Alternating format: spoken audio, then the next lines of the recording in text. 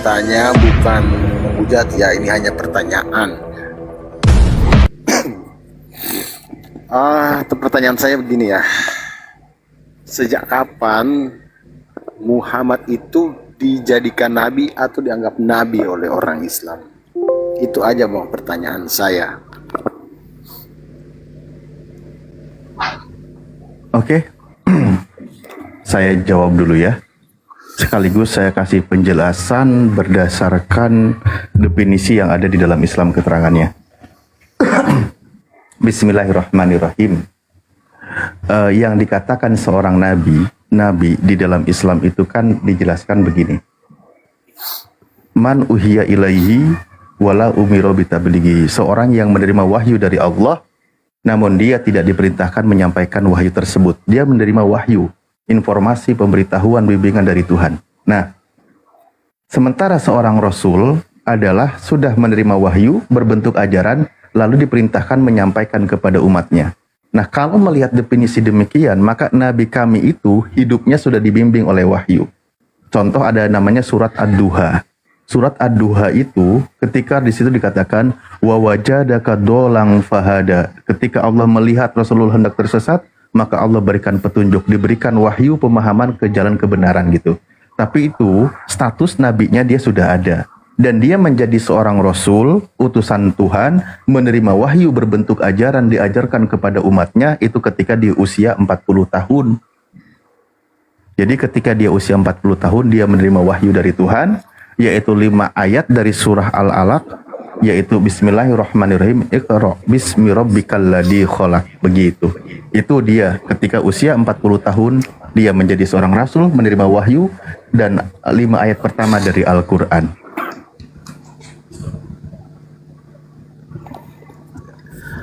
Iya, gitu jawabannya Bang Siran. Gurunda, Assalamualaikum warahmatullahi wabarakatuh, Gurunda. Waalaikumsalam warahmatullahi wabarakatuh, Jadi, sahabat-sahabat sekalian. Jadi dia menerima wahyu di Silakan umur dilanjutkan. 40 tahun ya Pak? Waalaikumsalam warahmatullahi wabarakatuh, Gurunda. Iya. Lanjut, Ki. Betul sekali, di usia 40 tahun, dia menjadi seorang Rasul, membawa risalah, mengajarkan kebenaran, yaitu ketika dia, ya tadi benar usia 40 tahun. 40 tahun ya. Tapi mau nanya lagi ya, sebelum dia menerima risalah dari Allah, apakah Muhammad itu sudah beragama Islam? Tadi saya sudah sampaikan, Nabi Muhammad SAW, walau dia sebelum menjadi Rasul, dia statusnya berdasarkan definisi dari seorang Nabi, dia sudah menerima bimbingan, menerima wahyu. Ayat Al-Qur'annya ada, surah Ad-Duha. Dan memang risalahnya, kisahnya beliau dari kecil itu sudah dibimbing. Seperti itu. Jadi dia itu makanya dikatakan belum ada definisi kata Islam, maka disebut ajarannya yang hanif. Ajaran yang hanif, ajaran yang tunduk patuh kepada Allah, mengikuti ajaran Nabi Ibrahim. Dijelaskan bahkan bukan hanya Rasulullah, tetapi sampai kepada orang tua, sampai kepada keturunannya. Sehingga di dalam kitab Al-Barzanji dikatakan tarakus sifahul karam yusibhum arhu min adami wa ila abihi wa ummihi. Bahwa di situ dikatakan Nabi Muhammad SAW itu meninggalkan perbuatan-perbuatan yang tercela, apalagi menyekutukan Tuhan. Dia itu dari keluarga orang yang mulia, orang tuanya, keturunannya, nasabnya dari Adam sampai kepada orang tuanya. Disebutnya sebagai ajaran yang hanif. Ajaran yang hanif itu adalah ajaran yang tunduk patuh, yang condong kepada kebenaran, tunduk patuh kepada satu Tuhan. Begitu. Nah, jadi saya kan selalu nonton ustadz begitu ceramah ya, katanya Islam itu sudah ada dari zamannya Nabi Adam ya, benar nggak itu? Oh iya. Apalagi secara definisi, Islam itu kan artinya orang yang tunduk patuh berserah diri kepada Tuhan. Orang itu tunduk patuh terhadap perintah Tuhan. Dari zaman Nabi Adam alaihissalam, semua Nabi Adam itu sudah tunduk patuh kepada perintah Tuhan. Makanya dia beriman, tidak menyekutukan Tuhan. Begitu juga para nabi yang Tapi lainnya. bukan Islam ya itu. Kan Islamnya hadir nanti ada Nabi Muhammad kan begitu. Loh, Nah, disebut istilah Islamnya memang disebutkan oleh Nabi kami sesuai dengan surah Al-Maidah ayat 3. Kalau masalah tentang bagaimana mereka muslim, bagaimana mereka berserah diri kepada Tuhannya, itu sudah dijelaskan, sudah ada dari sebelumnya. Di mana dijelaskan juga di situ di dalam Al-Qur'an surah Al-Hajj ayat terakhir. Di situ dikatakan apa? Bismillahirrahmanirrahim. Huwa sammakumul muslimina min qablu wa fi hada liyakunar rasulu syahidan alaikum, al-ayah dan seterusnya. Bahwa di situ dikatakan dinamakan sebagai muslim dari sebelum Rasulullah dan sampai kepada Rasulullah. Begitu konteksnya, pembahasannya. Tapi mau tanya lagi lah sebelum Muhammad. Bentar, sebelum tanya lagi mungkin bentar sebelum tanya lagi mungkin Gurunda mau menambahkan. Silakan Gurunda. Oke, mohon izin Dinda Alif. Gurunda, siap Gurunda. Iya. Ada nubuat kemudian yang perlu terkait dengan pertanyaan saudara kita ini ya dari pihak Kristen ya. Di dalam kitab Yeremia 28 nomor 9, di situ dikatakan tetapi mengenai seorang nabi yang bernubuat. Berapa bang? Yeremia 28 nomor 9. Yeremia 28 ayat 9. Ya. Ya, lanjut bang, lanjut. Tetapi mengenai seorang nabi yang bernubuat tentang damai sejahtera. Jika nubuat nabi itu digenapi, maka barulah ketahuan bahwa nabi itu benar-benar diutus oleh Tuhan. Sekarang begini bang, nabi yang bernubuat tentang damai sejahtera itu siapa? Yesus. Dalil ini mengatakan jika nubuat Yesus itu digenapi, maka barulah ketahuan bahwa nabi itu benar-benar diutus oleh Tuhan. Siapa nabi yang dinubuatkan Yesus ini?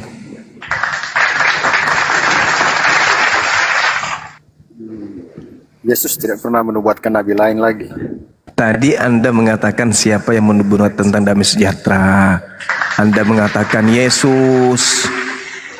Sekarang saya tanya, kalau Yesus bernubuat tentang damai sejahtera, lalu nubuat Yesus ini digenapi, pertanyaan saya, siapa nabi yang dinubuatkan Yesus di dalam Yohanes 14 nomor 16 nomor 26, Yohanes 16 nomor 7, 8, 9, 10 sampai nomor 15. Siapa yang menggenapi damai sejahtera itu? Ya, yang menggenapinya kan Yesus. Maksudnya Yesus bernubuat tentang dirinya? Ya, yang saya tahu nubuatan-nubuatan tentang nabi-nabi sebelumnya itu tertuju pada Yesus, Bang. Ini Yesus yang sedang bernubuat kan? Anda sendiri yang menjawab tadi. Tetapi mengenai seorang nabi yang bernubuat tentang damai sejahtera, kan Yesus mengatakan itu, Bang. Kurang saulan, 3 minggu. Ya saulan 3 minggu. Celewedos. Kan Yesus yang berkata, kalau Anda telah mengatakan, berarti Yesus yang bernubuat tentang damai sejahtera. Siapa nabi yang bernubuat tentang damai sejahtera? Yesus. Jika nubuat nabi itu digenapi, maka barulah ketahuan bahwa nabi itu benar-benar diutus oleh Tuhan. Terus siapa, Bang? Ya, saya tidak mungkin Yesus. Tidak mungkin Yesus. Yesus itu kemudian bernubuat tentang damai sejahtera. Seorang nabi yang bernubuat tentang damai sejahtera. Ketika kemudian nubuat nabi ini digenapi, barulah kamu tahu bahwa nabi yang bernubuat tentang damai sejahtera itu adalah benar-benar nabi. Oh, begitu ya. Ya. Nah, sekarang nubuat damai sejahtera itu yang mana? Itu loh poinnya.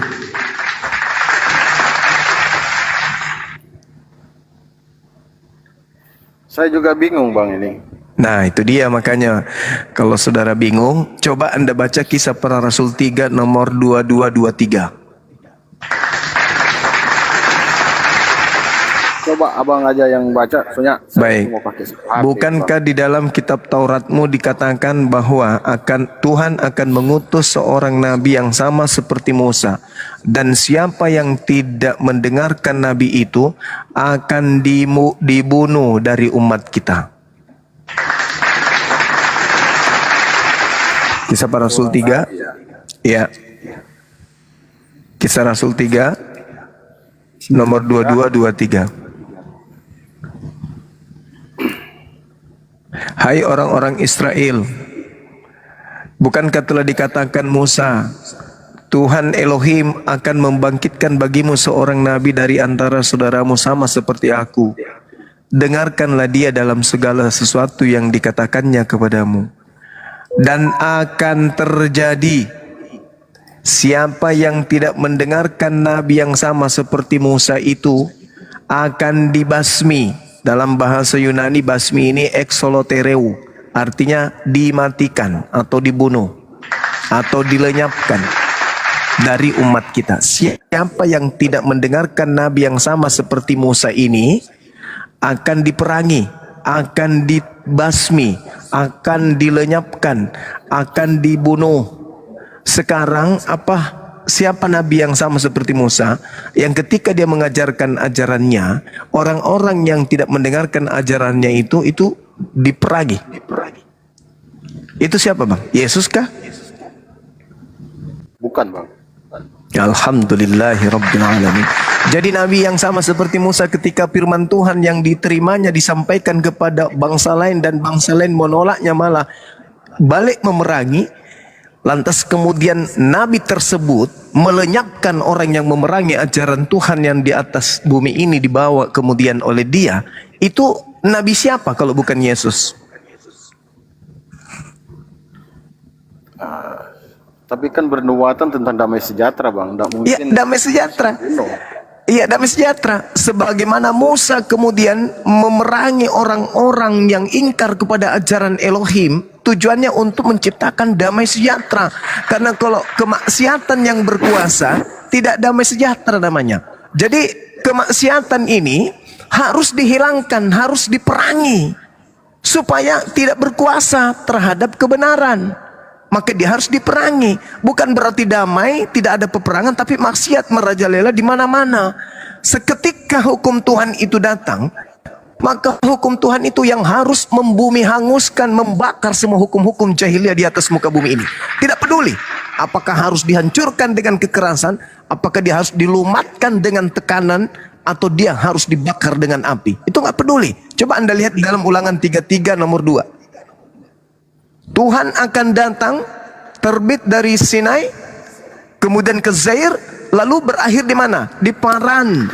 Tuhan akan datang membawa hukum dengan menggunakan 10.000 orang yang suci, orang yang bersunat. Pada tangan kanannya ada api yang menyala-nyala, yang siap membakar semua hukum-hukum jahiliyah di atas muka bumi ini.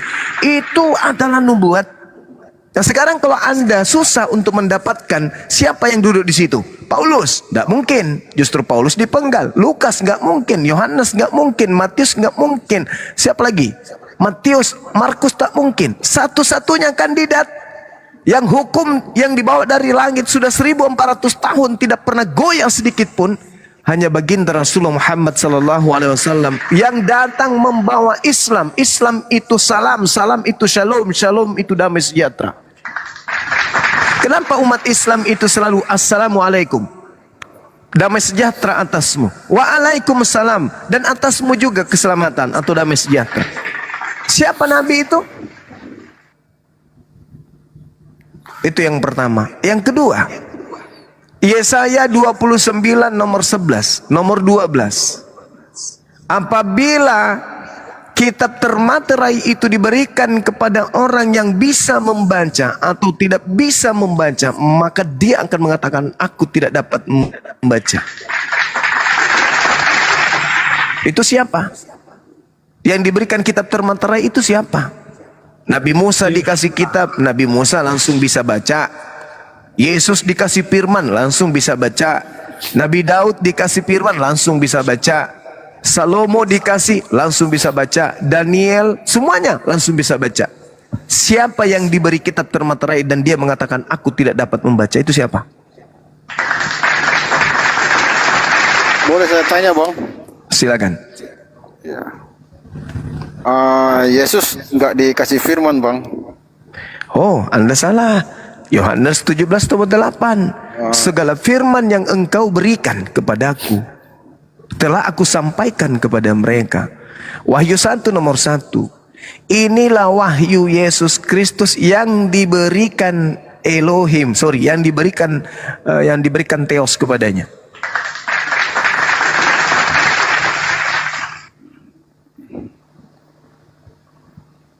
Tapi kan, Bang, kalau ini sorry ya, Bang, maaf. Silakan. sebelumnya. Iya, Dinda Alif mungkin kalau- sorry ya, Dinda. Ya, tapi kalau dinubuatkan Aku langsung membawa damai sejahtera kan nggak mungkin untuk membunuh manusia atau meraja manusia atau melakukan manusia itu secara keji agar mengikuti sesuatu. Oke. Anda tahu tidak bahwa Tuhan Elohim itu salah satu gelarnya adalah Sar Salom? Apa artinya itu? Sar Salom artinya apa? Ngerti, Bang. Raja damai. Itu gelar Tuhan. Tapi Anda tahu tidak perintah-perintahnya kemudian kepada Nabi Musa? Bunuhlah, bunuhlah, bunuhlah, bunuhlah, bunuhlah, bunuhlah. Karena kemaksiatan memang itu harus dihapuskan. Kemungkaran itu memang harus dihapuskan. Kejahiliaan itu memang harus dilenyapkan. Kebenaran yang hak harus menang di atas kejahatan. Bagaimana cara menghilangkan kejahatan? Ya dengan menghukum. Bagaimana kemudian negara ini menghapuskan kejahatan? Dengan memenjarakan pelakunya. Bagaimana caranya supaya pelaku kemaksiatan ini tidak membuat orang terkontaminasi dengan kejahatannya? Ya dilenyapkan. Maka Tuhan perintahkan bunuhlah, bunuhlah, bunuhlah, bunuhlah. Kenapa harus dibunuh? Diplesetan Gurunda. Nanti Iya. kena. Binilah, punya binilah, Gurunda. binilah, binilah. Nanti bini jadi hamil lagi. Iya, Bang. Nah, itu dia. Makanya lagi ya. Iya. Ini orang-orang yang harus dibasmi ini orang-orang yang tidak percaya sama Tuhan ya, Bang. Iya, betul. Orang-orang yang jahil. Kan diperintahkan itu. Tapi yang harus dipercaya Tuhan yang mana, Bang? Begitu. Tuhan yang berfirman kepada Nabi Adam alaihissalam cuman satu, tidak dua, tidak tiga.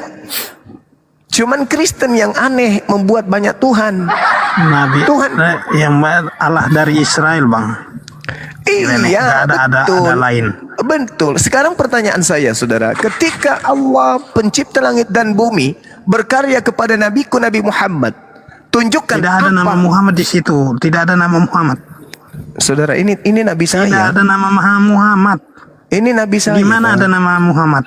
Saya ulang lagi ya, saya ulang Di dengarkan. mana ada nama Muhammad? Bos moderator. Kenapa kamu jadi emosi? Saya kan lagi bahas kita Bentar, sendiri. Tidak anak emosi. Teos, bentar ini Bang Juma lagi sama Bang Siren. Saya turunin dulu ya, Bang. Saya turunin dulu ya. Diam makanya. Lanjut Gurunda. Enggak ada. Nabi Muhammad sallallahu alaihi wasallam abad ke-7 menerima wahyu dari langit. Kami menyatakan dengan Di iman mana kami. menerima wahyu dari langit, Bang? Coba jelaskan. Astaghfirullahalazim ya Allah ya Ya Karim. karena Abang sering Qul nazzalahu ruhul qudus min rabbika bil haqq. Paham ya? Jadi Nabi Muhammad, saya sebenarnya ingin bertanya kepada saudara tadi, ketika pencipta langit dan bumi menyatakan diri kepada Nabi Muhammad, tolong tunjukkan di mana Eloa Abraham, Eloa Ishak, Eloa Yakub. Kalau dulu sebelum Nabiku datang, Eloa Abraham, Eloa Ishak, Eloa Yakub acap kali menyatakan diri, memperlihatkan kemudian kekuasaannya di tengah-tengah Bani Israel. Semisal membelah lautan. Oke? menurunkan makanan dari langit. Bla bla bla bla bla bla. Bagaimana Nabi Salomo, bagaimana Nabi Daud, bagaimana Nabi Musa, Eloa Abraham, Eloa Ishak, Eloa Yakub senantiasa menyertai mereka. Ini ma'akum, aku bersama dengan kalian. Bahkan sampai kepada titik di mana Nabi Isa alaihissalam diturunkan, Nabi Isa mempertontonkan mukjizat di tengah-tengah Bani Israel. Apa itu? Membuat orang mati bangkit. Nah, sekarang pertanyaan saya, ketika Nabiku Muhammad diutus menerima wahyu, apa masih ada karya yang diperlihatkan oleh Eloa Abraham, Eloa Ishak, Eloa Yakub kepada Bani Israel selama Nabiku turun? Ada? Ada gitu? Tidak ada. Kenapa? Karena Eloa Abraham, Eloa Ishak, Eloa Yakub sudah berfirman kepada keturunan Nabi Ismail alaihi salam. Enggak lagi berkarya kan? Pada keturunan Isa enggak lagi berkarya. Kenapa? Karena kerajaan itu sudah diberikan kepada saudaranya, yaitu Bani Ismail. Nah, sekarang pertanyaan saya, kalau Anda menolak Eloa yang datang kepada Abraham dan keturunannya dalam turunan Ishak, Nabi Ishak, itu berbeda dengan yang datang kepada keturunan Ismail. Tolong tunjukkan di mana Eloa Abraham berkarya setelah Nabi Muhammad menerima wahyu Al-Quran. Ada? Mereka masih menerima Nabi? Masih ada Nabi yang datang kepada mereka? Ada mukjizat-mukjizat yang dipertontonkan Eloa Abraham di tengah-tengah mereka lagi? Enggak ada. Mukjizat yang terbesar di atas muka bumi ini yang diperlihatkan kemudian Eloa Abraham, Eloa Ismail, Eloa Ishak, Eloa Yakub kepada manusia 1400 tahun karyanya tidak pernah luntur sampai hari ini, yaitu Mekah, tempat berziarahnya orang-orang beriman. Ada yang bisa? Ada ndak di muka bumi ini kerajaan yang usianya 1400 tahun silam? Sampai hari ini masih ada. Ada nggak? Tunjukkan. Salomo Nabi kah Zuma? Silakan Anda tunjukkan. Bila Salomo jadi Nabi Zuma. Bung, kalau Anda cerdas, di dalam kitabnya orang Yahudi dikatakan. Daud juga Nabi ya? Sabar saudara, sabar ya. Salomo mana ada Nabi Zuma, dia raja. Jangan emosi, sabar. Di dalam kitab Salomo Nabi. Sabar ya, sabar. Jangan emosi ya. Buktikan Salomo Nabi. Sabar ya, Sabar dulu bang, jangan ribut. Boleh sabar kan ya? Sabar ya. Lalu Elohim berfirman. Dengarkan. Gurunda, mohon maaf bagi teman-teman Kristen yang tidak tertib, saya langsung tendang ya. Kalau mau tertib sama kayak siren, saya naikin di atas. Kalau mau tertib ya. Iya, antri. Gurunda, mohon maaf. Di dalam kitabnya saudara kami Yahudi yang kalian ambil kemudian terjemahannya secara tidak sah, di dalam Bilangan 12 nomor 6 dikatakan begini, Elohim berfirman, dengarkanlah firmanku ini, jika di antara kamu ada seorang nabi, maka aku Tuhan menyatakan diriku kepadanya dalam penglihatan dan aku akan berbicara kepada mereka dalam mimpi. Kitab Salomo kita kenal, ada kan kitab Salomo. Kalau Salomo ini bukan nabi, lalu berasal dari mana kitabnya ini? Bukankah Tuhan berfirman, jika di tengahmu ada seorang nabi, maka aku akan berkata kepadanya, aku akan berbicara kepadanya, aku akan menyatakan diriku kepadanya. Nah sekarang kalau Salomo ini tidak dapat penglihatan Tuhan, apakah Anda ingin mengatakan bahwa kitab-kitab yang diimani oleh saudara Yahudi itu adalah karangan-karangan Salomo aja? Atau Bang, itu mau tanya bang? Atau itu adalah firman yang Salomo terima? Kalau itu adalah firman yang Salomo terima, di mana orang Kristen yang tidak ada malunya bermuka tembok mengatakan Bible, perjanjian lama, perjanjian baru itu firman Tuhan katanya. Berarti tulisan Salomo diakui berarti itu adalah firman Tuhan. Berarti Salomo adalah nabi. Berdasarkan bilangan 12 nomor 6. Jangan malu-maluin Kristen. Makanya kalian itu harus banyak belajar dulu kalau mau berhadapan dengan Bang Suma. Silakan.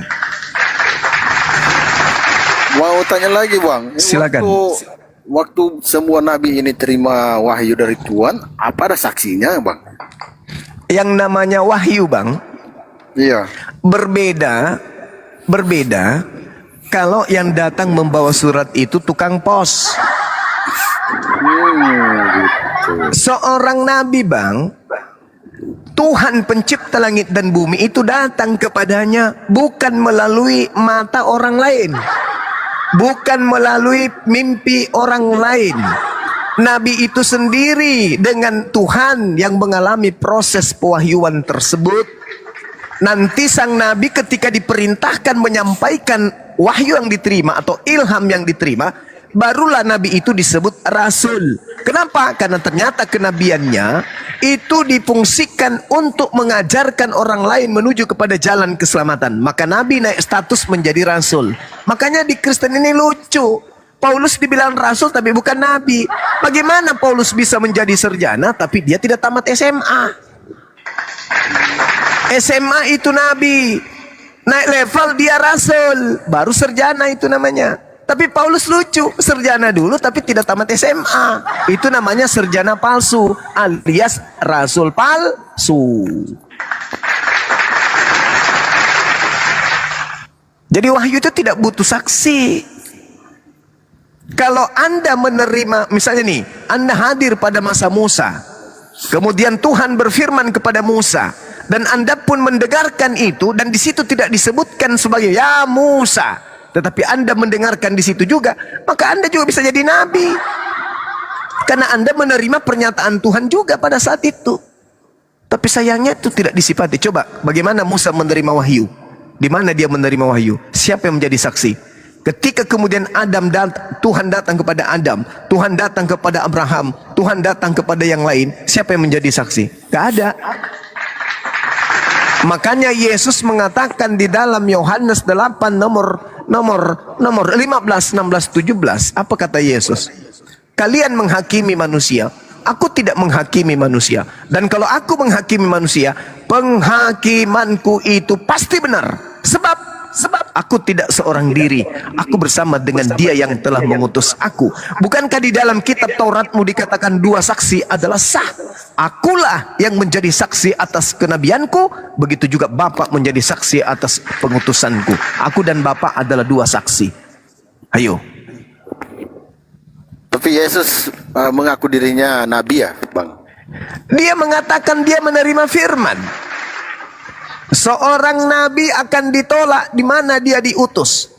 Di mana-mana itu nabi dikatakan akan ditolak oleh umatnya. Awal mula Nabi Muhammad turun wahyu pertama, kemudian ditolak oleh orang-orang yang ada di Mekah. Kemudian beliau hijrah ke Madinah. Seperti itu saudara. Nabi Musa diusir dari perkampungan menuju kepada kampung yang sudah dijanjikan oleh Tuhan. Begitu saudara ya. Ada lagi pertanyaan?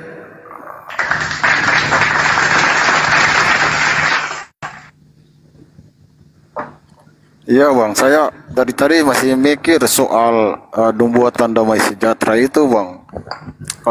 Saya bantu. Mikirnya saya begini, damai sejahtera kok harus membunuh orang begitu? Saudara, Ya, coba tolong dibantu bang. Saya masih bingung ini. Begini kawan. Kalau ada penjajah datang ke Nusantara, ini ya sederhananya ya. Izin Bang Sherry di mute, suaranya feedback Bang Sherry di mute. Nanti kalau udah mau ngomong baru dibuka lagi mic-nya ya. Ya. Oke, lanjut Gurunda.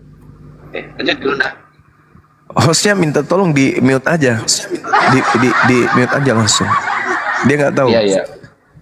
Jadi ketika ada penjajah datang ke Nusantara ini, namanya penjajah membunuh, kemudian di Selat Sunda misalnya, membunuh di Sumatera, membunuh di Sulawesi. Apa yang kita lakukan? Gelitik-gelitik mereka. Supaya damai, maka penjajah itu harus kita usir. Tentu namanya penjajah melakukan perlawanan dong. Nah sekarang ketika mereka melakukan perlawanan, apa yang kita lakukan? Main gitar? Tentu tidak. Hukum Tuhan harus ditegakkan. Harus ditegakkan. Makanya ada yang dikatakan nabi diutus dia. Kenapa nabi-nabi itu biasanya menjadi raja, pemimpin? Karena dia butuh kekuasaan untuk mengajarkan hukum Tuhan kepada orang lain. Cuma bukti secara histori, Nusantara ini dijajah oleh penjajah 100% non muslim yang menjajah Nusantara ini. Itu secara historis, secara sejarah yang tercatat dengan tinta darah. Hancur di mana-mana. Peperangan kemudian harus diadakan, harus ada perlawanan. Siapa yang mengadakan perlawanan? Bukan 100% umat Islam, tetapi penjajah 100% non-Islam. 99% umat Islam kemudian menegakkan hukum di atas bumi Nusantara, mengusir penjajah. Terjadi pembunuhan? Terjadi. Setelah itu apa? Merdeka, merdeka, merdeka. Lahirlah Indonesia. Damai sejahtera kan kita sekarang? Begitu. Logikanya kayak begitu. Jadi kemungkaran harus diperangi supaya datanglah damai sejahtera. Islam ketika belum datang,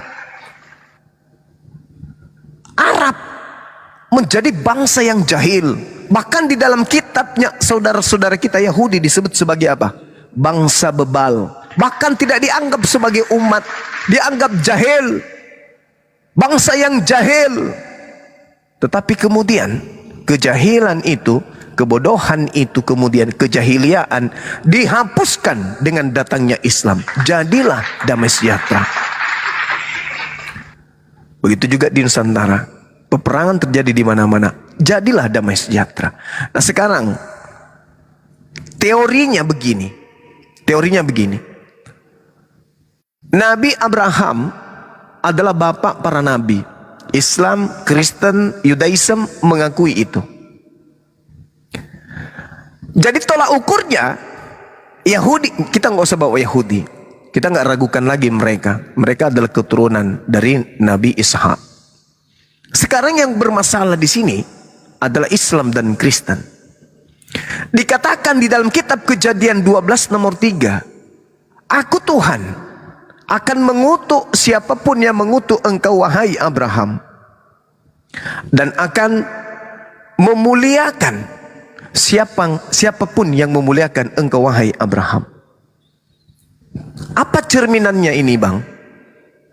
Siapa yang memberkati Abraham, maka akan diberkati oleh Tuhan. Dan olehmu wahai Abraham, dunia akan diberkati.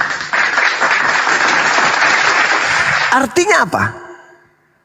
Kalau dunia ini melakukan pemberkatan kepada Abraham, maka dunia ini akan dipenuhi oleh berkat Tuhan. Sebaliknya, kalau alam semesta ini, bumi ini dipenuhi oleh orang yang mengutuk Abraham, maka dunia ini, bumi kita ini akan dikutuk oleh Elohim, Tuhannya Abraham. Sekarang ada dua senjata yang harus kemudian mewarnai bumi ini, Islam dan Kristen. Tatanan apa yang dibawa oleh Islam ketika masuk ke Nusantara? Apa yang diajarkan oleh Islam? Mengajarkan penduduk atau pribumi untuk melakukan pemberkatan kepada Nabi Abraham alaihissalam tanpa henti-henti. Allahumma salli ala Sayyidina Muhammad wa ala alihi Sayyidina Muhammad kama sallaita ala Sayyidina Ibrahim wa ala alihi Sayyidina Ibrahim.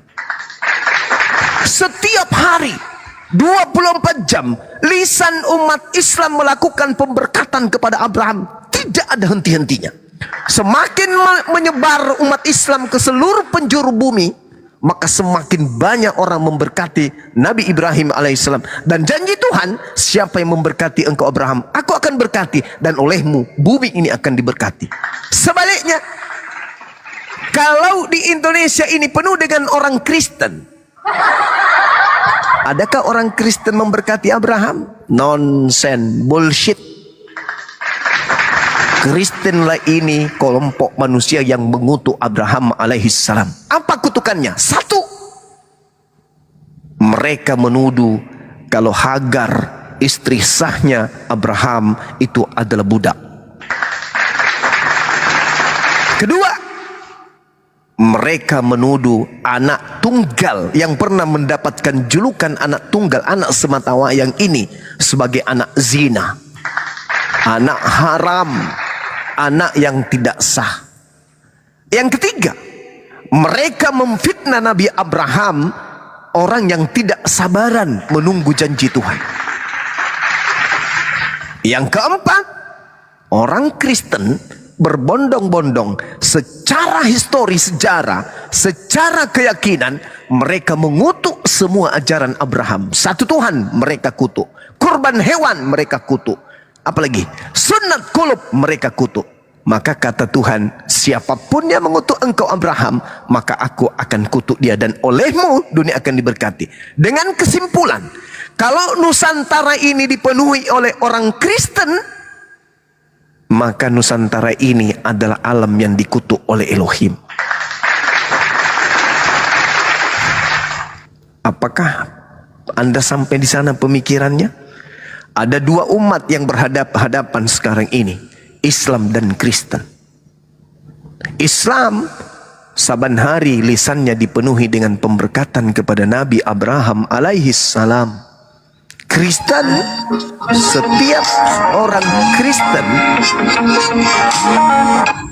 setiap orang Kristen begitu mengenal membaca, mengenal bicara, mengenal prosesi kekristenan, saat itu juga mereka diajarkan untuk mengutuk Abraham alaihissalam.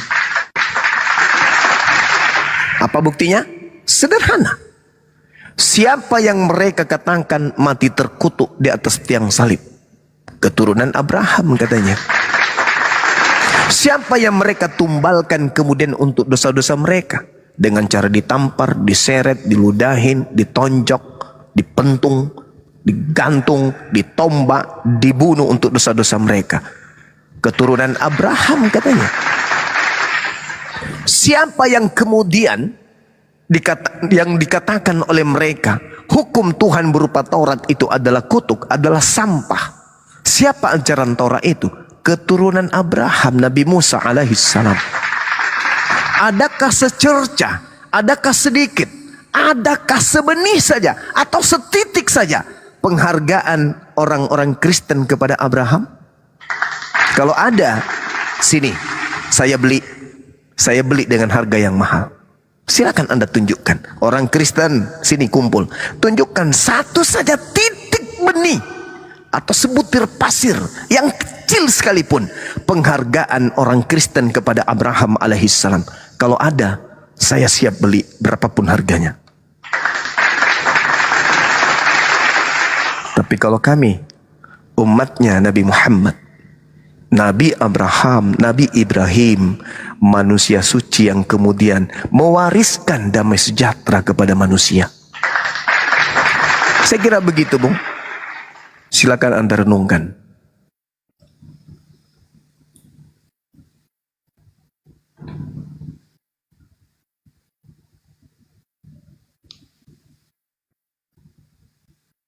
Ya, Bang Seri dibuka mute-nya. Nah, gitu.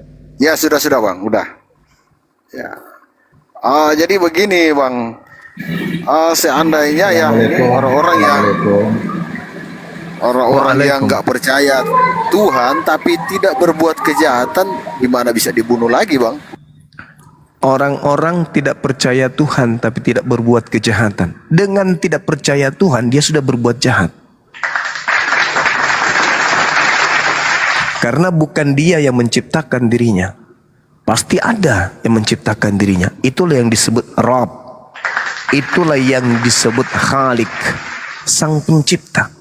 Jadi kalau hanya duduk saja merenung, berfikir, tidak menyembah kepada penciptanya, padahal Nabi sudah diutus, Rasul sudah diutus, kitab suci sudah diberikan, tapi tetap mereka tidak bertuhan, maka dengan kata lain, detik demi detik mereka sudah melakukan kejahatan.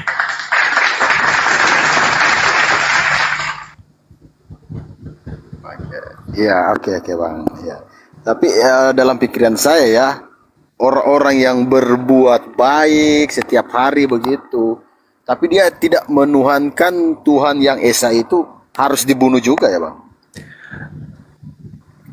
Orang yang tidak melakukan penyembahan kepada Tuhan yang benar, tidak ada perintah untuk membunuhnya. Nggak ada perintah. Kalau di Islam ya, nggak boleh. Nggak boleh membunuh manusia, kecuali manusia yang memenuhi syarat untuk dibunuh. Siapa itu? Mereka yang memerangi. Mereka yang melakukan kejahatan, pengrusakan ke atas muka bumi ini, yang merusak tatanan dan mencelakai banyak orang, itu wajib hukumnya. Itu dari sejak dulu itu sudah disampaikan kemudian dalam kitab-kitab suci. Yang Anda ambil terjemahannya pun masih ada di situ. Di Al-Quran juga demikian. Tapi orang yang tidak punya kemudian syarat untuk dibunuh, jangankan dibunuh, diganggu pun di Islam nggak boleh. Iya Bang, Nggak tapi boleh. dia tidak percaya kepada Tuhan, gimana itu? Ya itu urusannya. Kalau di Islam hanya diperintah untuk menyeru, serulah manusia, serulah manusia. Wa qulil haqqu mir rabbikum. Kebenaran itu sudah datang dari Tuhanmu. Mereka mau beriman, ya silakan mereka beriman. Tapi kalau mereka mau kafir, mau kufur, mau ingkar, silakan. La ikraha fiddin. Tidak ada paksaan. Sampaikan aja. Kalau mereka sampai kepada akalnya, pasti akan menerima. Tapi kalau dia lebih mengedepankan kemudian doktrin dan dogma, pasti dia tolak. Kalau dia sombong terhadap kebenaran, dia angkuh terhadap kebenaran, maka tentu dia akan menolak kebenaran itu. Dengan menguatkan alibi tentang doktrin dan dogma yang mereka wariskan dari nenek moyang mereka. Oh iya. Maaf ya Bang, tadi saya simak perkataan Bang Suma tadi soal begitu ada Nabi Muhammad membawa Islam, damai sejahtera ya Bang. Tapi kenyataannya di Timur Tengah sana perang terus Bang. Sekarang saya tanya, yang menciptakan alat untuk perang siapa? Ya manusia Bang. Siapa manusianya? Ya manusia. Iya, manusia itu apa agamanya?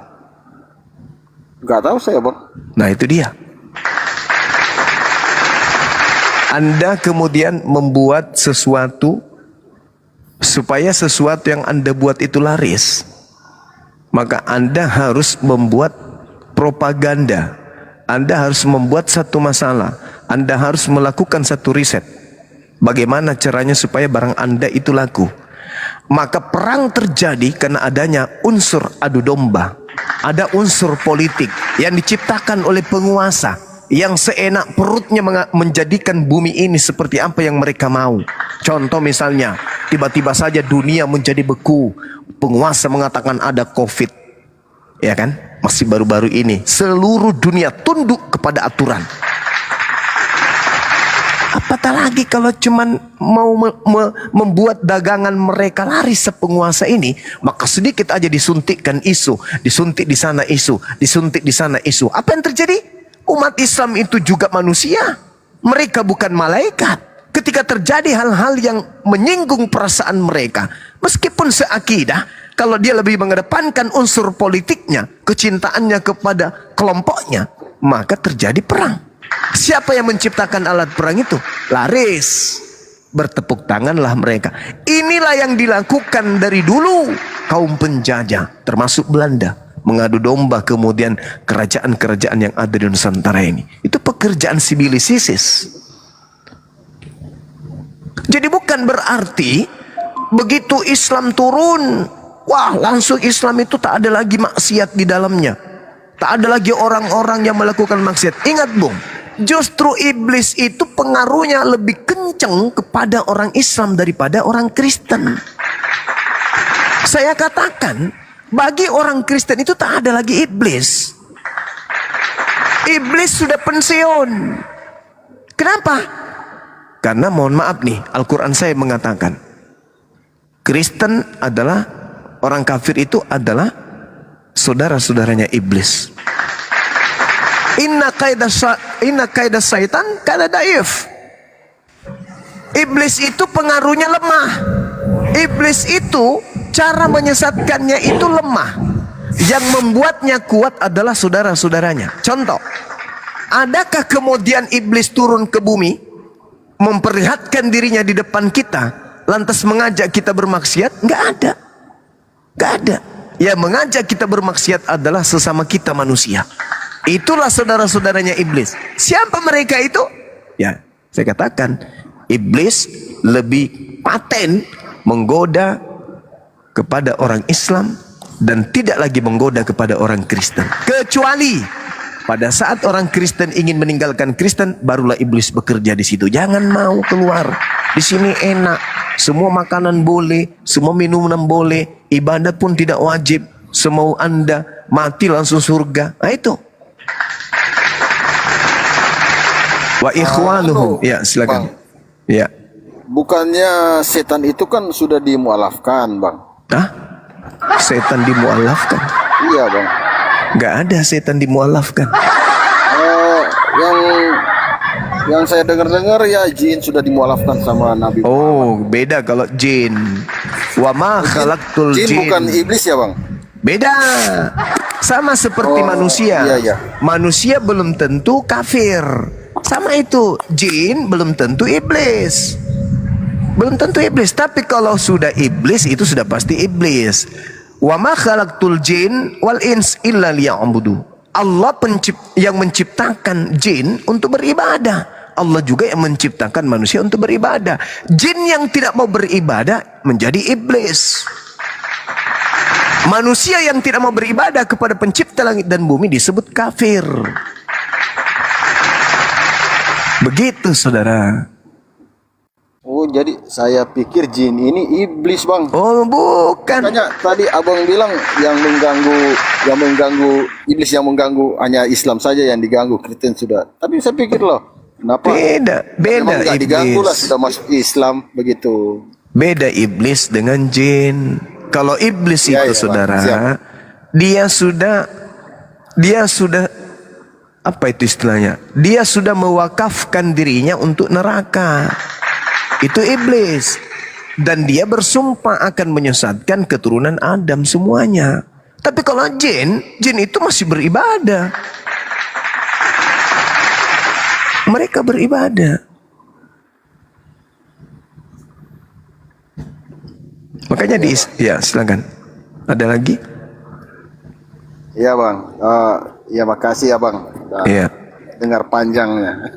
Justru kalau ini, saudara, kalau orang Kristen ini selalu mengatakan bahwa jin itu mu'allaf, saya justru berpikir begini. Apa hadiah bagi iblis yang merasuki Yudas? Nggak tahu saya, Bang. Oleh karena pekerjaannya itu paten kali. Gara-gara dia merasuki Yudas, seluruh dosa-dosa Kristen itu ditebus. Berarti iblis yang merasuki Yudas ini harus ganti nama menjadi malaikat. Karena dia adalah malaikat penolong bagi saudara-saudaraku Kristen. Tanpa si iblis merasuki Yudas, Yesus tidak akan diketahui tempat persembunyiannya. Yudas tidak akan kerasukan setan. Dan Yesus sendiri mengatakan dalam Yohanes 6 nomor 70, bukankah aku yang memilih engkau yang 12 orang? Dan satu di antaramu yaitu Yudas adalah iblis. Nah, hadiah apa yang harus diberikan oleh orang-orang Kristen kepada pahlawan iblis ini? Pahlawannya iblis. Karena tanpa iblis, Kristen tidak akan mendapatkan kemudian juru selamat. Roma 14 nomor 9, untuk itulah Yesus mati agar dia dibangkitkan kembali untuk menjadi Tuhan dan Kristus untuk Kristen. Bahkan lebih hebat lagi dikatakan dalam Kisah Para Rasul 2 nomor 30. nomor 36. Kristus yang kau salibkan itu telah dijadikan menjadi Tuhan oleh Elohim, oleh Theos. Untuk siapa? Untuk kalian Kristen. Dia sudah menjadi Tuhan dan menjadi Kristus bagi orang Kristen. Akibat kawan-kawan yang di bawah ya, maaf saya memang belajar ini. Saya hanya ingin cari tahu ya. Iya, nggak apa-apa. Jangan perhatikan yang lain. Ya, nggak boleh ya. Maksud saya jangan dibully lah. Iya. Kan pengen tahu aja di sini. Betul. Jangan dipeduli, Bang. Seperti itu. Jadi orang Kristen harusnya berpikir kalau jin itu bisa mu'alaf. Sebenarnya jin itu tidak mu'alaf. Jin itu menjadi muslim. Kenapa muslim? Muslim itu artinya apa? Berserah diri. Kepada siapa? Kepada Tuhan.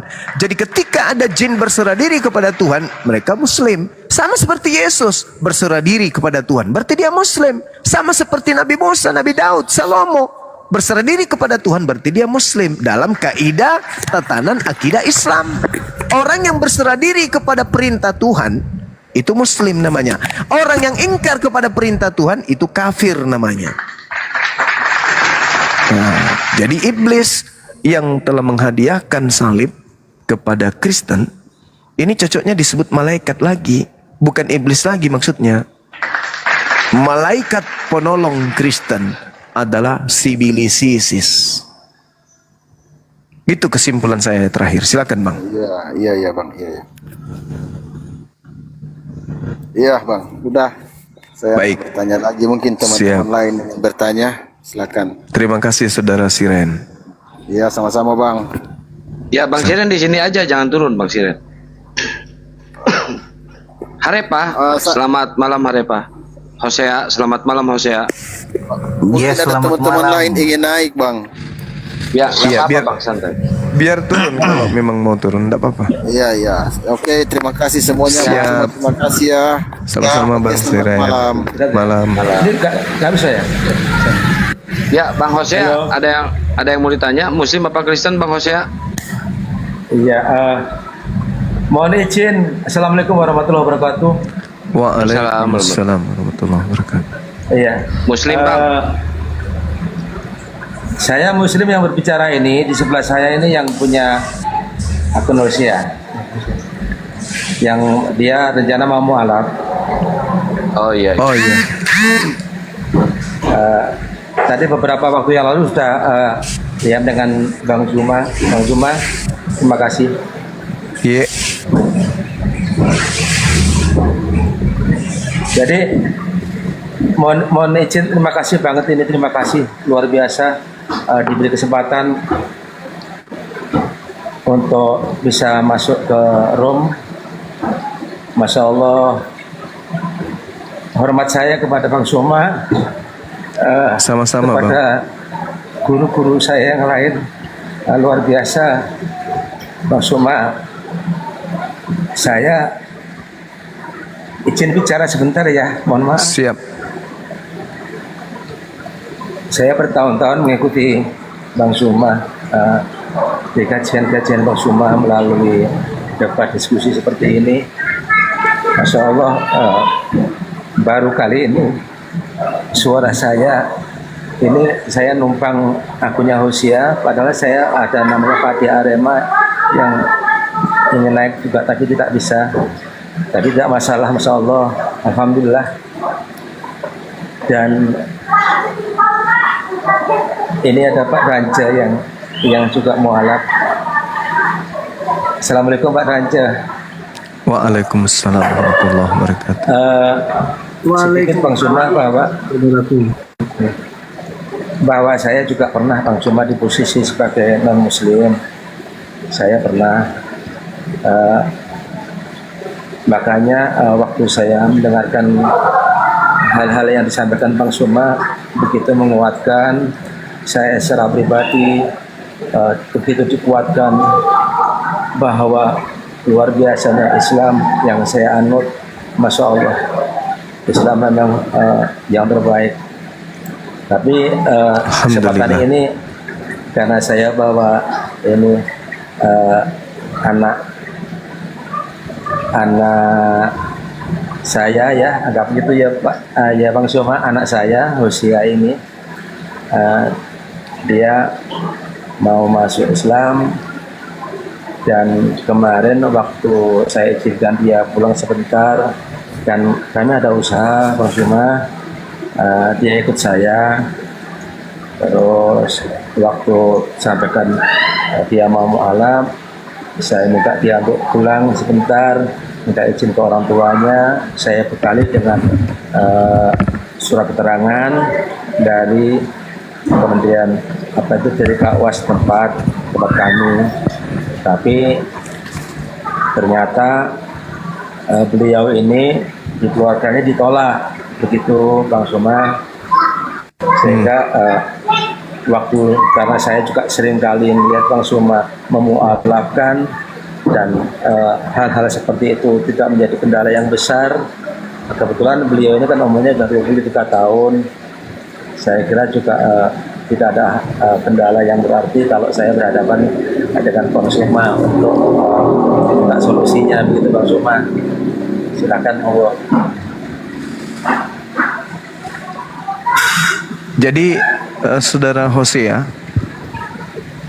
anak kita ini mau mu'alaf gitu maksudnya? Betul, Masya Allah, Masya Allah. Beliau ada di sini. Ada di sebelah saya Bang Suma. Ini kan saya sebenarnya ada 2 HP ya. 2 HP yang saya Masya Allah. jejerkan. Cuma dari akunnya Hosea yang bisa masuk. Sementara saya kan tidak bisa. Bisa open cam nggak akun yang satunya Pak? Biar pakai akun yang satunya, biar Bapak bisa open cam. Open cam yang ini, yang Hosea ini ya. Iya. Coba. Boleh. Atau dibantu ini aja, di follow teman-teman, biar bisa open cam. Sudah. Oh, udah Ya, bisa. follow ya. Masya Allah. Oh, Masya Allah. Alhamdulillah, Masya Allah. Alhamdulillah. Alhamdulillah ya Allah. Abang saya namanya siapa? Semuanya. Waalaikumsalam warahmatullahi wabarakatuh. Ya, kalau saya dikenal Pak di Arema. Saya merantau ke Kalimantan Barat, Bang Suma. Dari Saya dari Malang, Jawa Timur. Allahu Akbar, Masya Allah. Iya. Lanjut Ya, Bang. cari makan. Ya, kami buka usaha. Ya, alhamdulillah Allah beri rezeki kami di Kalimantan Barat, di Kabupaten Sukadau, tempatnya persisnya begitu. Dari Pontianak perjalanan kami masih 325 kilo, Bang Suma, Oh, di siap. kota provinsinya. Ya, alhamdulillahnya, Masya Allah. Sebenarnya juga begini Bang Suma, saya tadi sampaikan bahwa saya pernah berposisi sebagai Muslim. Alhamdulillah Allah berikan jalan yang terbaik bagi saya menemukan Islam. Beberapa kali juga di kediaman saya ada yang mu'alaf, tapi ya begitulah Bang, kami ini kan kadang-kadang terbentur oleh administrasi, ya kan. Ada beberapa yang juga sudah sunat di tempat saya. Alhamdulillah, Karena Masya saya Allah. gendong, ya saya gendong sendiri ke tempat tukang sunatnya. Itu udah beberapa. Nah, ini yang terakhir Bang Suma yang datang sekarang ini juga bekerja, tapi tidak upahnya seperti anak saya sendiri. Yang mana beliau ini ada di sebelah saya ini punya niat yang kuat tampaknya begitu untuk masuk Islam. Allahu Itu kemarin Akbar, Masya Allah. waktu pulang tidak disetujui oleh keluarga besarnya. Karena saya ada Bang Suma, Masya Allah, saya ada Bang Suma yang bisa memberikan solusi. Kan saya juga sudah konsultasi dengan guru-guru saya di sini. Tidak apa-apa, mu'alaf saja, tidak ada apa-apa, mu'alaf saja. Tapi kaitan dengan masalah sertifikat, barangkali kedepannya kami kan ingin yang bersangkutan mungkin ada perubahan-perubahan KTP, kan begitu Bang Suma. Siap. Insya Allah kami bantu, Kalau Bang Suma, oke. Kalau Bang Suma, saya orang Jawa, mohon maaf. mungkin kadang campur-campur sama saya ya. Kalau Bang Suma nanti mau komunikasi langsung dengan yang bersangkutan, mungkin dalam rangka juga ingin apa yang disampaikan sebagai bagian dari syiar, bagian dakwah juga di room ini, saya pikir juga hal yang bagus. Saya pikir gitu, silahkan Pak Jumah. Mungkin perlu berhadapan langsung dengan yang bersangkutan. Boleh. Saya boleh, kita boleh komunikasi sebentar. Saya arahkan.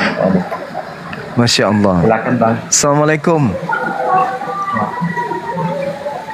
Usia berapa tahun anak ini? Waalaikumsalam.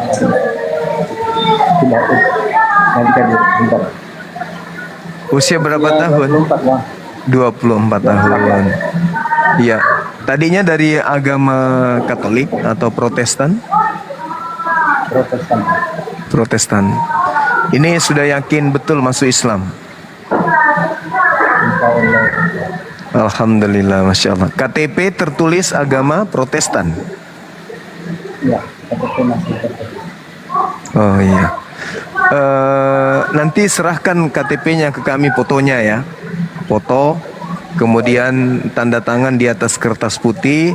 Nanti kirim ke Kian Santang, ke forum debat. Nanti minta nomor kontak beliau. Kemudian kami buatkan, nanti kita kirim.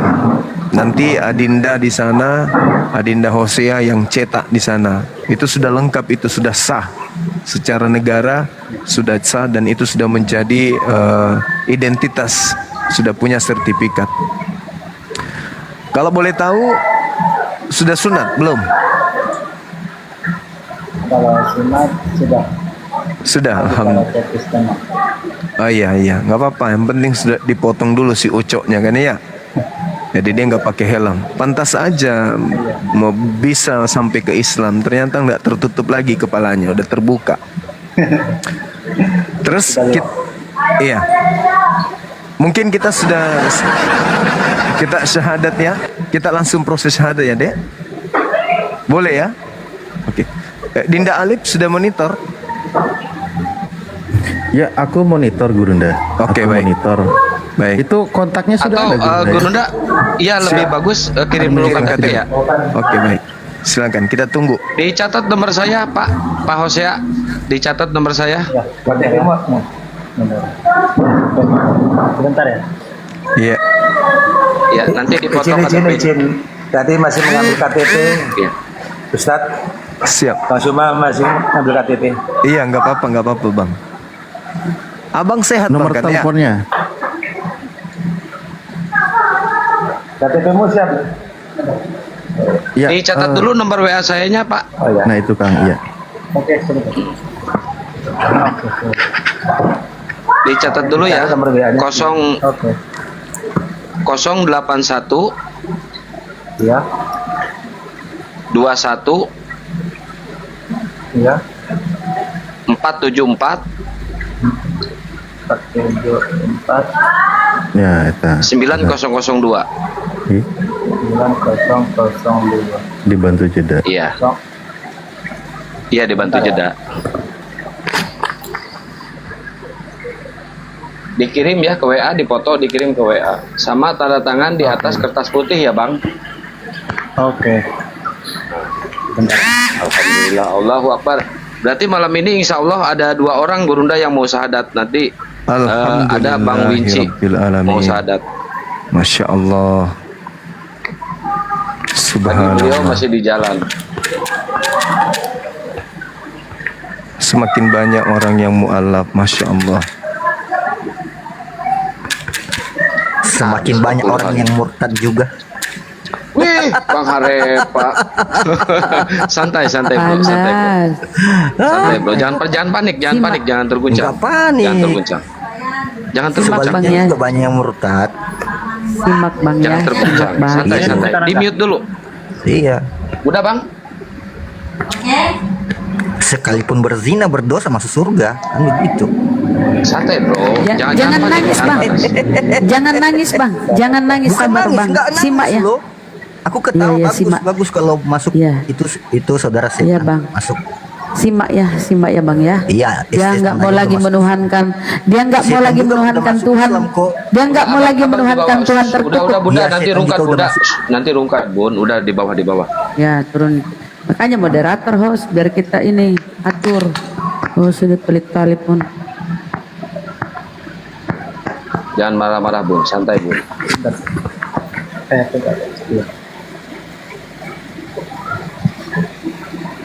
Moderator. Udah.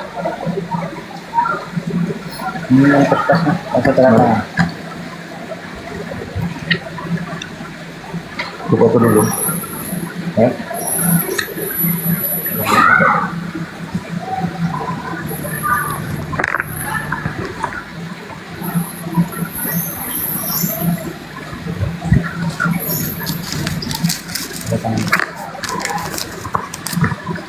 Nomor teleponmu ya. Sabar ya teman-teman ya. Kita lagi nunggu Tanda tangan KTP-nya. sekalian lah. Iya, tanda tangan di atas kertas putih polos ya bang. Yang jelas kan. Di bawah KTP apa?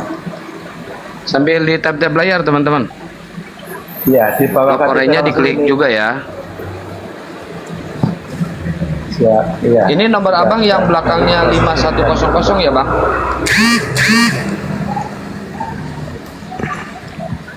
Ya, belakang. Ini nomormu ya. Siap, ya.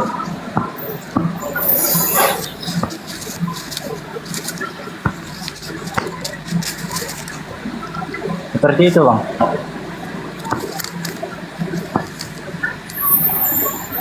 Bentar. Oh, bukan ya yang ini ya. Ini kertasnya jangan kertas yang garis-garis bang, kertas kosong HPS ada bang. HPS.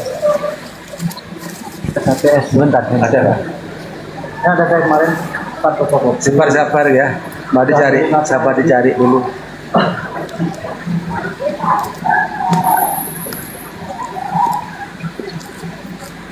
Ini KTP-nya sudah itu Gurunda di ke depan. pengurus. Tadi saya sarankan ke Gurunda KTP-nya sudah di pengurus itu Ustadz Ali. Iya, udah dengar. beliau bahwa kalau kita masuk Sabar. Islam untuk mengikuti kepada kajian-kajian Bang Suma agar semakin menguatkan keimanan dia yang baru. Masya Allah. Terus kami pun Sudah juga bisa ingin, sadat Gurunda? Boleh. nanti kepada Bang Suma dan guru-guru yang lain supaya kami diarahkan bagaimana membantu dia untuk tetap berpegangan iman Islamnya secara baik agar tidak goyah. Ya, maklum Amin.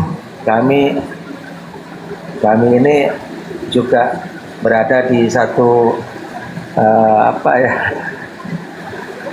kondisi yang sangat mungkin untuk tergiur. Kertasnya.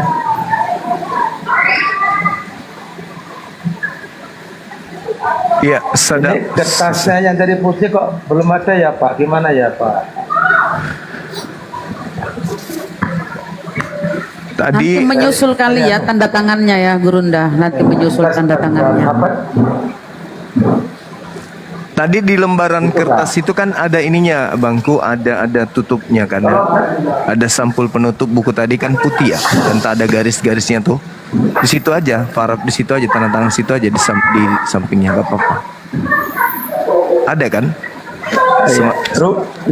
Ruangannya agak kecil Pak Suma. Yang di atas ini kan agak kecil. Oh ada. Sudah siap. Oh, ada. Siap ada.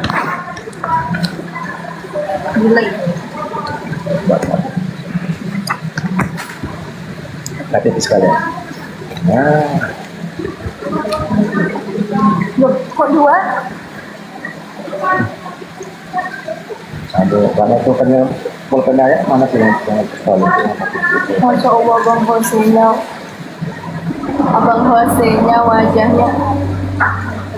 Begitu. Ini udah lama nih.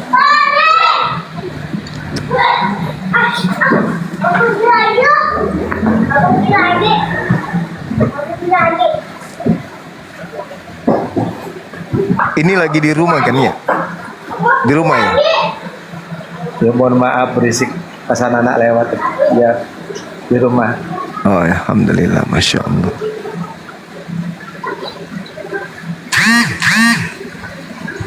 Oke, bisa. Ini dia Sahabat-sahabat baru semua. pulang dari kampung asalnya. Oh, iya. Di Kampuangnya, Kampuang. Langsung gerak cepat Bang Suma. Iya, di kampungnya. Ya sudah bisa Gurunda dituntun. Boleh. Baik. Boleh ya? Tangan kanannya. Sorry, saya pingin tanya dulu nih. Ada nggak paksaan masuk Islam, adik Hosea? Tidak ada paksaan. Tidak ada paksaan, karena memang betul-betul keinginan sendiri. Boleh nggak sebelum kami menuntun syahadat, kami ingin mendengarkan dari mulut Dinda Hosea sendiri ikrar bahwa menurut Dinda Hosea, Yesus itu hanya makhluk ciptaan Allah Subhanahu wa ta'ala. Bisa ucapkan itu? Silakan.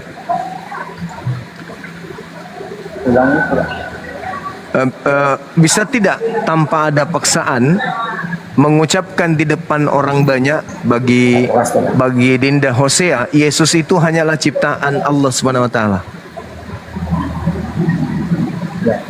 Coba ucapkan. Yesus adalah ciptaan. Yesus adalah ciptaan. Coba. Gak kedengaran suaranya. Ya seperti gimana tadi? Ada kedengaran suara. Iya. Barangkali nggak usah pakai headset ya. Ya, jangan pakai headset Bang. Dibuka aja headsetnya. Volumenya digedein. Ini agak Oh, ribut. Berisik ya. Coba diulang lagi. Yesus hanyalah ciptaan Allah Subhanahu wa ta'ala.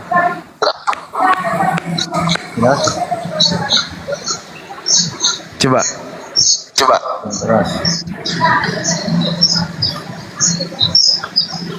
apa tadi yang diucapkan Bang? Sampaikan ke kami bahwa menurut saudara Yesus hanyalah ciptaan Allah Subhanahu wa ta'ala. Yesus adalah ciptaan Allah SWT. Iya, itu ikhlas, tidak ada paksaan. Insya Allah ikhlas. Yakin Yesus hanya ciptaan ya?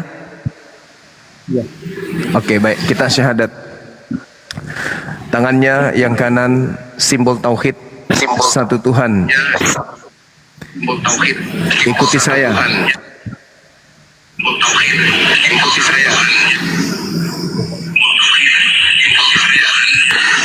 Itu HP-nya satu dimatikan.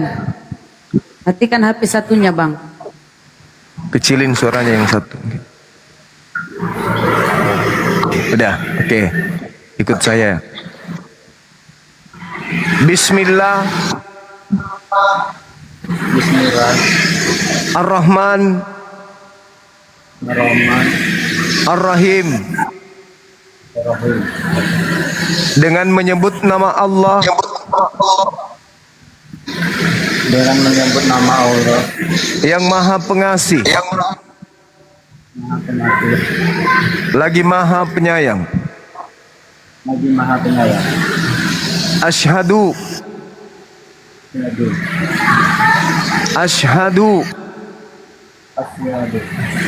Allah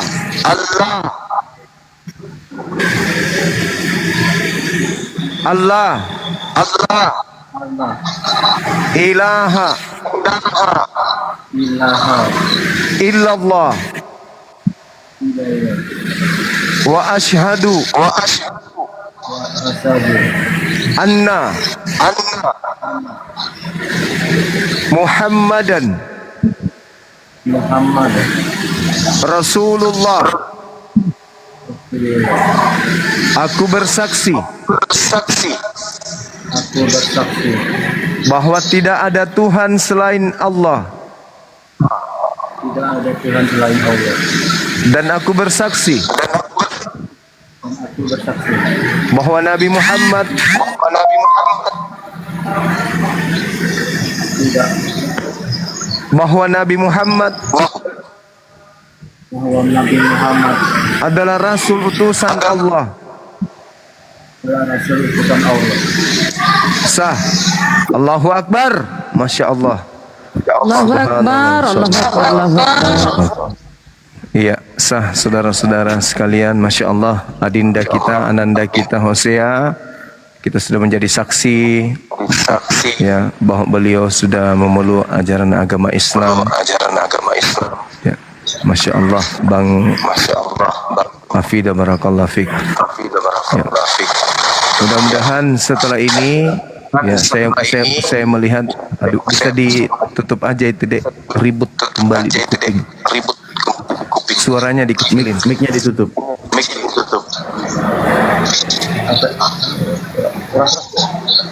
ya ditutup aja. Ya, Masya Allah. Ya, setelah ini mudah-mudahan adinda kita ini, Ananda Hosea, bisa kemudian mendapatkan bimbingan yang baik ya dari saudara-saudara kita, abang kita yang barusan, yang mana beliau juga adalah seorang mu'allaf yang kuat. Karena kalau saya nggak salah dengar tadi, beliau ingin mengatakan bahwa di area tempat tinggalnya itu rawan gerakan pendangkalan akidah, dan bisa saja kalau tidak kuat akidahnya bisa tergelincir kembali kemudian untuk meninggalkan Islam. Untuk itu, Dinda Alif mohon didoakan adik kita ini, mudah-mudahan beliau bisa istiqomah menjalankan Islam dengan mudah dan juga bisa mengajarkan Islam kepada orang lain sehingga bisa menjadi mu'alam, utamanya keluarga sendiri dulu. Demikian, sebentar silakan Dinda Alif untuk didoakan. Baik, terima kasih Gurunda. Dan ini saudara kita, alhamdulillah, sebelumnya kita ucapkan barakallah. Semoga istiqomah ya, pertahankan iman Islam sampai akhir hayat. Sebelum kita mengawali doa, seperti biasa ya, kita pastikan dulu bahwa adik Hosea ini apakah baru sendiri yang mu'alaf atau maksudnya di antara saudara masih ada yang masih non-muslim? Boleh dibuka mic-nya dulu sebentar, biar kita berdoa bersama. Oke. Baik, nggak apa-apa, biar kita tidak ada kendala ya. Ini kita akan berdoa memohon kepada Allah agar orang-orang yang kita cintai juga menyusul ya, sekiranya masih ada saudara kita yang masih belum menerima kebenaran Islam, semoga segera menyusul, dilembutkan hatinya agar mereka juga bersyahadat sehingga kita bisa berkumpul di jannah. Kita bermohon, bermunajat, berdoa kepada Allah dengan serius, dengan khusyuk ya. Fokus di momen yang bahagia ini, terutama momen yang baru saja mengucapkan 2 kalimat syahadat. Doakan juga saudara-saudara kita yang lain di luar sana. Ya, baik. Bismillahirrahmanirrahim. Bisa nggak? Di mute aja nanti ya, kalau suaranya feedback nggak apa-apa. Bantu aminkan aja, ya. Bermunajat kepada Allah seperti ini. Aminkan apa yang kami ucapkan, nggak apa-apa, nggak usah dibuka mic-nya biar tidak ini suaranya tidak mantul. Bismillahirrahmanirrahim. Allahumma salli ala Sayyidina Muhammad wa ala ali Sayyidina Muhammad kama sallaita ala Sayyidina Ibrahim wa ala ali Sayyidina Ibrahim wa barik ala Sayyidina Muhammad wa ala ali Sayyidina Muhammad kama barakta ala Sayyidina Ibrahim wa ala ali Sayyidina Ibrahim fil alamin innaka Hamidum Majid. Bismillahirrahmanirrahim. Alhamdulillahirabbil alamin hamdan yuwafi ni'amahu wa yukafi mazidah. Ya Rabbana lakal hamdu kama yanbaghi li jalali wajhikal karimi wa adimi sultanik. Allahumma ighfir lana warhamna wahdina wa'afina warzuqna. Allahumma ighfir lana warhamna wahdina wa'afina warzuqna. Allahumma ighfir lana warhamna wahdina wa'afina warzuqna. Allahumma ya Allah, kami bermunajat bermohon kepada Engkau ya Allah, ampuni segala dosa-dosa kami ya Allah. Dosa kami yang telah lalu ya Allah, dosa saudara-saudari kami ya Allah, dosa seluruh umat Islam ya Allah, dimanapun mereka berada ya Allah, baik mereka yang masih hidup maupun mereka yang sudah wafat ya Allah. Ya Allah, alhamdulillah kami bersyukur kepada Engkau ya Allah, terutama saudara kami malam ini mengucapkan mengikrarkan dua kalimat syahadat ya Allah. Ya Allah, semoga teguhkan iman beliau ya Allah, kuatkan iman Islam beliau ya Allah. Jangan sampai lepas iman itu ya Allah sampai akhir hayatnya ya Allah. Jangan sampai tergoyahkan oleh godaan-godaan syaitan yang terkutuk ya Allah. Ya Allah, kami bermohon kepada Engkau juga ya Allah, lembutkan hati orang-orang yang kami sayangi ya Allah. Ya Allah, sekiranya di antara kami, di antara saudara kami, mungkin ada ibu bapak kami, adik kami, atau kakak kami, atau orang-orang yang kami cintai ya Allah, sampai detik ini masih dikeraskan hatinya ya Allah, masih belum dilembutkan hatinya ya Allah, masih tidak mau menerima kebenaran Islam ya Allah.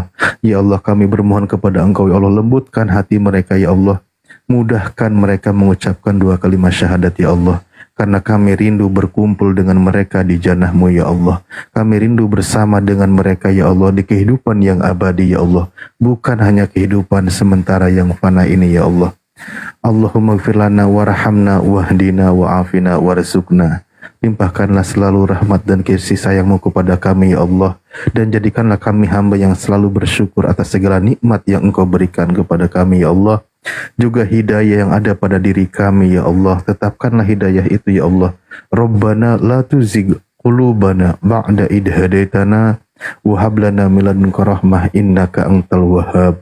Ya Allah, jangan Engkau cabut hidayah itu ya Allah, hidayah yang ada di diri kami ya Allah, setelah Engkau berikan hidayah itu kepada kami ya Allah. Ya Allah, ampuni segala dosa kami ya Allah dan seluruh dosa saudara-saudari kami ya Allah, dan berikan kekuatan kepada kami ya Allah. Limpahkanlah rizki-Mu kepada kami ya Allah, mudahkan segala urusan kami ya Allah. Rabbana afrigh alaina sabra wa sabit aqdamana wangsurna alal qaumil kafirin.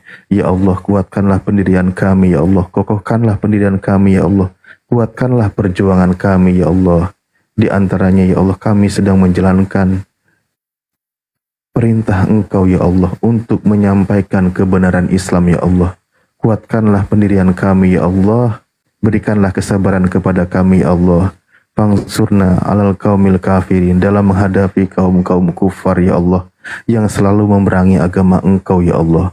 Wangsurna alal qaumil hasidin, berikanlah pertolongan-Mu kepada kami ya Allah dalam menghadapi orang-orang yang hasad terhadap agama Engkau ya Allah. Wangsurna alal qaumil munafikin, dan juga berikanlah pertolongan kepada kami dalam menghadapi kaum-kaum munafik ya Allah. Berikanlah kesabaran, tetapkanlah kesabaran kepada kami ya Allah. Rabbana hablana min azwajina wa dzurriyyatina qurrata a'yuni waj'alna lil muttaqina imama.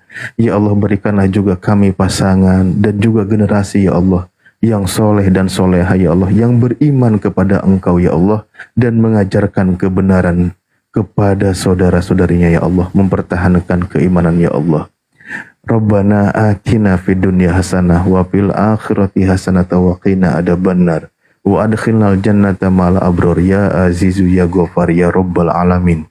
Subhana rabbika rabbil izzati amma yasifun wassalamun ala mursalin walhamdulillahi rabbil alamin. Bi barakati suratil Fatihah. A'udzubillahi minasyaitonirrajim. Bismillahirrahmanirrahim. Alhamdulillahirabbil alamin arrahmanirrahim maliki yaumiddin. Iyyaka na'budu wa iyyaka nasta'in. Ihdinas siratal mustaqim. Siratal ladzina an'amta 'alaihim ghairil maghdubi 'alaihim waladdallin. Oke, Bang Hosea, seperti biasa mungkin bagian pesan dari kami sebagaimana orang-orang yang baru saja mu'alaf. Pertama adalah pesan Allah di dalam Al-Quran, memang tidak ada paksaan untuk memeluk Islam.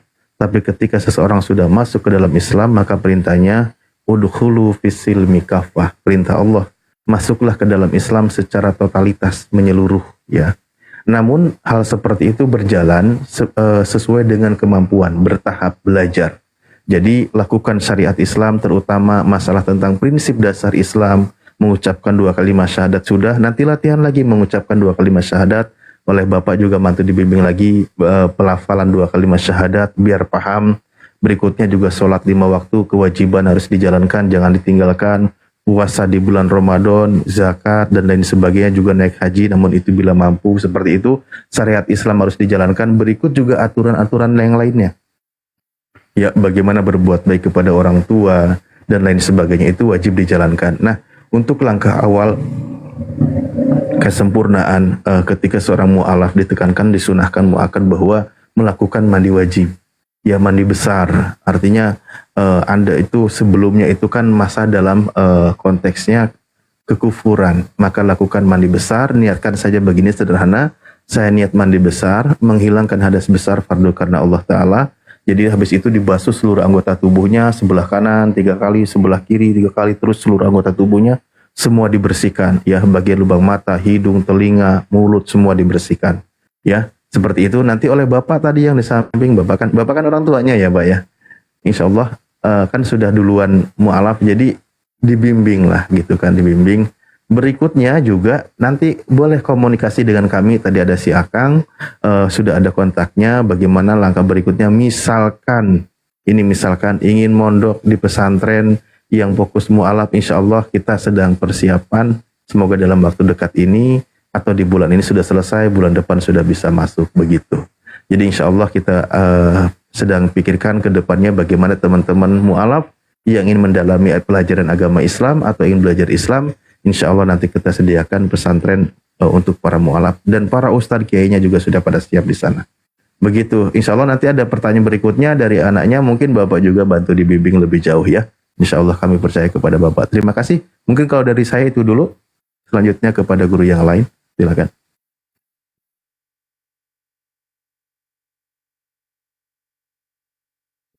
Ya mungkin Pak Danci atau Bang Handi atau Akang atau Bunda, ada yang mau disampaikan? Ya. Ada. Siap. Ya, ini sebagai motivasi saja bagi ya yang mualaf itu, izin apa namanya yang barusan mualaf tadi? Kembali. Siapa namanya? Dia nama Hosea itu ya? Oh, Hosea. Oh ya, iya. Iya. Hosea telah mendapatkan hidayah. Ini sesuatu anugerah yang sangat besar. Kenapa? Karena setelah mualaf, maka sudah tentu terikat dengan hukum yang bersumber pada kitab suci Nur Karim, yakni Al-Quran. Keberuntungan Hosea, kenapa? Karena masuk dalam Islam. Islam artinya selamat. Seorang mualaf telah berjalan pada jalan keselamatan. Nah, untuk meraih hal ini tentu ya banyak belajar, terutama ya banyak belajar doa-doa, terutama Al-Fatihah. Nah, perlu diketahui seorang mualaf itu ya bukan berarti telah meninggalkan Yesus, tetapi justru ya seorang yang masuk Muslim itu ya mengikuti jejak Yesus, dan bukan hanya jejak Yesus tetapi jejak para nabi-nabi seperti Abraham ya diberikan oleh Allah wahyu, sunat, Musa Torah, dan Yesus Injil, dan apa yang mereka ya terapkan ya lakukan baik dalam kitab Tanak dan Torah itu juga ada dalam Al-Quran.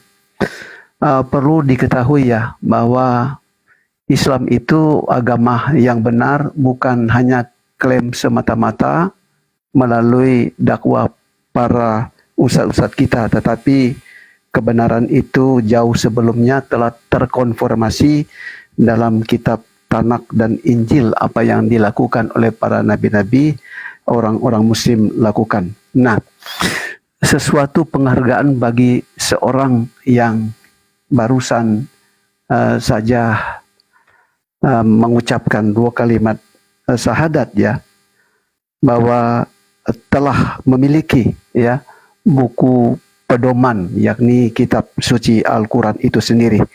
Dan perlu diketahui Al-Quran itu bukan hanya ya buku pedoman bagi individual kita sebagai manusia, tetapi grup dan bangsa. Dan Al-Quran itu telah menjawab segala nubuat yang tercantum dalam Al-Quran itu sendiri.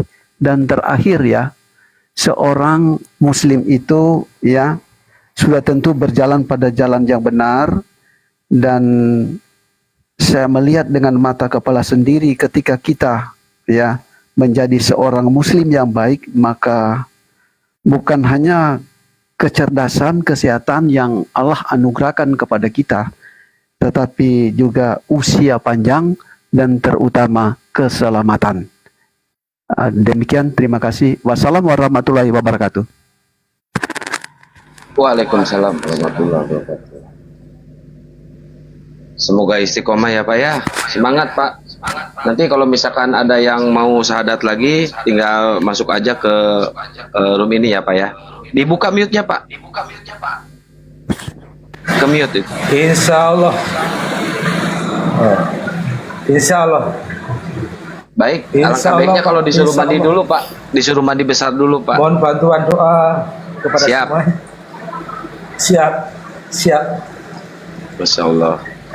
Setelah ini tidak menunggu waktu lagi, harus mandi. Iya, iya Pak. Semoga istiqomah ya Pak ya. Oke, mungkin kita akan lanjut. Izin menyampaikan Ya, ya. kepada. Iya Pak, lanjut Pak. Agak dulu ya. Oke juga. Halo. Ya Pak, lanjut Pak. Ya, izin menyampaikan ribuan terima kasih kepada guru-guru saya yang sudah luar biasa, Bang Zuma, Bang Alif, Bunda Rahma ya. Saya tahu Pak Dace, Bang Handi, Masya Allah, dengan host kita yang luar biasa. Ini kesempatan kami hadir di room yang seperti ini, dan di kesempatan yang pertama ini atas izin Allah luar biasa, kalau izinkan satu jiwa terselamatkan. Mohon bantuan doa kepada semuanya agar saya diberi kekuatan oleh Allah untuk membimbing dia, membawa dia semakin hari semakin kuat imannya di dalam Islam. Begitu. Amin ya Allah ya Rabbal Alamin.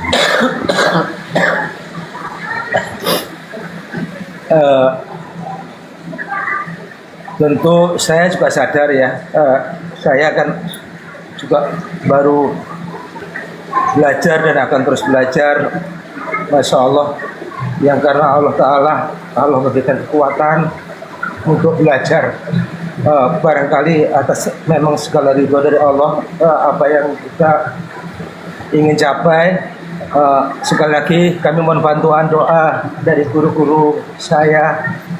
Semoga saya dan keluarga saya, semoga anak-anak yang ikut saya itu semuanya mendapatkan jalan yang terbaik dan berusaha untuk menjadi yang terbaik di dalam capaian iman Islamnya.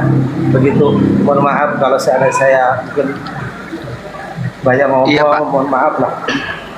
Iya, nggak apa-apa Pak Aman. Pak, itu namanya kan Hosea Lennon ya Pak, kepanjangannya ya Pak. Iya. Hosea Lennon, alangkah baiknya nanti Bapak siapkan nama untuk beliau ya Pak ya. Siap. Hosea Lennon itu nama yang sudah ditinggalkan ini ya. Insya Allah ditinggalkan nama itu. Nanti kita cari nama yang terbaik. Memang benar, saya minta bantuan doa. Saya ingin membantu dia. Apakah salah? Takutnya kan begini ya. Terkadang kita itu bersikap itu ya santai, tetapi ujung-ujungnya mohon maaf, pas di luar pantauan kita, santai-santai itu menjadi hilang. Mohon arahan nanti mungkin dari guru-guru saya. Ini Hosea ini saya sampaikan dari awal, dari kemarin. Pokoknya kalau sudah masuk Islam, ayo mulai sholat. Yang paling berat dia sampaikan pun menyadari subuh. Pokoknya nanti harus sholat, lama-lama yang berat menjadi biasa. Tapi itu kan mungkin hanya di pembicaraan guru-guru saya semuanya. Tapi untuk pelaksanaan juga mungkin tidak mudah. Tapi mohon bantuan doa-doanya. seperti kami ini, saya pribadi pun harus banyak belajar. Begitu.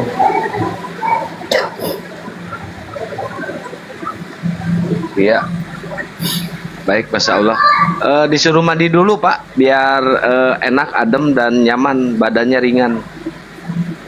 Oke, jadi ini beliau barangkali nanti waktu kita mungkin tidak sampai lama, saya suruh mandi dulu sekali ya. Ya, saya main mandi, niatkan. Kalau bahasa Indonesia seperti apa? Guru-guru kami, karena dia Doanya, Pak. bahaya. Doanya. Oh, Tad. Doanya, Tad. Iya, itu kan yang penting niat itu ditentukan maksud dan tujuannya. Makanya ketika hendak mandi besar, niatkan saja ya yang mudah, bahwa niat saya mandi besar menghilangkan hadas besar fardu karena Allah Ta'ala, itu pun sudah bisa berlaku, insya Allah sah kan gitu. Jadi niatnya sederhana seperti itu ya, mandi besar menghilangkan hadas besar karena Allah Ta'ala. Nah berikutnya juga memang ketika menjadi seorang beriman, maka sesuai dengan di dalam Al-Quran harus siap menerima segala sesuatu yang akan terjadi. Bertawakal kepada Allah, terima segala ketentuan, terima segala ujian yang datang, itu harus siap. Karena untuk menjadi mukmin yang sejati, kualitasnya akan teruji kan gitu. Al-Quran menyebutkan apakah manusia akan dibiarkan begitu saja. Ketika orang sudah mengatakan beriman, tidak, dia akan mengalami banyak ujian. Contoh yang mengalami banyak ujian dan ujian terberat itu adalah para nabi, Rasulullah. Jadi ujian yang kita alami tentu tidak seberat para nabi, makanya kita harus niatkan bismillah, kita akan menghadapi banyak ujian dan rintangan, kuatkan iman, insya Allah kita bisa melewati semua ini gitu. Bertawakal kepada Allah ya. Ya, bentar Pak, jangan dulu turun Pak. Mungkin Bang Handi mau ada yang mau disampaikan, Bang Handi. Bang Handi. Bang Handi. Ini Bang Handi kemana lagi? Oh, Bang Handi.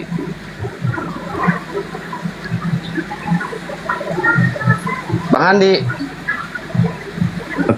Kalau pas lagi jauh dari perangkat mungkin nanti bisa langsung dihubungi Kang. Oh iya, siap. Dari kalau kami sunat udah ya gitu, Pak ya? Kalau sunat kan udah. Kok saya jawab iya, tadi udah bilang sih udah sunat. Iya, mungkin nanti butuh perangkat-perangkat buat beribadah, buat sholat mungkin ya Pak ya? Siap. Saya siapkan, insya Allah. Saya siapkan. Mungkin nanti ada ini dari Ustadz Alip buat perangkat sholatnya. Siapa tahu ada bantuan dari teman-teman muslim kita. Ya, insya Allah itu bisa kita sampaikan. Makanya bisa juga nanti kita kan lanjut di belakang layar. Biasanya kan gitu bentuk cendera matakah gitu kan. Dari Yayasan Apologet Islam Indonesia, memang itu juga ada dana dari umat untuk para mu'alaf kan gitu. Makanya kalau begitu diingatkan juga oleh host, baik kita sampaikan saja kalau gitu. Baik untuk Ikhwan Pilas semuanya yang ingin turut ya menginfakkan hartanya untuk para mu'alaf, insya Allah kami membuka diri. Setiap para mu'alaf itu ada haknya, ada hak untuk mereka yang disebut sebagai mustahik zakat ya. Mereka itu berhak menerima, dan yang ingin menyisikan hartanya sebagai bentuk membersihkan hartanya lewat Yayasan Apologet Islam Indonesia boleh salurkan lewat nomor rekening Bank BNI atas nama Apologet Islam Indonesia. Nomor rekeningnya 7-nya 5 kali 51770. Jadi 7-nya 5 kali 51770. Insyaallah kita salurkan sesuai dengan yang dibutuhkan oleh saudara-saudara kita yang mualaf. Begitu Kang Hos. Iya, baik, Masya Allah ya. Iya Pak, mungkin gitu aja ya Pak ya. Disuruh mandi dulu biar badannya ringan, nyaman dan tambah cerah Pak. Insya Allah. Keren, masih muda. Izin turun nanti. Siap. Izin turun kepada semuanya, lanjutkan perjuangan. Insya Allah, Allah bersama kita. Allah bersama amin ya Allah ya Rabbal Alamin. Izin semuanya. Amin, ya. Assalamualaikum warahmatullahi wabarakatuh. Waalaikumsalam warahmatullahi wabarakatuh.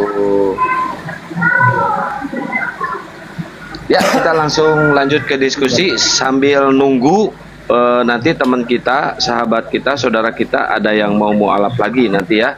Mungkin malam katanya beliau masih di perjalanan ya teman-teman. Halo Bang, Assalamualaikum warahmatullahi wabarakatuh. Bang. Waalaikumsalam. Jalan yang benar ini Muslim? Ya Muslim Bang. Saya izin Ya, ada. bertanya boleh Bang? Bertanya ke siapa Bang? Sama Bang Juma. Bukan saya meragukan Bang. Saya cuma pengen penjelasan aja, pengen lebih dalam pengetahuan aja. Bang Zuma. Assalamualaikum Bang Zuma.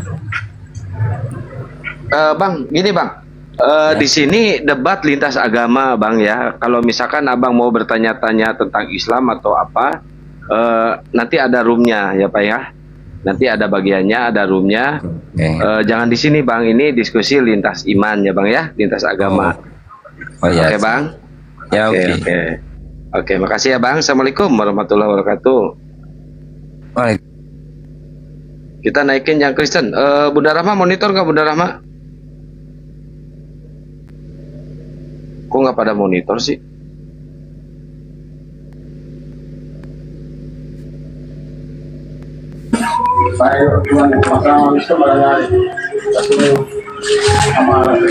Halo. Ada musik loh, ada musik loh. Gua mute dulu loh kalau ada musik. Kalau nggak ada musik, baru buka mute-nya.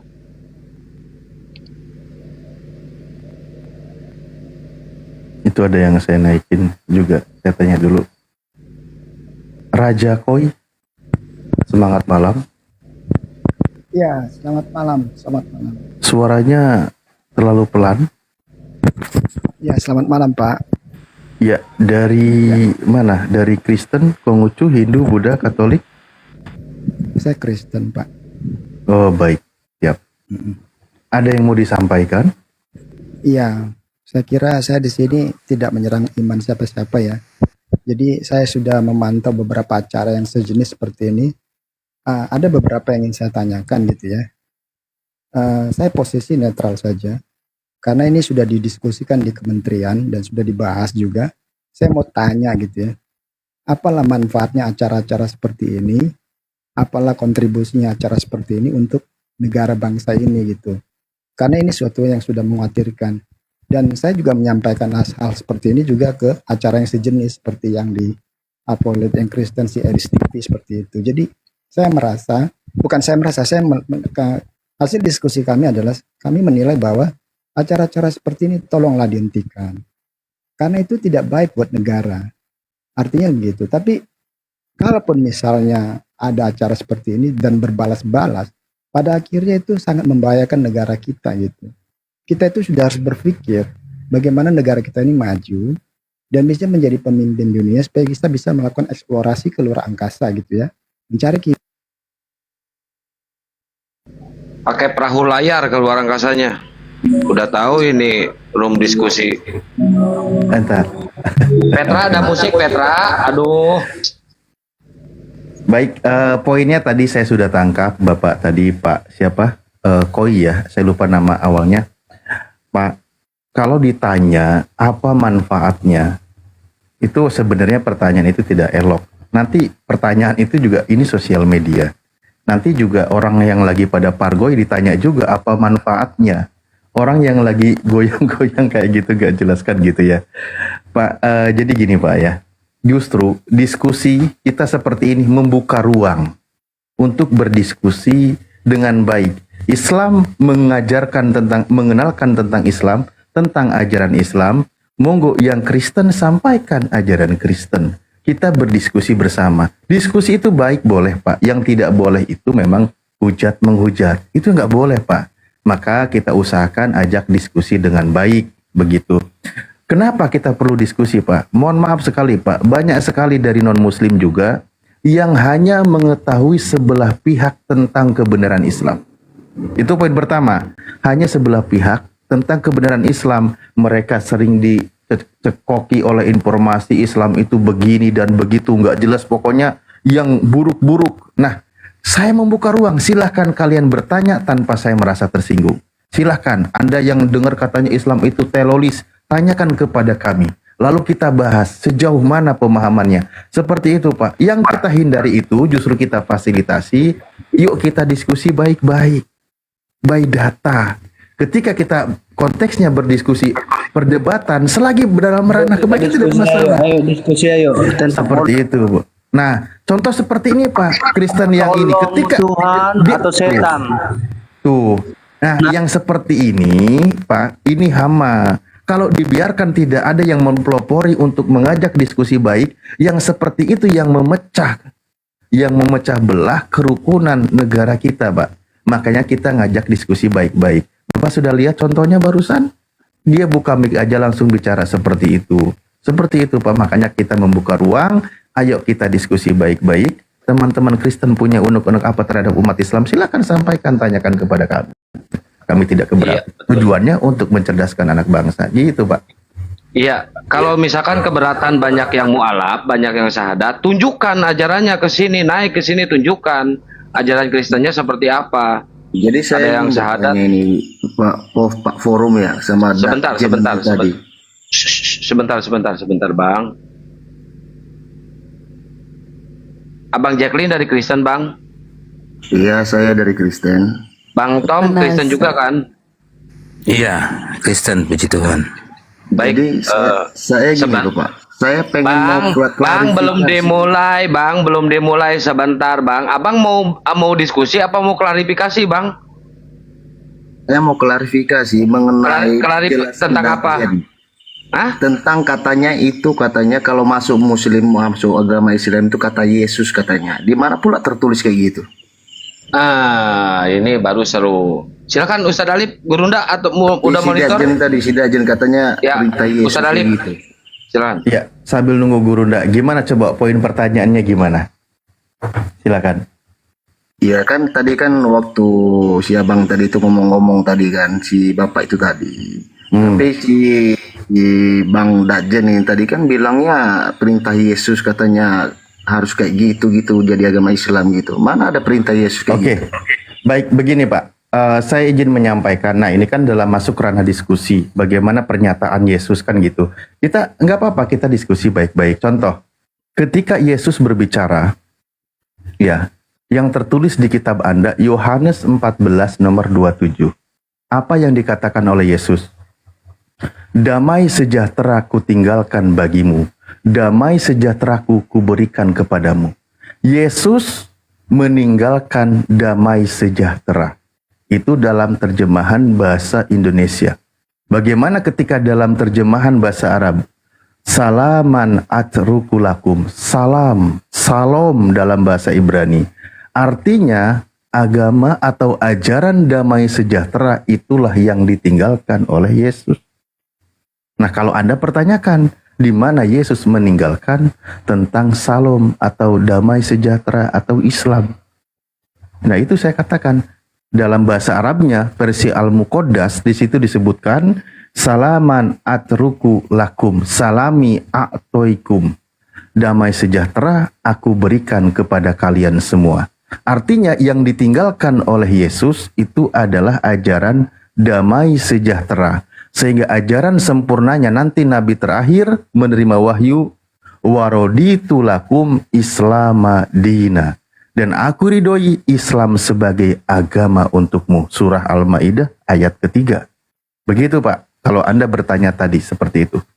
Jadi gini loh, di Islam nggak ada tercatat nama Yesus, ya, nggak ada tercatat di situ. Di Al-Quran nggak ada tercatat itu. Jangan dibawa-bawa di agama Islam. Yesus itu dijadikan di agama Islam, jangan. Benar. Itu masalahnya sekarang. Kalau sedangkan di situ di ayat-ayat di Al-Quran di situ 1 dan 3 itu adalah kafir di Islam. Jangan membawa Yesus di sini. Gitu. Baik. Kalau mau kalau gitu saya tanya dulu Pak. Orang nggak masalah. Kalau gitu saya izin tanya sedikit Pak. Kalau di Kristen ada nggak nama Isa Al-Masih? Iya, tapi kan ajaran Yesus itu nggak ada kayak gitu. Iya, nggak apa-apa di dalam Al-Quran. Yesus itu bilang itu harus jadi Islam kita. Bukan Pak. Loh tadi kan saya kaidah bahasanya sudah saya sebutkan. Nggak apa-apa. Tadi kan Bapak bilang di Islam tidak ada kata Yesus. Betul, nggak ada kata Yesus. Tapi saya tanya dulu biar enak kita diskusinya nyambung. Kalau di Kristen, di Anda, ada nggak kata Isa Al-Masih? Gini loh bang, saya gini ajaran di Kristen nggak ada yang namanya di situ untuk menjadi mualaf, menjadi Islam, nggak ada. Saya jujur aja memang nggak ada perintah-perintah Yesus di situ, ajarannya kasih semua. Nggak ada namanya perintah-perintah katanya harus belajar pindah agama, pindah keyakinan, nggak ada ajarannya di situ. Bapak ini gimana sih? Bapak mau diskusinya yang mana? Tadi Anda mengatakan Saya kan kata gini, Yesus. Mau yang mana biar enak? Pak Dajen Monggo. ini tadi membahas Yesus dia itu karena mualaf katanya gara-gara ini kan mualaf ini karena perintah Yesus juga, katanya mana ada perintah Yesus kayak gitu. Loh, tadi dikatakan. Sakit hati. Tadi Ya dikatakan. Saya bukan sakit hati, kebenaran yang kita ungkapkan. Poinnya gini. Kalau sesuai ajaranmu seperti itu, ajarkan ajaranmu. Nih saya tampilkan nih. Ini saya tampilkan ini pernyataan Yesus di dalam Yohanes 14 nomor 27. Di Alkitab itu ada ajaran Yesus di situ untuk pindah apa keyakinan. Nah, enggak. Di Alkitab itu apa ada? Enggak ada kata Yesus tolong di situ. pelan-pelan. Pelan-pelan ya. Yang Yesus tinggalkan ajaran damai sejahtera, betul? Damai sejahtera yang ditinggalkannya. Berarti kalau Kristen bukan ajaran Yesus, betul? Kita kan gini, yang saya yang ditinggalkan permasalahkan oleh ini, Yesus saya itu ajaran damai sejahtera yang atau saya ajaran Kristen, Pak? permasalahkan itu perintah Yesus nggak ada seperti yang dikatakan Pak itu Dajen yang tadi. ditinggalkan oleh Yesus. Yesus meninggalkan ajaran damai sejahtera yang dalam bahasa Arabnya di sini ini kata salam. Saya yakin Anda familiar dengan huruf seperti ini nih. Salaman atrukulakum nih. Yang ditinggalkan itu oleh Yesus itu salam, salam, damai sejahtera, Islam. Ada nggak Yesus meninggalkan Kristen ajarannya yang ditinggalkan? Saya yang tahu saya Alkitab bang. Ya makanya saya tanya sama Bapak. Saya tanya sama Bapak. Tapi perintah itu gini loh. Di situ perintah Yesus beda sama perintah Al-Masih di situ.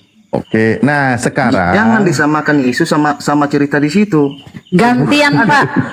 Nggak ada Ngomong perintah Yesus terus. kayak gitu. Gantian. Jangan bantah bundara. Gini. Biarkan aja. Diam toh. Nggak Susah ada kali. perintah kayak gitu. ngajak Diam dulu, ngobrol nyimak dulu. enak. Kalian Nyimak dulu. Nah, kalian.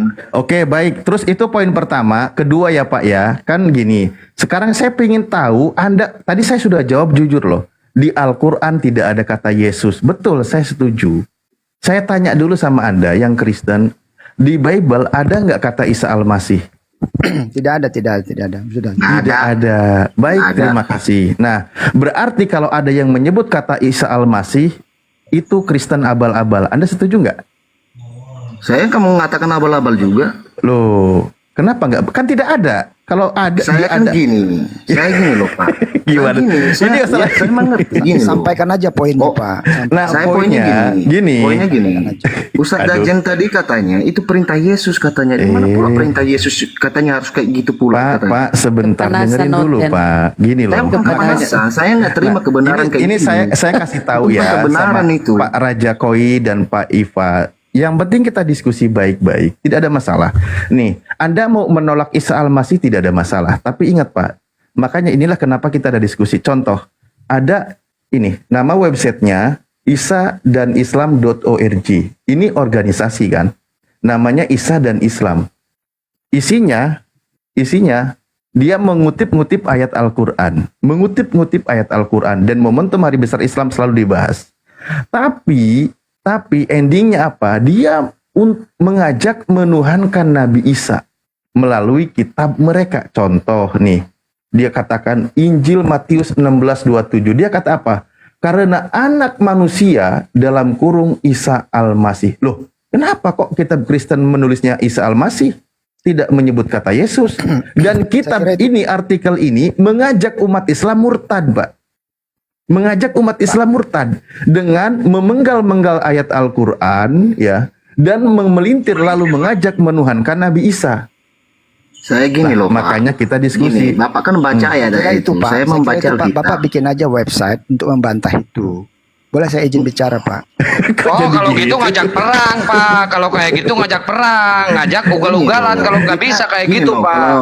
gini loh. Seenaknya. Jawabannya Kalau gitu agama ya amat. agama, Pak. Kok jawabannya kayak gitu, Pak? Bapak mau diskusi atau mau gimana Pak? Atau mau curhat di sini Pak? Saya gini, saya bukan saya pengen Bentar, Bang Ipa, bentar. Ini saya gedeg banget sama Bang Raja. Buka mute-nya Bang Raja. Bang Raja mau apa di sini? Mau diskusi mau apa Pak? Ya, kita diskusi. Saya kira kita diskusi secara baik-baik gitu ya. Ya udah, kalau mau diskusi dibantah pernyataan ini. Jangan kalau mau gitu pasang aja aplikasi ini kan ngajak perang kayak gini Pak. Bantah lagi. Ini gini Kang, kalau gitu ada gereja namanya Beda Isa loh, Pak. Al-Masih. Kalau Bapak Lalu nanti menyampaikan kita itu suruh bikin secara medsos. Masjid Oh Yesus gini, Kristus. bentar Ustaz Alif. Kalau Bapak bisa memelintir ini terus kita ikut memelintir, apa bedanya kita dengan iblis kayak kalian? Saya nggak ada isu soal itu, Pak. Saya nggak ada isu. Kok nggak ada isu? Udah jelas ini memelintir Pak, menyalah-nyalahkan agama Islam. Begini Pak ya, supaya Bapak Kita nggak bisa kayak kalian Pak, kita nggak bisa kayak kalian. Harus memelintir ayat, harus menyalahgunakan ayat Pak. Harus menyesatkan orang. Islam gak kayak gitu. Kalau pertanyaan itu diarahkan ke saya secara pribadi, saya tidak begitu. Tadi Bapak yang bilang kayak gitu Pak, gimana sih Pak? Begini Pak. Kalau mau diskusi, diam di sini diskusi. Kenapa Bapak jadi arogan segitu? Anda yang arogan tadi awalnya. Kita harus equal loh Pak. Pak, jangan gaya-gaya tertindas Pak. Bapak tadi yang mulai Pak. Bukan. Kalau diskusi online seperti ini bisa saja terjadi miskomunikasi, tapi kesetaraan itu penting lah ya. Maksud saya gini. Yang penting otak dipakai. Kalau otak sama akal dipakai, nggak mungkin miskomunikasi Pak. Udah Pak, di bawah aja Pak. Standar diskusi Anda nggak ada di bawah. Udah lanjutan. Sebelum ke Ustadz, aku sampaikan ya teman-teman. Bunda Rahma kecilin dikit. Bunda Rahma kenceng banget. Aduh sakit. Ya kah ya Allah. Ya dengar ya teman-teman Oten ya. Di dalam Bible kuno kalian tuh masih Isa Al-Masih. Aku nggak bisa buka data ya. Followerku belum cukup 1000. Tolong di follow ya. Aku mau nunjukin tadi tuh si sombong tadi tuh Oten yang menolak Isa Al-Masih. Di Bible kuno masih Isa Al-Masih di situ. Selebar. Kalau menolak Isa Al-Masih, ya bakar tuh Bible kuno terdahulu, ya. Sayang, aku nggak bisa tunjukin biar matanya terbelalak gitu. Yang beredar sekarang Alkitab loh. Yang beredar sekarang ini Alkitab. Jadi di Alkitab itu namanya Yesus. Jadi gini loh Bunda. Gini. Kamu berkeras kan? Kamu berkeras sini bang, kau berkeras. Sekarang tunjukkan ajaran Yesus tentang Kristen. Pernah Yesus mengajari kau bergereja? Ada di Biblemu Yesus mengajari kau ke gereja? Yesus secara Kristen tidak ada sama sekali. Tetapi dia secara Islam benar. Dia berdoa menengadah tangan, dia bersujud, dia membasuh kaki, membasuh tangan, masuk bait suci. Sekarang Yesus secara Kristen mana? Sekarang Kristen kan kau bilang jangan kau kata-kata tentang Yesus kami. Sekarang Yesus secara Kristen mana? Sekarang Yesus secara Kristen mana? Apa Yesus pernah ke gereja? Saya nggak membahas Yesus itu orang taat kepada Torah. Lah terus apa kau naik di sini protes? Terus kenapa kau naik di sini protes?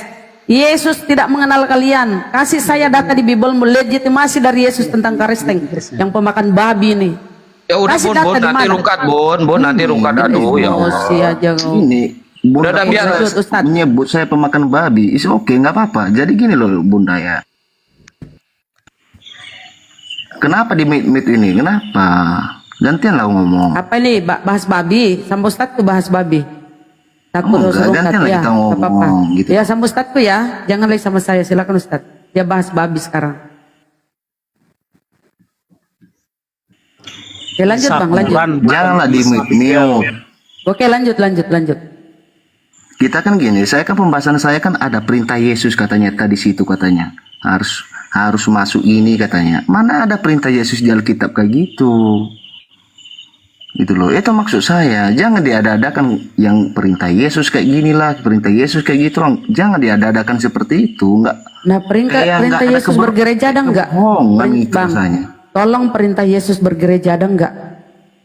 Ada. Saya bukan bahas itu. Ini barusan tak jenis. Sama aja tuh. Kita juga menuntut toh. Kita juga menuntut perintah-perintah Yesus ke Kristen ada.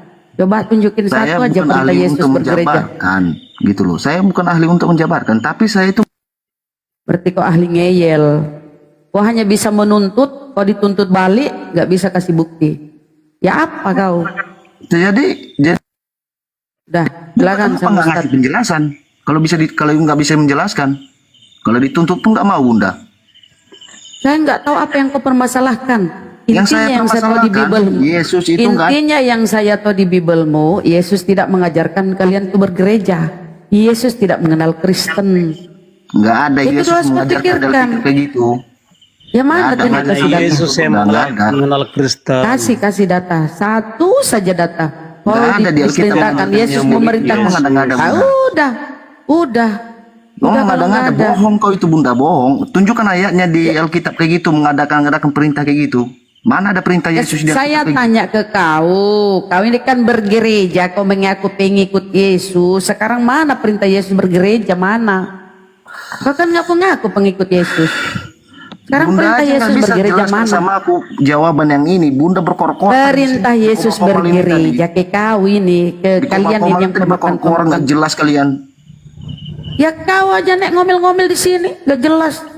Dimintai satu saja datang nggak ada. Sekarang mana? Apa maksud kalian? Ya Bawa kenapa? nama Yesus. Emang Yesus mengenal Kristen? Memang Saya Yesus mengenal pengen nanya Kristen? Mana Yesus mengenal Kristen dulu? Mana? Mana ada Yesus konfirmasi tentang Kristen? Jangan. Ayo silakan Guru Dah. Nah, kalau membawa Al-Quran, bawa Al-Quran. Jangan bawa Silakan Yesus Guru di Dah. sini. Yesus itu mengenal Kristen, Bun. Yes, Kristen itu pengikut Yesus, Bun. Tapi Yesus yang keluar dari kubur. Kalau Yesus anak Maria tidak mengenal mereka. Wih.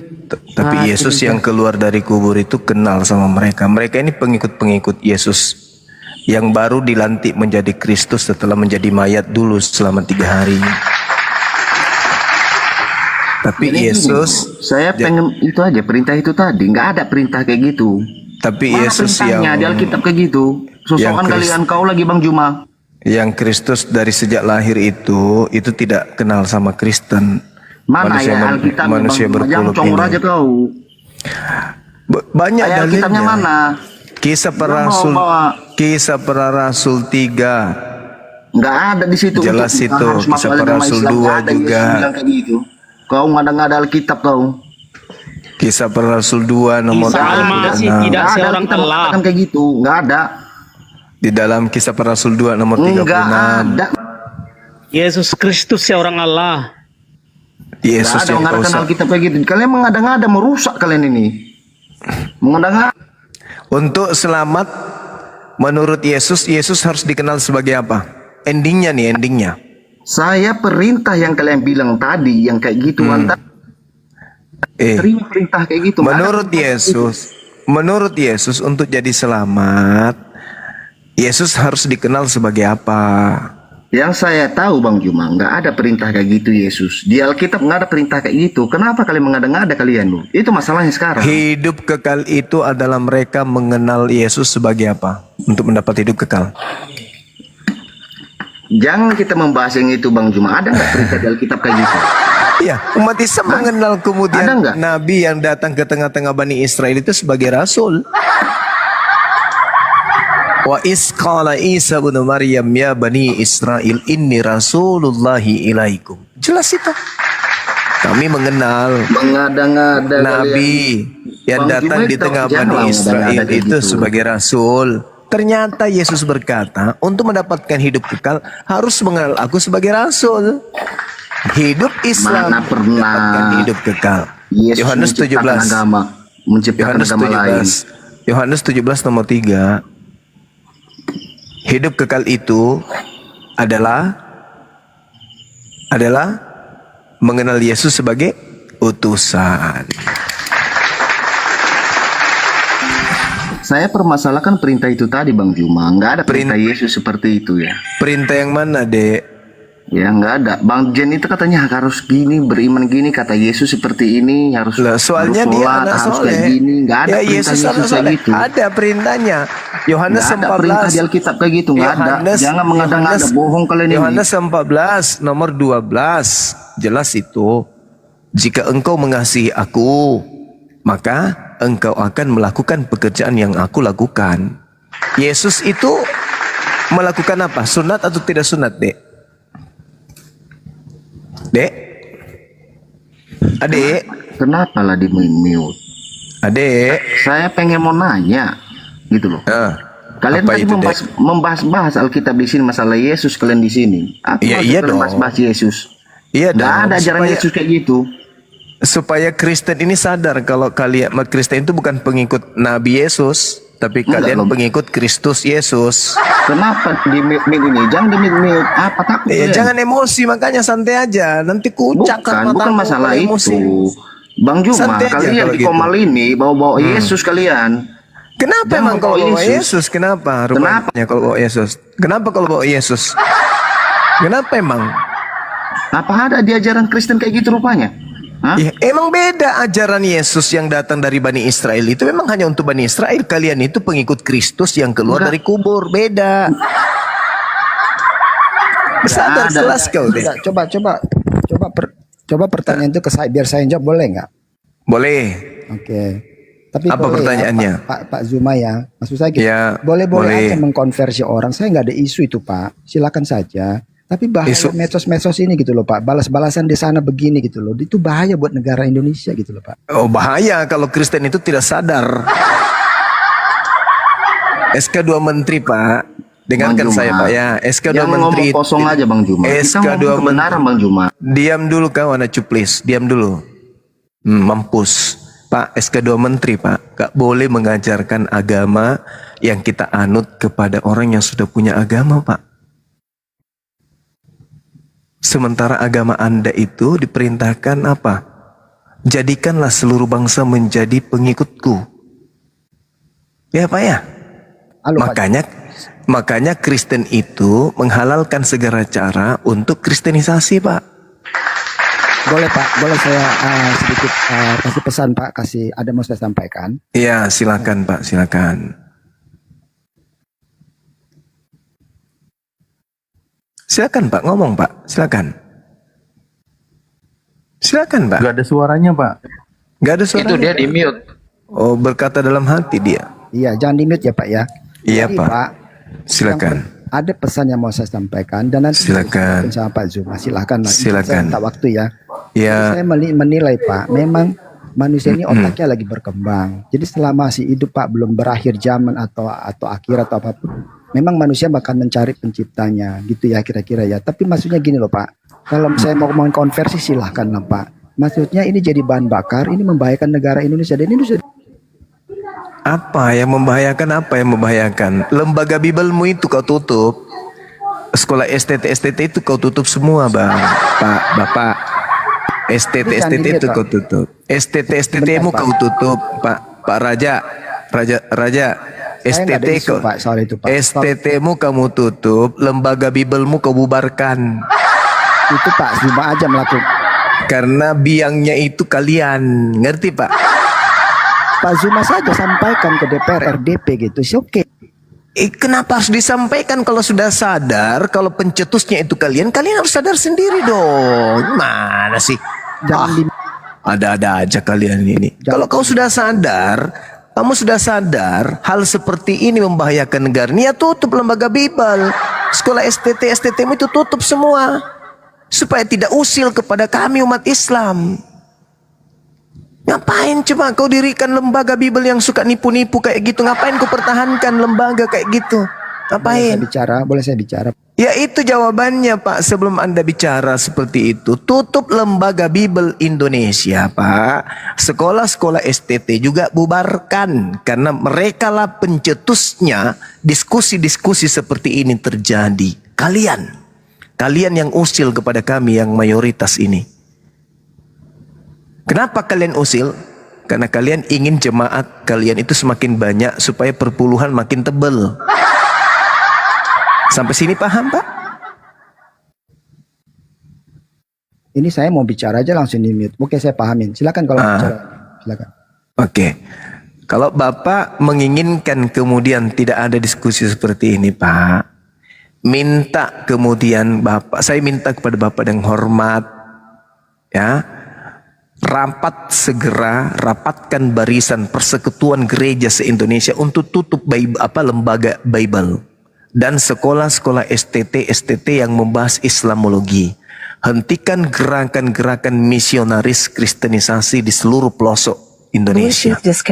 Nah, kalau itu sudah kalian hentikan, maka kalian akan duduk seperti layaknya Hindu Buddha, percaya diri dengan agamanya sendiri, tidak bertopeng ria dengan menggunakan istilah-istilah Islam di dalam agama kalian. Sampai di sini paham? Masuk di otak? Masuk? Enggak masuk di otak, cuman modal kacamata doang. Masuk kan Pak? Alhamdulillah. Silakan Anda tanggapi. Oke, tidak apa-apa Pak, saya biar nangkap pesannya, silakan saja. Maksudnya begini loh Pak, Bapak merah putih nggak ini? Oh, merah putih Indonesia berdiri karena Allahu Akbar Pak, bukan karena Halilintar. Oke, siap. Ya, justru Halilintar yang datang menghantam Indonesia sampai 350 tahun menderita. Ya, lanjut.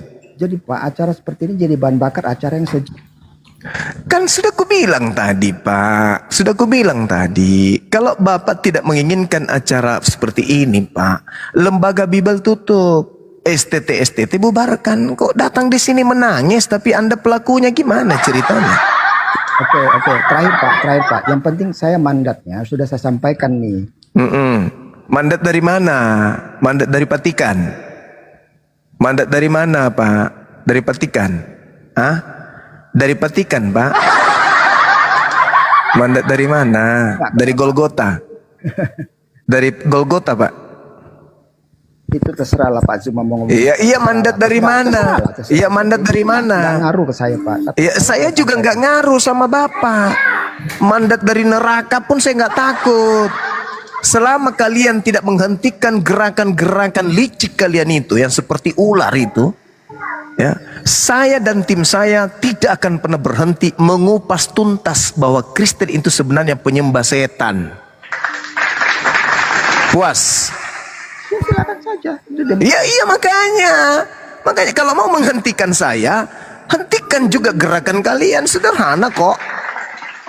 2000 tahun kalian bertahta, saatnya kalian jatuh dari tahta itu. Yang waras silakan ambil sikap, yang gila tetaplah bertahan di sana. Mandat nenek lu kiper.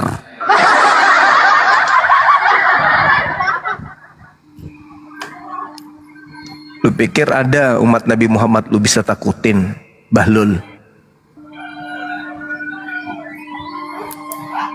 Mandat dari setan ya. Bagayana naik pote-pote. Mandat beng mandat. Waalaikum. Mandat dari mana reseng? Terus cepat tolo-tolo ya lama lah. Mandat dari penjajah lagi kayaknya mau masuk ke Indonesia. Berbicara merah putih boy. Berbicara merah putih. Mama agamamu dibawa penjajah saudara. Bang Zuma. Iya. Saya ingin bertanya ini. Dari sekte mana Bang? Katolik, Protestan? Itu noise sekali bang, dikondisikan dulu,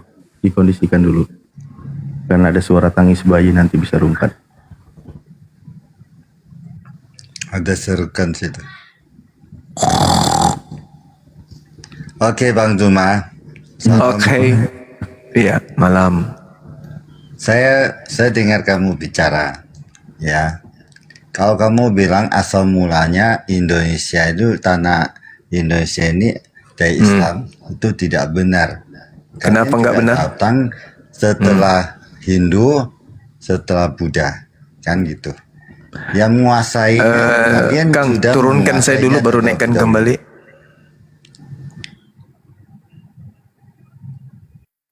Kena, Burunda kena. Diskusinya ini ya, yang tertib biar nggak ini. Itu kemana tadi? Si Kepas naik. Si Kepas ke Bunda bisa kecilin nggak Bun suaranya Bun? Masa sih? Sakit telinga Bun. Udah aku kecilin. Gini, Kepas naik. Keren ya, berarti songkat gue keren. Naik Kepas. Izin bicara. Silakan Ya. Pak dan silakan.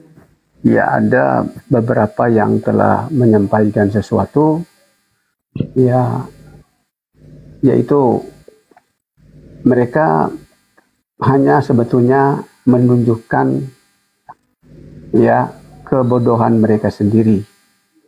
Mereka tidak tahu bahwa Muslim itu memiliki rukun iman, termasuk ya di situ mengimani nabi-nabi sebelum Nabi Muhammad SAW. Artinya di sini termasuk mengimani Nabi Isa yang adalah sosok yang sama dengan Yesus. Nah, tadi ada yang mengatakan bahwa Yesus itu beda dengan Isa. Izin saya mau tunjukkan Bible saya, ya.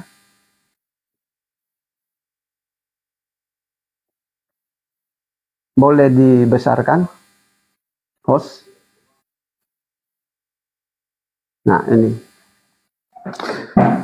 ini Bible ini dikeluarkan oleh Lembaga Alkitab Indonesia, Jakarta, tahun 2000. Jadi ini Bible asli ya. Dan ini resmi, lembaga resmi, Lembaga Alkitab Indonesia. Oke. Nah, kita membuka lembaran pertama di sini. Sebelum saya lanjut, apa suara saya kedengaran? Ada kedengaran. Oke. Nah, di sini ya, pada awal pertama ini disebutkan silsilah Isa Al-Masih. Ini di kitab Matius. Inilah silsilah Isa Al-Masih. Jadi di sini tidak ada Yesus Kristus, cuma ada ya Isa Al-Masih. Ya, ini juga perikopnya ini kelahiran Isa Al-Masih. Lalu selanjutnya juga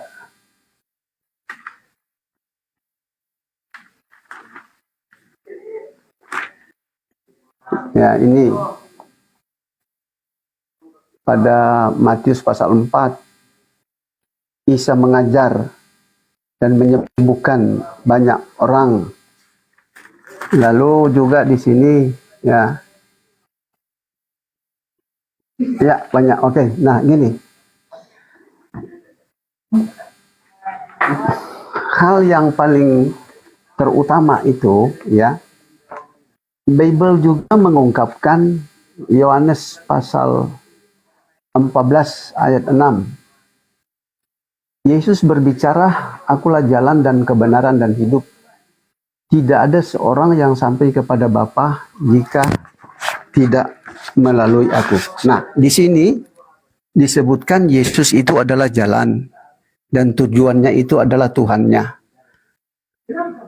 Hal ini mengungkapkan searah dengan apa yang dikatakan oleh Bible itu, apa yang dilalui oleh Isa atau Yesus harus kita lakukan, atau ya kita mengikuti apa yang dilakukan oleh Yesus. Mari kita melihat apa-apa saja yang dilalui oleh Yesus. Lukas pasal 2 ayat 21, Yesus disunat.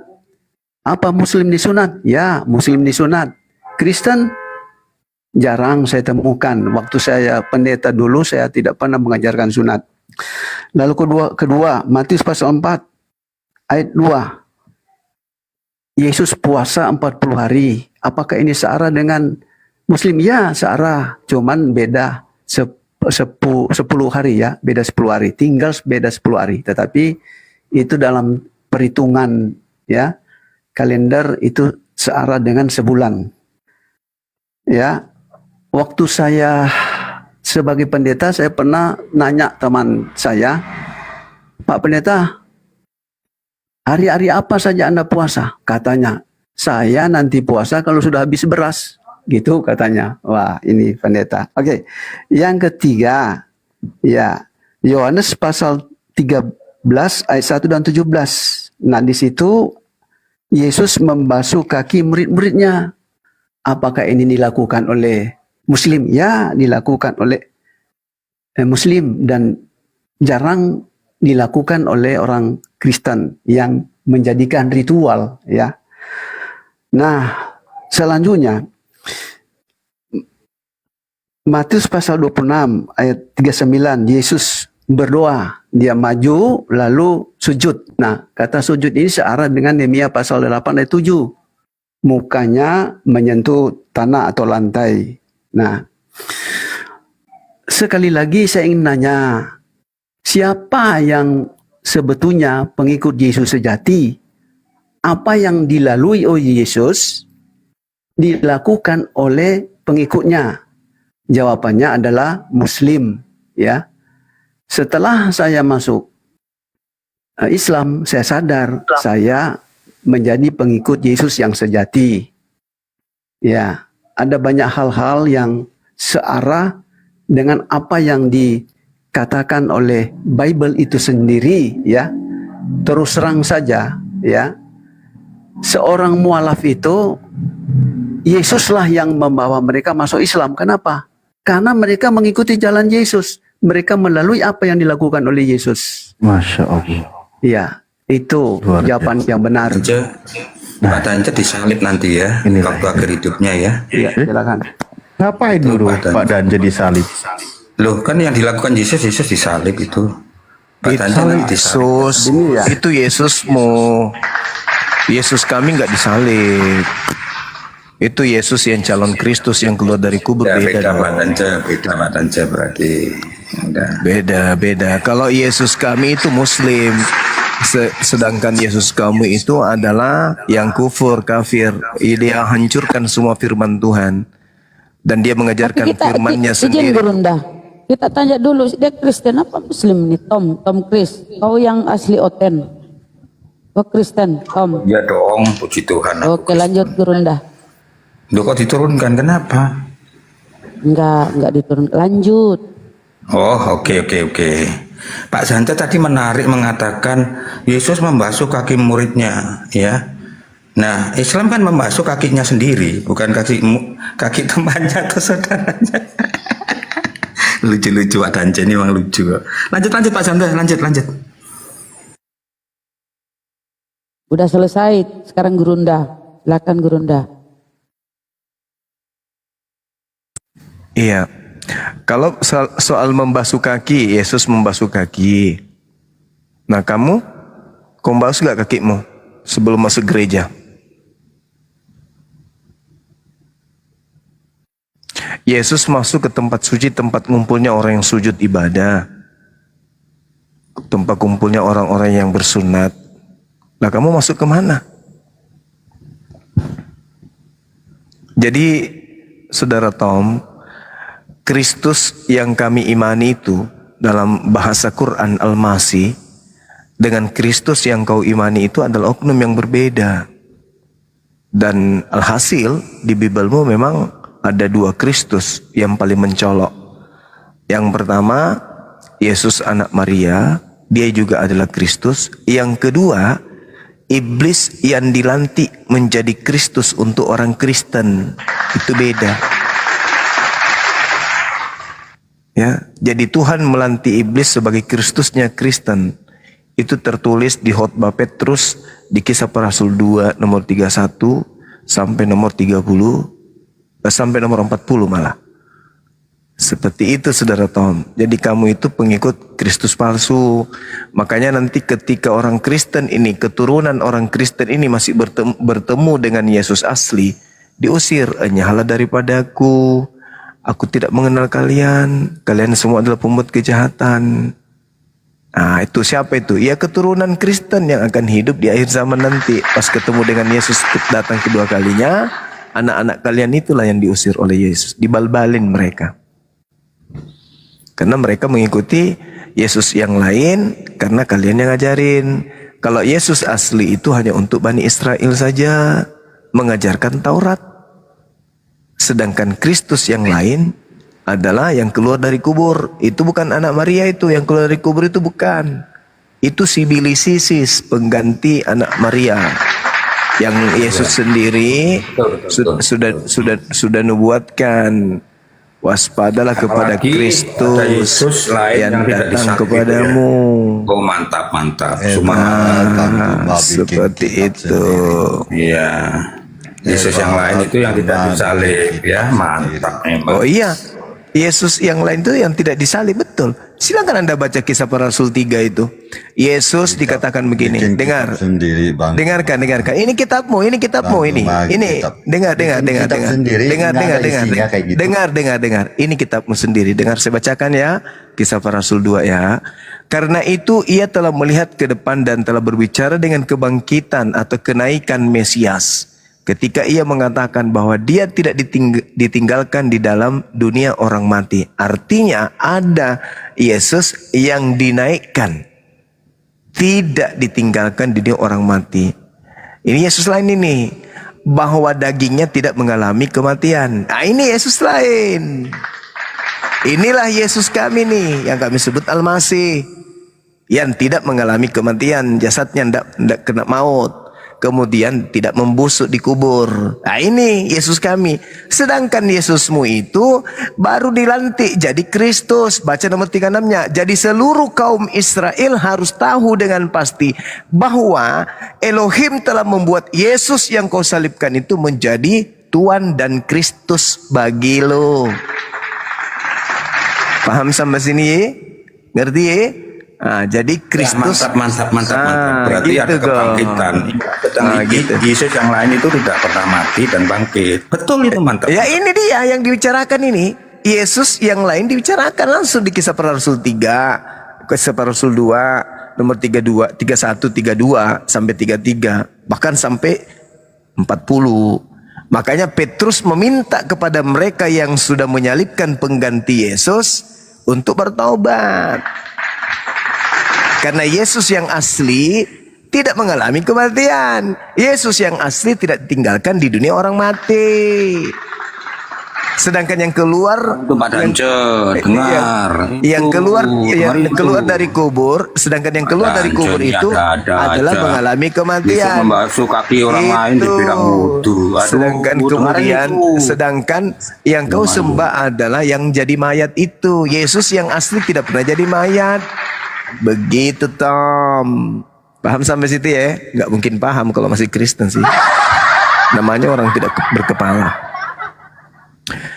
Baptis itu kau ngerti? Kau ngerti nggak? Dengar itu. Saudara, Yesus yang lain itu. Tom, kau ngerti nggak? Baptis itu bahasa Yunani. Ngerti nggak artinya baptis itu apa? Baptiso dalam bahasa Yunani artinya apa?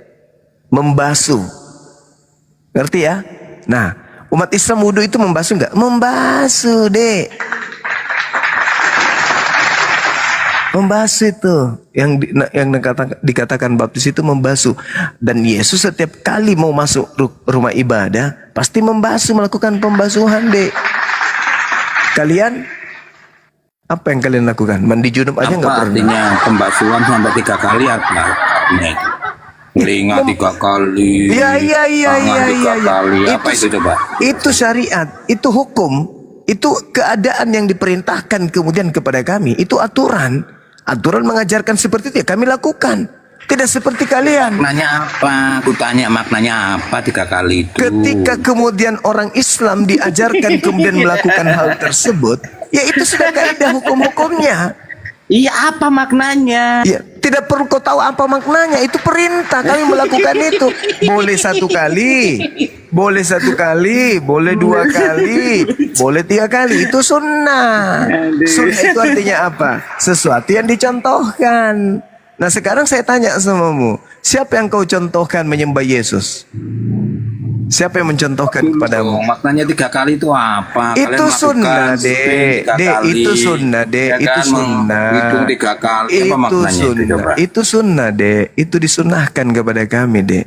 Ya, sunnahnya apa maknanya? Ya, itu sunnah. Segala sesuatu itu disunahkan, sudah diatur. Itu sudah diatur. Sunnah itu sesuatu yang dicontohkan oleh Nabi Muhammad dan kalau dilakukan dapat pahala, gitu, Dek.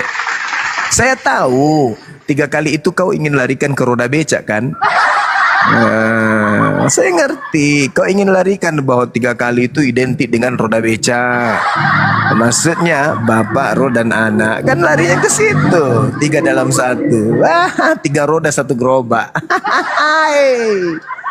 Dasar koplak.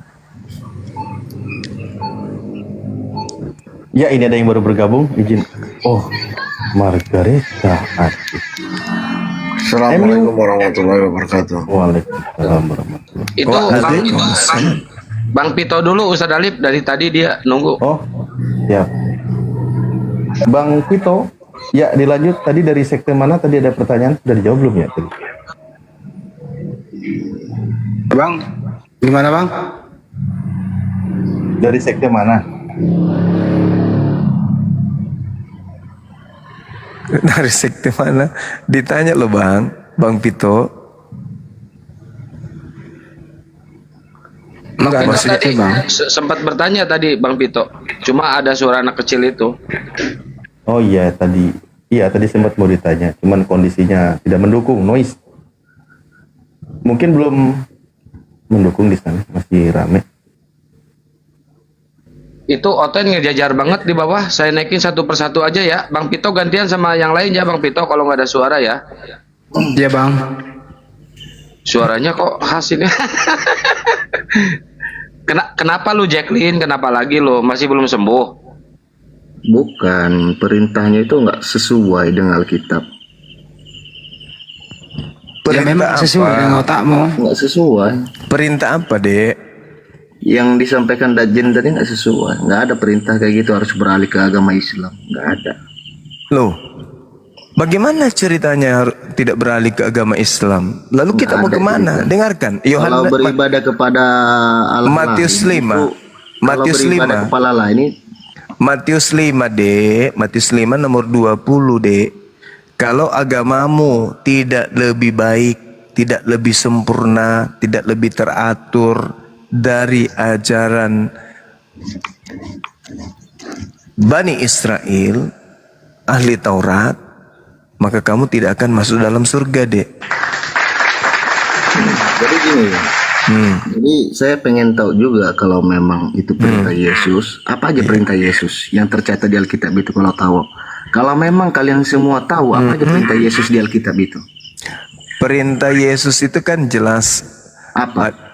Pertama, sembahlah Allah, Sema Israel, Adonai Eloheinu, Adonai Ahad. Tuhan yang datang menyatakan diri kepada Bani Israel, nabi-nabi Israel, itu adalah Ahad. Bukan 3, tapi Ahad. 1, tunggal, absolut. Tidak terbagi, tidak berbilang. Paham? Bukan itu, Bang. Ajaran dia maksud saya. Ajarannya kan jelas tuh.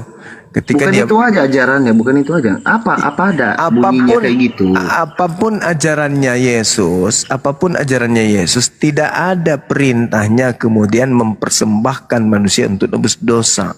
Matius 8 nomor 4, pergilah perlihatkanlah dirimu kepada imam, lakukanlah persembahan yang diperintahkan Nabi Musa. Apa yang diperintahkan Nabi Musa? Orang atau kambing atau domba atau sapi untuk disembelih. Kita membahas Yesus, Bang Juma. Yesus gak ada perintahnya beralih ke Allah lain, gak ada. Memang gak ada. Siapa yang beralih ke Allah lain? Kamu itu yang perintahnya. Kamu itu yang kemudian ke Allah lain, ke ilah lain. Kamu. Coba apa aja perintah-perintah yang dikatakan Alkitab mengenai Yesus itu, apa aja katanya rupanya? Kata-kata Yesus di Alkitab apa aja? Apa Bang Juma semua hafal? Kata-kata Yesus salah satunya adalah pergilah perlihatkanlah dirimu kepada imam, persembahkanlah hewan ternak seperti yang diperintahkan Musa. Jadi bertentangan dengan ajaran Kristen. Jadi kata-kata dia itu, akulah jalan kebenaran dan hidup itu. Gimana itu? Akulah jalan, kebenaran akulah dan kebenaran, akulah hidup. Maksudnya apa itu coba?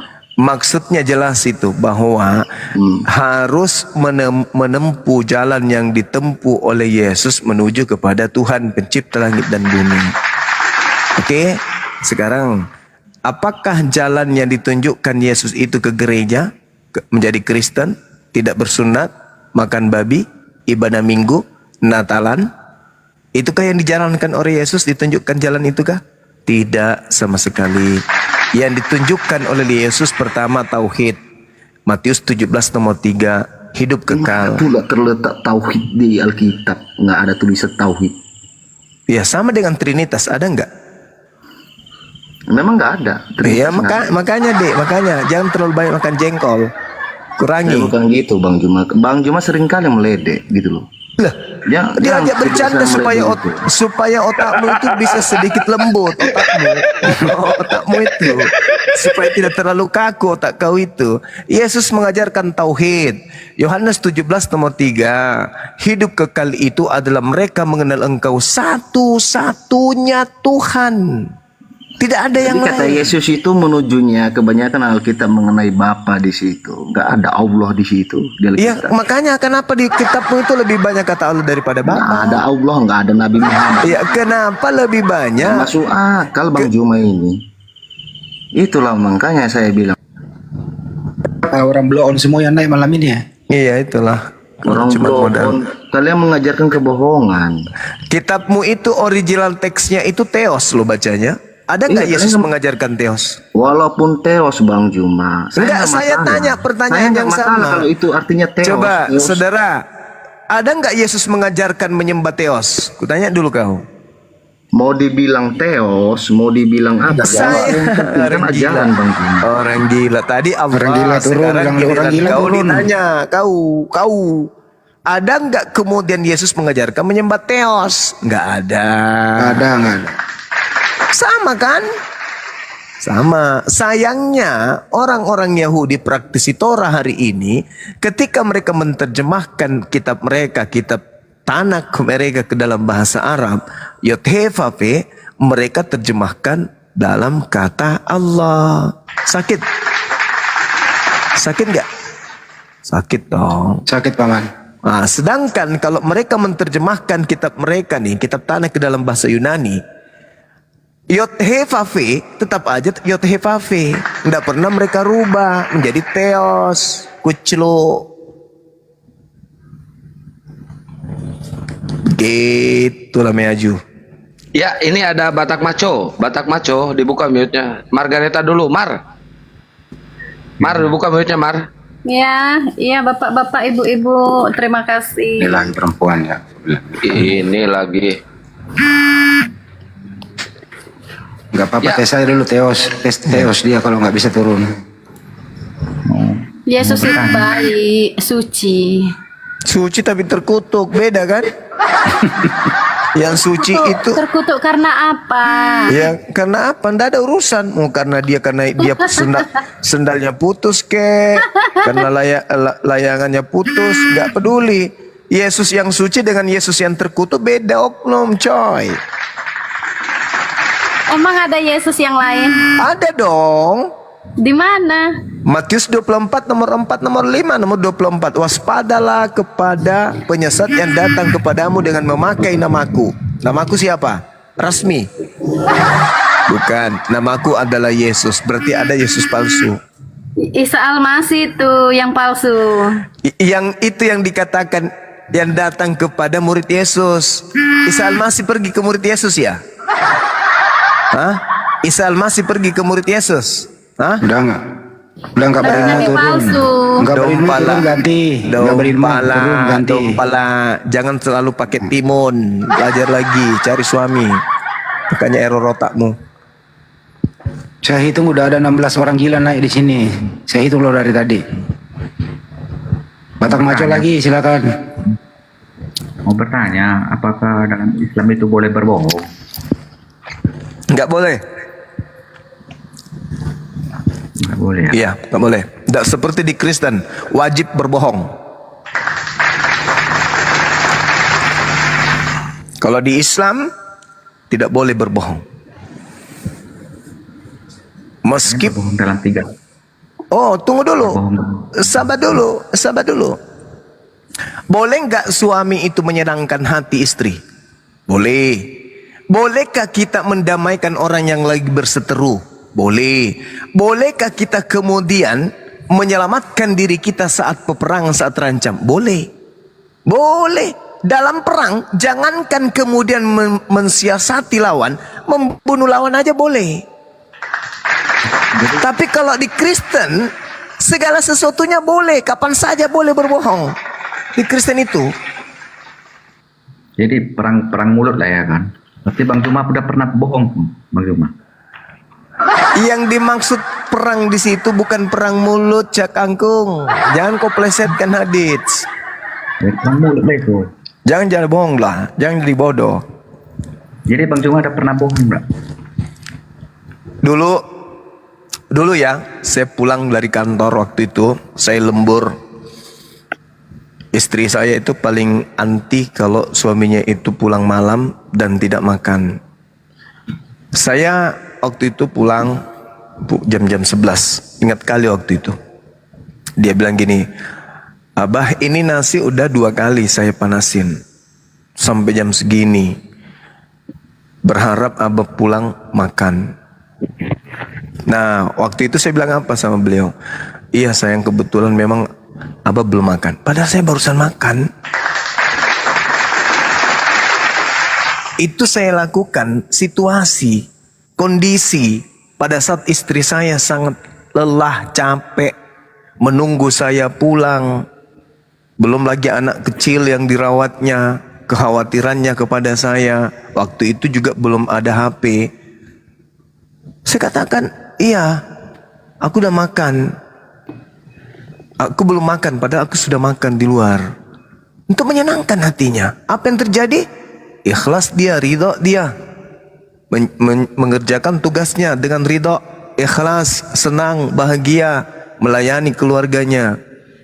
Nah, Kristen pernah nggak melakukan hal seperti itu kira-kira dalam hidupnya? Wah, jangankan kepada bini, kepada Tuhan aja dia berbohong. Apa yang tidak bohong di Kristen?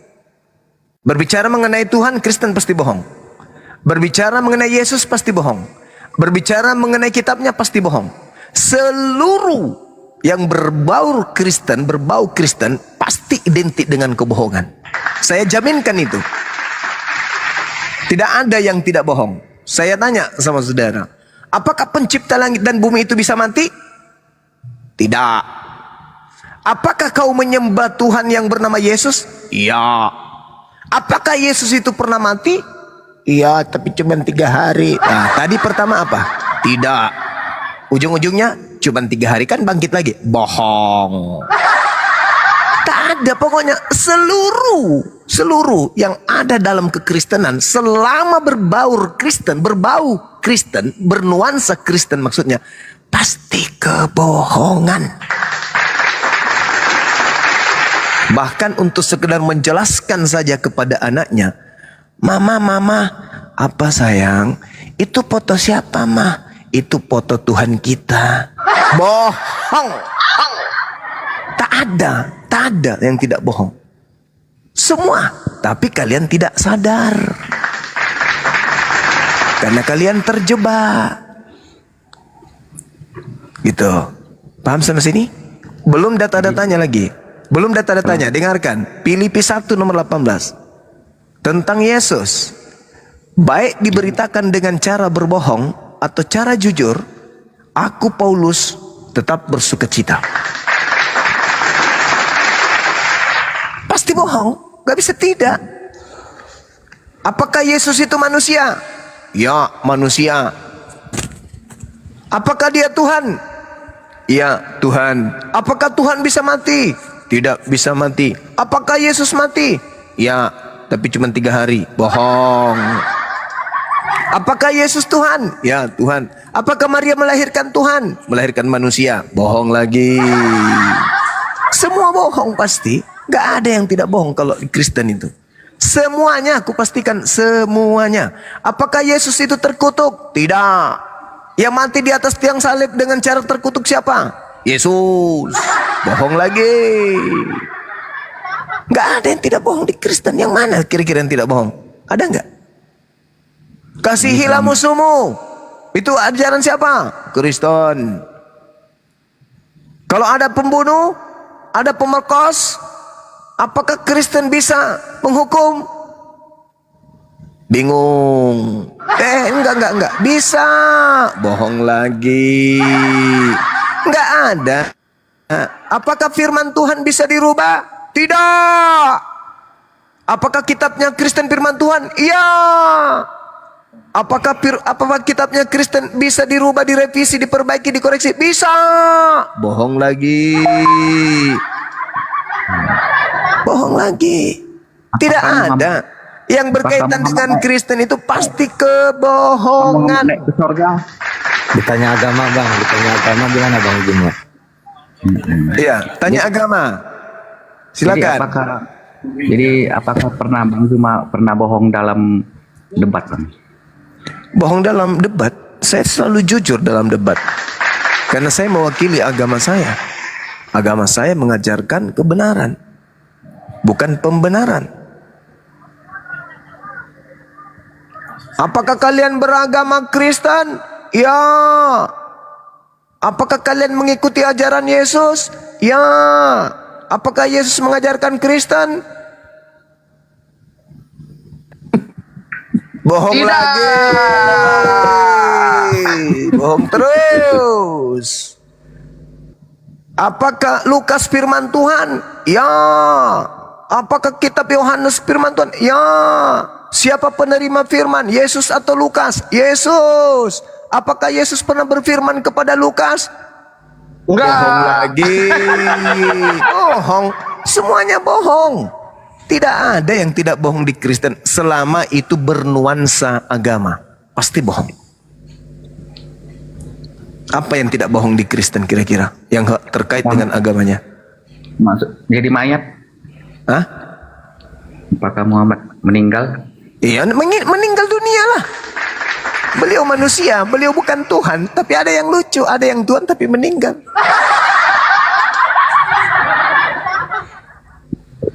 Nabi Muhammad meninggal dunia tidak akan merusak akidah umat Islam. Dan tidak akan merusak tatanan organ tubuh manusia yang berupa akal. Tapi kalau Tuhan mati, meskipun cuma sedetik, apalagi yang disebut mati, dipercaya itu Tuhan, berarti organ kepalamu ada yang rusak di dalam. Nabi Muhammadku meninggal, Nabi Musa meninggal, semua nabi-nabi meninggal. Yesus tidak meninggal. Kenapa Yesus tidak meninggal? Karena diangkat ke langit, persiapan turun untuk menghakimi Kristen. Dan Nabi Isa dan Yesus diangkat ke langit untuk apa? Untuk turun kembali menjadi saksi membenarkan agamanya Nabi Muhammad kepada orang-orang kafir. Al-Quran surah An-Nisa ayat 159. Kenapa Yesus diangkat ke langit? Untuk menjadi saksi bagi Nabi Muhammad kepada laknatullah kafir yang telah menolak nabiku Nabi Muhammad. Makanya tadi saya menjelaskan kepada teman-teman di sini, nanti kemudian setelah Nabi Muhammad itu datang, barulah orang-orang itu tahu bahwa Yesus itu adalah benar-benar nabi. Yeremia 28 nomor 9. Oke, Yesus ditolak oleh Bani Israel. Tapi ketika Nabi Muhammad itu datang, barulah mereka tahu bahwa ternyata Nabi Isa atau Yesus itu betul-betul Nabi, ternyata benar-benar Mesias yang diutus untuk Bani Israel. Al-Quran mana menjelaskan? An-Nisa ayat 159.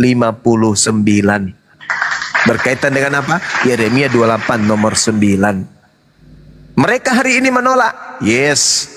Tapi Nabi Muhammadku mengatakan dia adalah Mesias, dia adalah Al-Masih yang diutus untuk kalian. Nah, mereka masih menolak. Nanti datang kedua kalinya, baru mereka percaya ternyata ucapan Nabi Muhammad itu betul.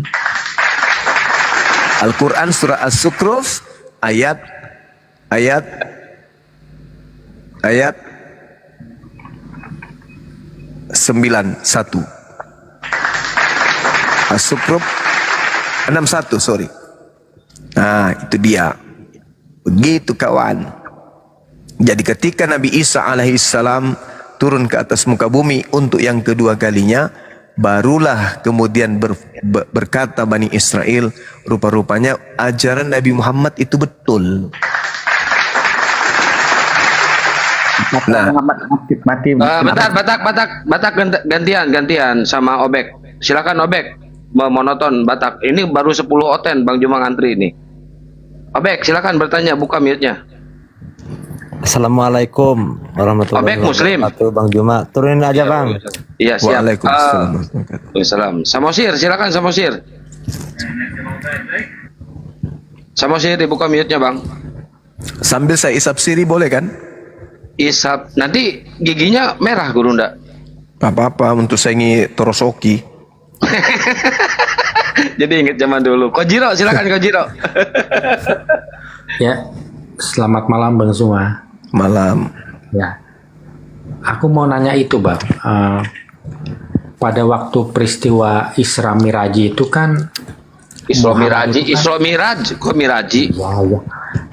Ya, pada waktu itu kan Muhammad itu dengan Allah itu tawar-menawar mengenai banyaknya rakaat, ya kan? Nah, yang aku pengen tahu itu cara komunikasinya bagaimana Bang? Dengan lisan, dengan tulisan, dengan bahasa isyarat tangan, atau dengan kode Morse Bang? Saya nggak hadir di situ. Saya nggak ada pada saat itu. Yang saya tahu Nabi Muhammad SAW berkomunikasi dengan Rabbus Samawati wal Ard.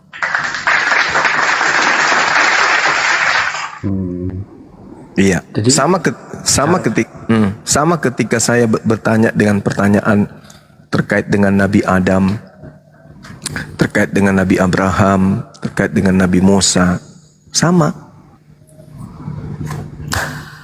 Begitu juga kalau saya bertanya kepada saudara-saudara Kristen, Lukas menceritakan, Matius menceritakan, Yesus kemudian duduk di samping kanan Tuhan.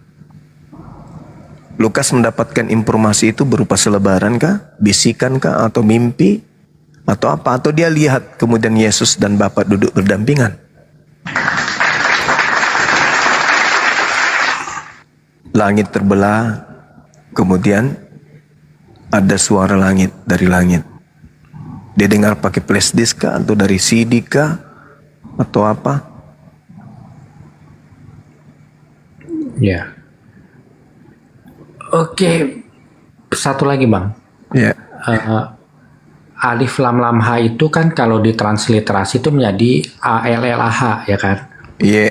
Jadi kalau ketemu 5 huruf itu maka harus dibaca aja Allah, bukan Allah, ya kan? Betul gitu Bang ya? Iya, karena itu asalnya dari kaidah bahasa Arab. Oke Bang. Kalau misalnya nggak pakai H Bang, hanya ALLAH aja, itu bukan nama Allah kan ya? Bukan ya? Nggak ada huruf H, bukan? Bukan ya? Oh iya. Ya. Bang. Ini maksudnya aku mau usulkan ke LAI jadi hanya dikurangin aja Bang. Allah, Ya. jadi Allah dia. Allah. Terserah kau lah. Iya. Oke Bang Zuma, itu aja Bang. Iya, silakan Saudara Kajiro. Mudah-mudahan berhasil. Ya. Ya, baru 11 nih si Allah nih. Udah turun kau. Bener juga sih, karena kata bapak juga kan kaknya nggak ada. Bapak BAPA nggak ada kaknya bapak. Itu. Tapi jangan pakai 2L, jangan pakai 2L. Kalau dia pakai 2L, nanti artinya sumpah serapah, larinya ke bahasa Ibrani. Iya. Muhammad itu mati kena racun apa Bang Juma? Tikus kah apa minum rondam? Yang mati kena racun itu yang tertulis di Yohanes 19 nomor 30. Dia minum anggur lalu mati. Itu kalau nabiku Nabi Muhammad, beliau dibuat makan racun 4 tahun kemudian baru meninggal dunia. Yesus nggak dihitung detik, nggak cukup 1 menit. Begitu dia dengar dulu. Agak lama ya. Dengar dulu. Begitu kemudian dia minum racun anggur, langsung mati saat itu juga. Lebih hebat nabiku, minum racun, makan racun, sahabatnya mati saat itu juga. Tapi dia bertahan 4 tahun lamanya. Rondap lah ya kan. Apa? Apa? Ini racun rondap lah ya kan. Racun kuning. Ya nggak tahu, aku nggak hadir pada saat itu membuat racunnya. Kata yang membuat racunnya itu seorang wanita Yahudi. Gitu. Lagu nih. Apa ya? Nah, sedangkan Tuhanmu bagaimana tuh Tuhanmu? Diriku. Nah, itu. Anggur merah loh, anggur merah. Yang makan, yang minum anggur merah baru mati disalib itu siapa? Anggur merah. Lucu orang ini. Tuhan kau itu ketika dia mengatakan haus.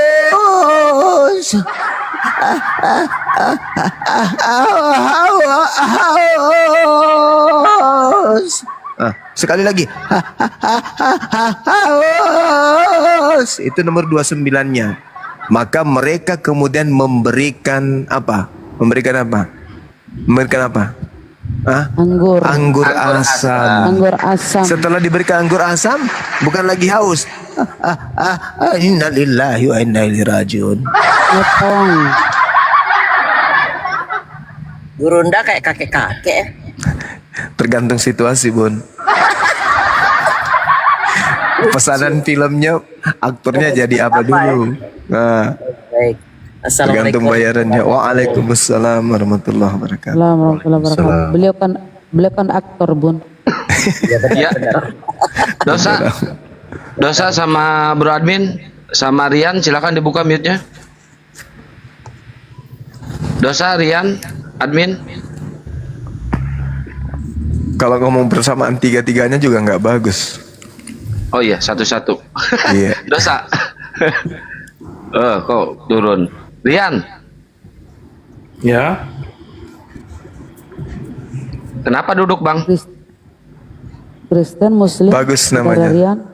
Rian Purba. Rian Purba. Kalah. Mantau dulu Bang, mantau dulu. Muslim Kristen, Bang? Kristen. Waduh, kita lagi dipantau sama Kristen Gurunda. Nggak bahaya, Mas. Pantau materi maksudnya. Lanjut dulu, lanjut. Oh, galak. Ya, Bro Admin. Iya. Selamat malam, Bang Suma. Ya, Bro Admin. Asyhadu.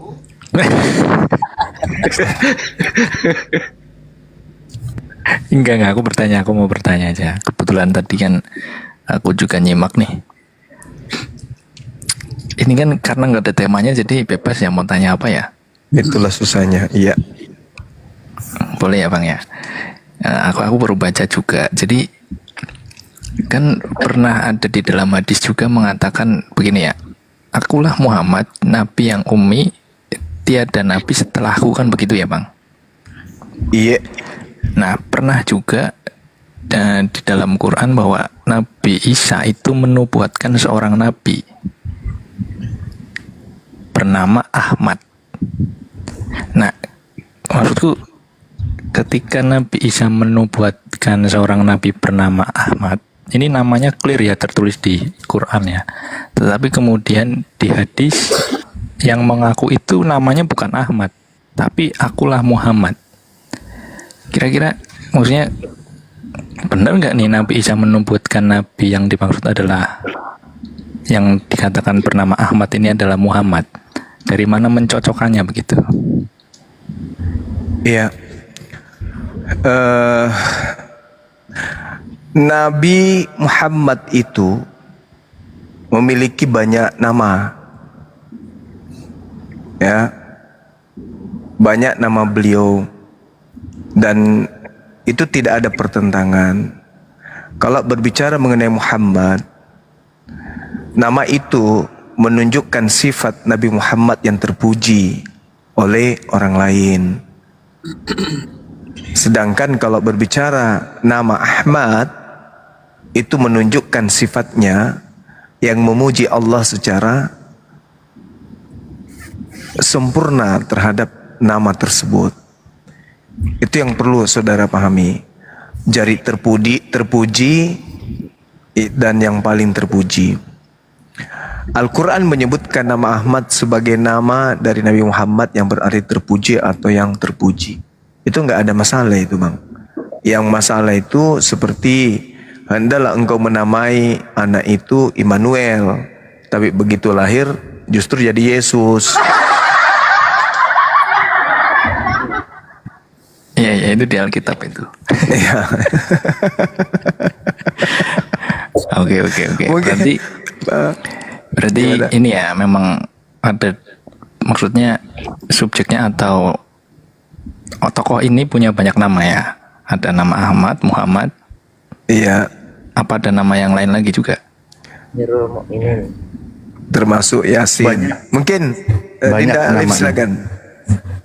Enggak, kalau nama Rasulullah itu memang banyak sekali, bahkan disebut juga Abul Qasim dan seterusnya kan. Iya. Itu banyak ya. Itu kan tadi sudah sangat jelas tuh Gurunda menyampaikan. Itu kan masih satu kaitan, satu rangkai kata, satu akar kata.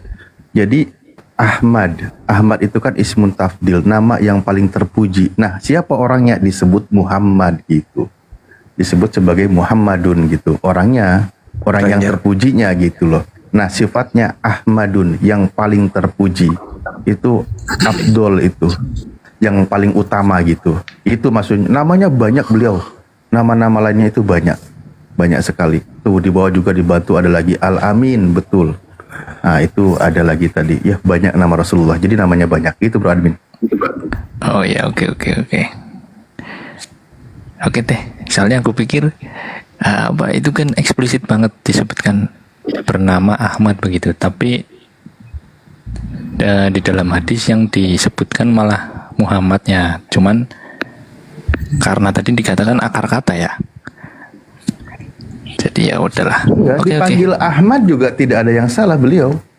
Iya. Dipanggil Ahmad juga tidak salah gitu. Iya. Iya.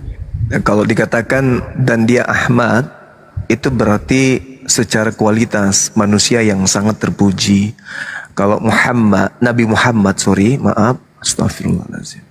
Kalau Nabi Muhammad itu pujian secara kuantitas. Dia sangat banyak dipuji. Jadi dia sangat banyak dipuji, itu Nabi Muhammad. Kalau Ahmad itu berbicara mengenai kualitas manusia yang sangat terpuji. Oknumnya maksudnya. Bagaimana dengan Immanuel kok lari ke Yesus? Nah itu masalah lain. Kita yang bertanya. Aku udah selesai. Silakan. Masya Allah.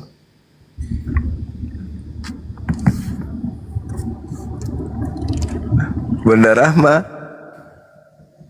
kopi jadi dulu. Oke, silakan. Justru itu yang nggak nyambung ya. Lanjut. Yang satu disebut namanya Yesus, yang satu disebut namanya Immanuel. Tapi sekalipun nggak pernah dipanggil itu Immanuel. Itu yang ada yang mau tanya lagi, Bang Alif. Kalau Rasulullah Nabi Muhammad SAW dia dipanggil Ahmad ada, ya bahkan ada lagunya Ahmad ya Habibi. Kan gitu. Itu ada gitu. Ada lagu. Jadi bisa dipanggil Immanuel. Habibi juga kan Habibi ya? Iya Habibi. Ya, betul. Kalau Amirul Mukminin tuh gimana? Lain ya? Pemimpin, gelar. Nah Sama juga ya pemimpin lah. Iya. Luar biasa. Gelar-gelarnya berikutnya.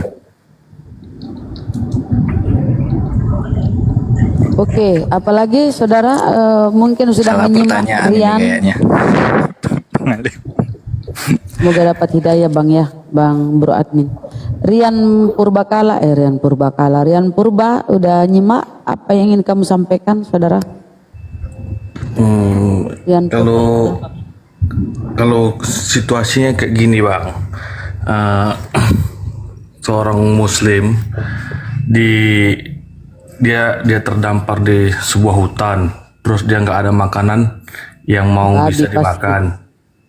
Jadi kalau seandainya kalau di hutan tuh ada makanan, kalau Muslim kan kalau babi diharamkan.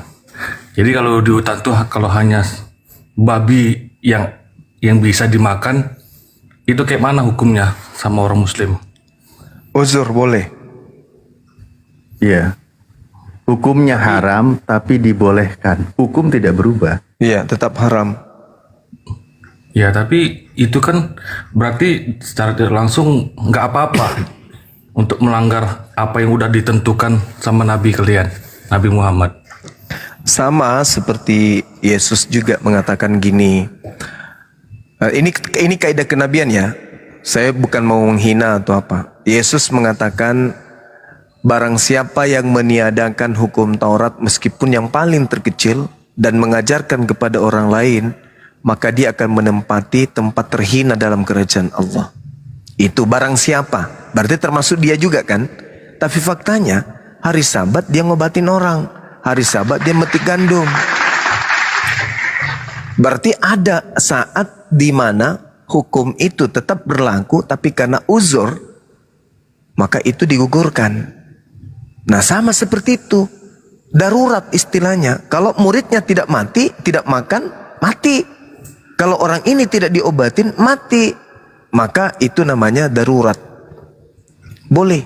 Tapi status haram tetap haram. Tapi ke situasi itu boleh. Sama seperti cerai. Di Islam itu begitu. Tidak boleh cerai, nggak boleh. Tapi kalau sudah tidak bisa dipertahankan, ya lebih baik misah. Yang penting setelah bercerai mendatangkan kebaikan. Apa itu? Misalnya ada suami yang gemar kemudian merobek mulutnya istrinya. Sedikit-sedikit benjol, sedikit-sedikit benjol. Ringan tangan, suka hancurkan barang-barang di rumah. Anak-anak sudah pada ketakutan semuanya. Darurat. Itu darurat. Boleh. Apa kata kaidah dalam Islam? Satu perbuatan yang sangat dibenci, tapi boleh, itulah cerai. Dibenci sama Allah. Cerai itu boleh, tapi sangat dibenci oleh Allah. Satu pekerjaan yang dibolehkan tapi dibenci adalah cerai. Kenapa dibenci? Karena cerai boleh terjadi di Islam kalau benar-benar sudah darurat.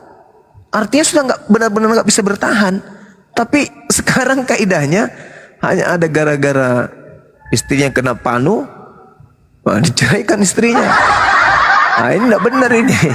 Sering atau apa Ji? Panu. Seru Bunda Rahma nih. Ini bakal seru nih Bunda Rahma. Ya tapi kalau panu juga semua badannya kan enggak lucu. Nanti kenapa suaminya ceraikannya gara-gara panu? Orang masa gara-gara panu? Masalahnya istriku itu sudah kayak harimau belang. Boleh Bang Juma, dia jarang kali boleh celek. Lihat dari fisik aja nggak boleh celek. Ya masalahnya istrinya sudah kayak harimau belang. Pertama, kalau dia panuan baru di rumah ditinggal, keluar pakai tutup aurat, ini enggak, cuman pakai sempak keluar baru panu semua badannya, ya malulah suaminya. Artinya dia tidak menjaga harga diri sang suami. Darurat. Boleh dikandangkan yang kayak gitu. Itu boleh. kan bisa dihindari, Pak. Itu kan bisa dihindari seperti yang Bang Juma bilang, kalau istrinya berpanu, panu kan bisa sekedar diobati. Itu kan cuman contoh doang. Mana ada juga orang cerai gara-gara panu? Enggak lah. Maksudnya gini loh Pak. Yang mati gara-gara panu banyak. Tapi cerai gara-gara panu itu nggak ada. Banyak. Kenapa mati gara-gara panu ya tahu? Beliau nyebrang beli Kalpanax, digilas sama mobil mati. Iya. Kenapa itu? Mati gara-gara panu. Nyebrang beli Kalpanax di apotik seberang jalan, digilas sama mobil, matilah. Oh, kira panunya bikin penyakit. Beda juga Bang Juma. Pak, ada orang panuan mati gara-gara nggak nyebrang, ada. Mau tahu? Apa itu? Orang panuan makan bakso kegedean, keselak mati. Tidak lucu gitu ya Bang Andi ya. Tidak ada hubungannya dengan panu itu Bang. Iya, tidak ada. Bang Andi garing, namanya itu garing. Salah. Lucu. Ada yang gara-gara panu bukan karena nyebrang Bang Andi. Begitu dia lewat, diteriaki, kenapa terlalu banyak tato bugismu? Tersinggung pulang ambil parang. Kirain keselak bakso mati. Dibilang tato bugis, banyak panunya. Tersinggung dia pulang ngambil parang, bacok. Allahu Akbar, Masya Allah. Gurunda izin. Saya Bun. Jadi kemarin saya sebenarnya invite Gurunda di komal saya karena saya lagi apa namanya ngobrol sama ibu-ibu Makassar. Rupanya ini Gurunda ini udah terkenal di sini. Jadi ada satu ibu dari mana Bunda Rahma? Palopo. Tempat lahir saya itu Bun. Sudah ngefans sama Bang Zuma. Jadi kita nyambung bener itu kemarin itu. Alhamdulillah. Jadi banyak itu. Iya, bacana teriak-teriak mana ketidur di sini jam 3 di sini Bu. Tindrom Gurunda. Seru ya. Dah lanjut.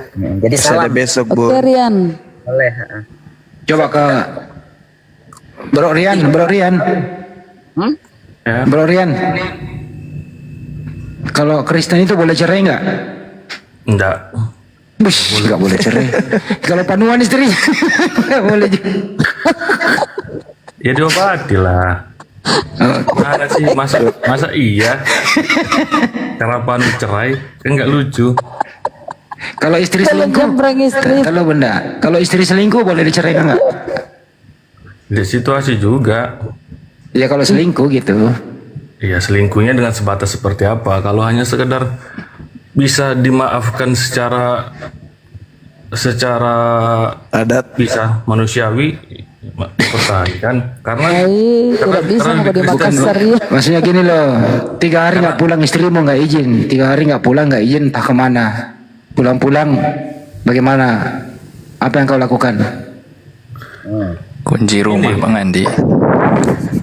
Kenapa bagaimana? Suruh tidur di luar. Pas itu. Sekalian aja nggak usah pulang, tapi kan nggak mesti cerai. Jadi boleh cerai kalau begitu ya? Nggak cerai nama itu. Terus masih status istri? Sekalian aja suruh dia ke rumah orang tuanya. Ya, tapi masih status istrimu kan? Iya, intinya kan nggak cerai. Oh iya, tapi ya udah nggak apa-apa. Ada istri itu memang diharamkan. Belum ada istilahnya tentu cerai. Kelihatan betul berzina di depan mata baru bisa cerai. Ada bro, ada. Bisa kecuali berzina. Kristen itu boleh cerai, Matius 19 nomor 9. Ada solusinya itu, lo baca coba. Bisa cerai, nomor 9-nya Matius. 19 nomor 9 boleh bercerai kalau zina. Kalau berzina, tapi kalau tidak kelihatan, tidak ketahuan berzina. Tidak tahu. Misalnya nih, tidak suka milih istri yang kena ompo mikikin atau, nah, bagaimana caranya ini di agama saya ini nggak boleh cerai, tapi boleh cerai kalau berzina. Akhirnya dia berzina, akhirnya apa? Ya cerai, sederhana kan? Bahaya nah. Bahaya nanti. Iya kan boleh cerai kecuali karena zina. Kalau bosan nih sama istrinya, cerai, berzina cerai. Mama Cerai. Tapi persoalannya kalau lebih bahaya itu. Ya kalau dia menikah lagi berzina selamanya. Iya, jadi kodong apa itu barang ada. Makanya tadi Bang Juma dari awal itu kalau nggak bohong ya memang di sana harus bohong. Kan itu masalahnya tadi. Sudah dipelajari berpuluh tahun bagi. Jadi kalau ada pihak janda, pihak duda, tidak bisa mereka menikah ya, tidak bisa mereka. Berarti seperti dizolimi. Bunda Rama nggak tahu juga. Data yang ada di Bible itu mah pajangan, Bunda. Mana bisa dipraktekin? Gimana sih? Itu intinya tadi topik itu.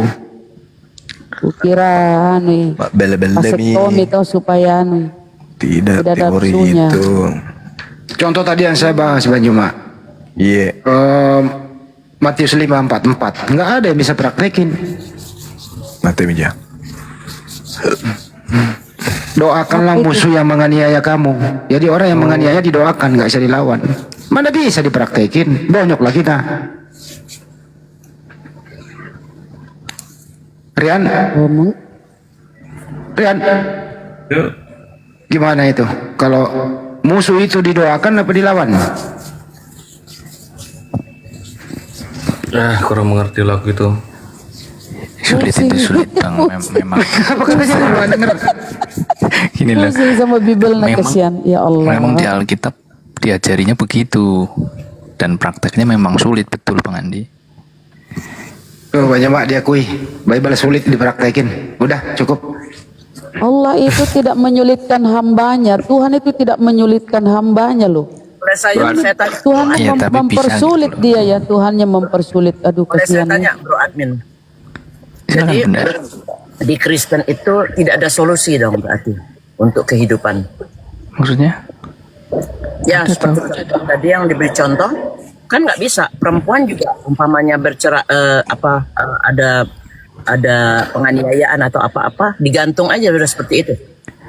Oh iya misalnya gini ya amit-amit ya misalnya apes mendapatkan pasangan yang ternyata dia menyembunyikan sesuatu. Jadi setelah perkawinan baru muncul sifat aslinya dari yang mungkin pemarah atau mungkin main tangan begitu ya. Kalau orang Jawa bilang ya dia apes kan begitu, dibohongin sama pasangannya sendiri. Ya secara lembaga memang kita nggak bisa memfasilitasi apa sih perceraian gitu karena nggak ada. Yo, Bro Admin, nasibmu. Berarti nggak ada solusi udah. Jadi udah nggak ada solusi. Ya bojomu ya. Kalau bicara solusi mah ada aja. Kalau solusi mah ada aja. Cuman kalau bicara lembaga Ya, mau solusi bercerai gitu nggak bisa. Kristenan maksud saya, bukannya solusi dalam kehidupan, tapi solusi guidance dari Bible Anda. Kalau umpamanya nih begini, Kasih contoh aja deh Bunda kasih contoh. Contoh. KDRT misalnya boleh cerai nggak? Nah, seperti itu. Ya alasan apapun lembaga nggak bisa memfasilitasi bang. Kasihan perempuannya ya Bang Juma ya, tidak ada hamnya dicabut untuk perempuan kalau di Kristen itu. Boleh, tadi solusinya itu berzina. Iya. Sama berzina juga nggak bisa bang. Boleh bercerai, yang penting asal zina. Mungkin beda ya, kalau di Katolik itu nggak bisa. Nanti jatuhnya malah ini apa pembatalan. Apa yang batalkan? Pernikahannya? Cerai namanya itu kalau batal. Bukan Bang Andi, jadi memang ada gini ya. Di Katolik memang ada konsep pembatalan perkawinan, bukan perceraian. Jadi pembatalan perkawinan itu lebih kepada apa ya? Unsurnya itu bisa karena penipuan atau karena Itu permainan kata-kata aja bang. Bunda Rahma nagapana Bunda Rahma deh. Balap kata-kata gimana? Kalau ngeles aja kayak kalian kalau diskusi pandang ngeles. Kalau pembatalan dengan cerai kan sama-sama pisah. Kalau hasil akhirnya memang sama-sama berpisah. Nah, itu dia. Hasil akhirnya memang sama-sama berpisah, tapi dalam hal lembaga kan istilahnya kita memang tidak ada kata cerai. Resikonya ya kalau memang apa pasangannya, mohon maaf ya, setelah perkawinan dia kurang baik, ya udah itu resikonya. Makanya sebelum perkawinan kan sudah ada sekolahnya dulu juga. Iya. Ya ini harus terima konsekuensi. Tapi kalau cari solusi ya ada aja kalau pas kayak gitu. Beruntunglah wanita-wanita muslimah yang mempunyai hak di dalam rumah tangga. Saya makan siri dulu ya. Maksudnya itu Bro Admin, maksudnya itu penyesuaian diri dulu sebelum menikah gitu. Hidup bersama dulu, percobaan bukan. gitu. Oh enggak. Tes drive dulu, tes drive. Oh, enggak jadi mati meja. Tes drive. Iya kah? Enggak dalam sekolah itu sudah ada materinya kok. Tapi gini loh Bro Admin tadi. Gini loh Bro Admin, kalau misalnya nih lu punya mantu nih. Ya. Laki-laki ini namanya Alek lah. Ini Alek nih. Orang mabok, nggak kerja, suka mukulin anak lu gitu loh. Bertahun-tahun gitu. Itu nggak boleh cerai juga. Ya tak bisa tuh Bang. Tak bisa. Otomatis dipisah. Ya cerai juga namanya pisah itu. Enggak gini. Kan kita bicara cerai, bicara kelembagaan ya. Statusnya dia nggak bisa melakukan perkawinan lagi di gereja Katolik gitu loh. Kecuali dia pindah agama gitu lah, dia bisa. Jadi kalau di Katolik memang nggak bisa ya nggak bisa gitu Bang. Artinya perempuan ini artinya perempuan ini anak lu ini statusnya masih punya suami gitu ya? Iya, cuman dipisah karena misalnya KDRT ya, mohon maaf, apes gitu, dia dapat suami yang apes ya dipisah. Kalau statusnya udah bertahun-tahun gitu nggak ada perubahan suaminya? Bro Admin ya dilaporin. Bro Admin mending punya suami yang apes daripada punya Tuhan yang apes. Jangan ke situ dulu, kasihan. Jadi artinya Bro Admin ini perempuan ini statusnya apa? Udah bertahun-tahun gitu. Statusnya tetap menikah, tapi hidupnya dipisah karena kan menderita berbahaya tuh. batin itu, lahir batin menderitanya itu. Bang Handi digantung aja udah selesai. Dia Ya nggak kan bisa maksud saya ini hak perempuan Kristen itu nggak ada gitu loh haknya, gitu maksud gua. Begini Bang Andi, ini. Jadi waktu mau perkawinan itu kan dia memang mengucap janji sendiri. Saya memilih engkau sebagai istri saya berjanji, kan begitu. Dia kan mengucap janji. Ya paham bro admin, Matius 19 nomor 6 kan, orang yang sudah dipersatukan Tuhan nggak bisa dipisahkan. Awal bahagia mungkin, malam pertama, malam kedua begitu. Namanya juga dinamika kehidupan, sering berjalannya waktu. Betul. Ada perubahan dari manusia itu sendiri kan nggak dijamin. Buktinya kasus perceraian Kristen juga meningkat kan, gitu loh. Nah itu maksudnya dinamika kehidupan berjalan terus. Nah ini yang saya maksud, ini hak-hak perempuan Kristen ini loh, nggak boleh dicerai gitu loh. Masih muda lagi, umurnya 24 tahun. Hah? Di 10 tahun janda enggak, suami enggak, gimana itu bro admin? Ya enggak, dia statusnya tetap bersuami. Jadi kebutuhan biologisnya nggak terpenuhi dong selama bertahun-tahun. Ini statusnya tetap bersuami, tetapi hidupnya memang dipisah karena faktor X, kan begitu. Hak dia, hak biologisnya bagaimana nggak terpenuhi? Kan tadi ada faktor X-nya, karena faktor X sehingga dia tidak bisa disatukan dengan suaminya, entah karena KDRT atau apapun itu. Iya maksud saya statusnya itu loh, statusnya punya suami tapi nggak ada suami gitu loh. Ya terpaksanya harus terima gitu bang. Waduh sadis banget itu. Udahlah berhentilah jadi Kristen nggak ada. Aduh ya Allah. Ini banget nih. Kan dari awal sudah. Assalamualaikum warahmatullahi wabarakatuh. Assalamualaikum warahmatullahi wabarakatuh. Ya dari awal kan sudah dikasih tahu bang. Bro admin kok belum login nih? Saya menyimpulkan bahwa di Katolik atau di Kekristenan itu nggak ada hak azazi manusia, hak azazi perempuan itu tidak ada sama sekali. Tuh, itu kesimpulan. Enggak gitu bun, enggak gitu. Di awal sebelum Hak azazi perjanjian. kita memperjuangkan hak kita untuk hidup bahagia itu tidak ada. Enggak, sebelum perjanjian itu sudah diberitahu bahwa Bro admin mau tahu nggak solusinya pakai data di Bible? Mau tahu solusinya nggak pakai data di Bible? Berzina. Perempuan ini tiap hari baca Amsal 7, 18, 19. Situ solusinya. Enggak gitu bang, enggak. Ya aku informasikan apa yang memang realitanya di kekatolikan seperti itu. Kalau masih memang Anda setuju nggak dengan seperti itu? Kalau Pak Nugroho kemarin saya tanya dia nggak setuju. ya itu sudah kesepakatan di awal. Kalau mau ya begitu, kalau enggak ya silakan, kan begitu. Jadi Lagian kalau kita nggak usah nikah gitu. enggak, kan kita yang mengikat janji sendiri. I know, saya tahu itu. Tapi Iya, jadi namanya ikatan janji itu ternyata dibawa angin, keputus satu. Masa kita tidak ada solusi dalam hidup, terkatung-katung menunggu keputusan? Ada solusi bun.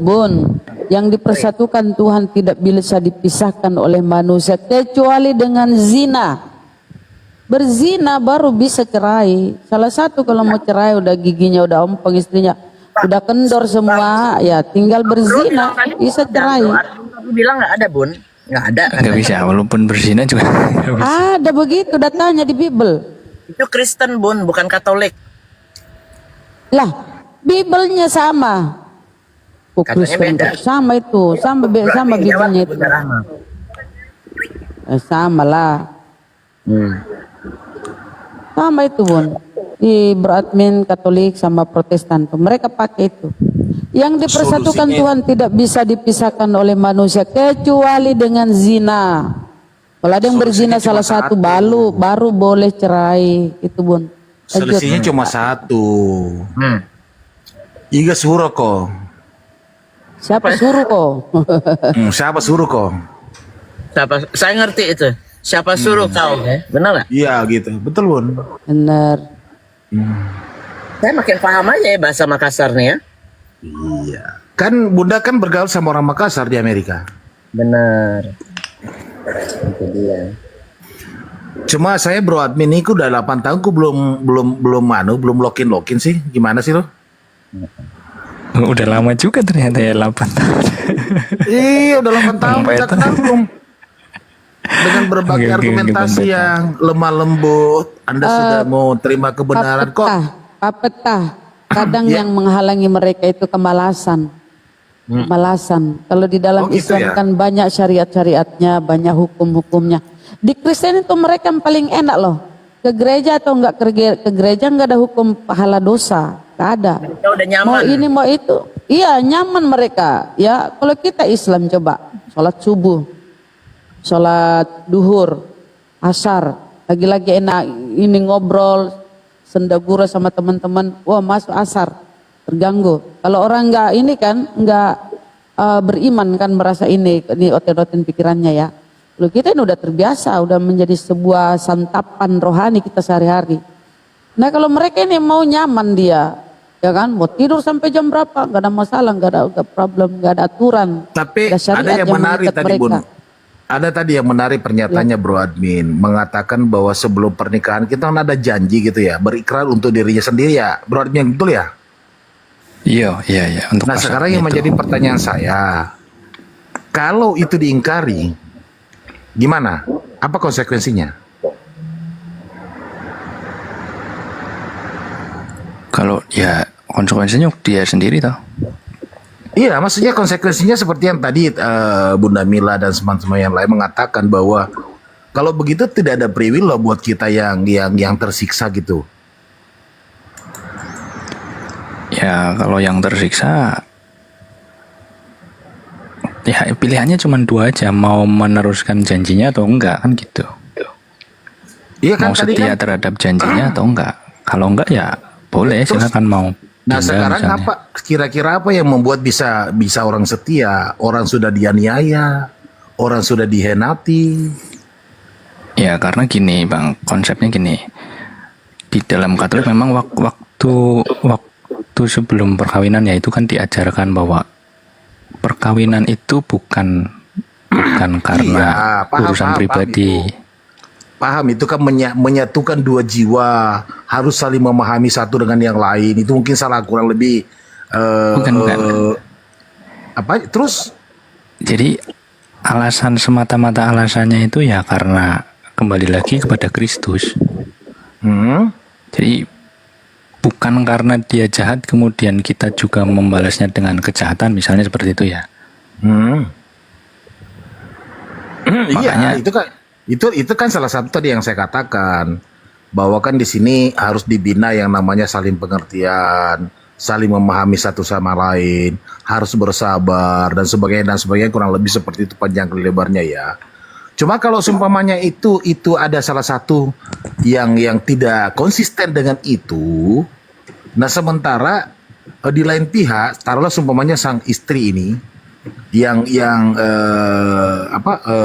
bukan, maksudnya suami itu yang tidak konsisten, yang menderita batin kan istri. Nah terus gimana dong untuk solusinya kalau seperti itu? Ya nggak ada solusi. Nggak ada solusinya solusi, ya menerima. Berarti kan benar yang tadi yang dikatakan Bunda Mila bahwa di Kristen itu, di Katolik itu nggak ada solusi gitu kalau ada permasalahan seperti itu ya. Ada. Pokoknya dalam bahasa Inggrisnya tadi juga suruh kok gitu. Jadi hak-hak azazi kita tuh dikesampingkan. Jadi gini Bang, gini. Sorry ya, maksudnya aku mudeng apa yang diajarkan tuh, cuman cara menjelaskannya mungkin agak kesulitan. Jadi misalnya begini nih, dalam perkawinan itu kan di dalam Alkitab juga diceritakan tentang perkawinan Yesus dengan jemaat, dengan gereja. Jadi inspirasinya kita itu seperti itu. Seperti Kristus mengasihi jemaat dan menyerahkan dirinya baginya, begitu juga dalam hubungan pasangan atau suami istri. Kan di dalam janjinya kan, saya berjanji setia kepadamu dalam untung dan malang, dalam sehat dan sakit. Saya mau mengasihi dan menghormati engkau sepanjang hidup saya.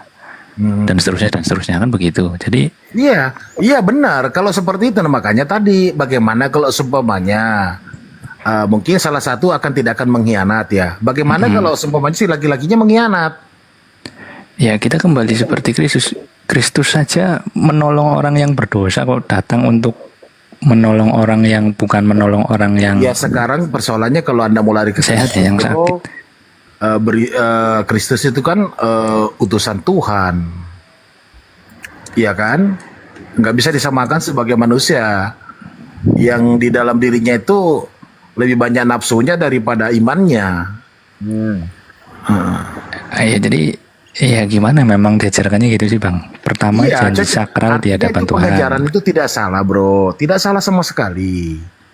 Cuma kan pada saat umpama dia salah satu di antaranya itu ingkar daripada apa yang telah diucapkan, apa yang telah diikrarkan, nah solusinya gimana gitu loh. Ya paling dipisah Bang. Kalau misalnya ya dalam realitanya Admi kok nggak ngerti-ngerti pisah gitu loh. aja. Aduh, piye toh ya. Enggak, yang jelas intinya nggak ada solusi cerai itu, nggak bisa. Yang bisa paling pisah ranjang atau berpisah tempat begitu untuk keselamatannya ya. Oke, seandainya sekarang yang memang menjadi terjadi. persoalan, mohon maaf ini ya, kalau seumpamanya entah laki-laki, entah suami ataupun perempuan, dia pengen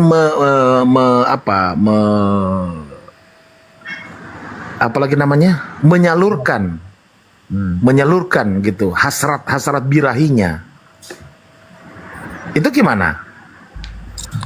Ya kalau pas pisah ranjang ya kan nggak bisa toh. Iya, makanya itu pada saat itu.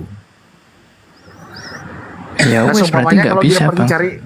Kalau pergi dia cari Tidur peluk bantal, tidur peluk bantal guling. Ya nggak bisa Bang, nggak bisa. Kalau Ya pergi seperti cari orang laki-laki LDR lah. lain atau pergi cari perempuan lain. Enggak boleh. Loh, ini Nggak manusiawi bisa. loh.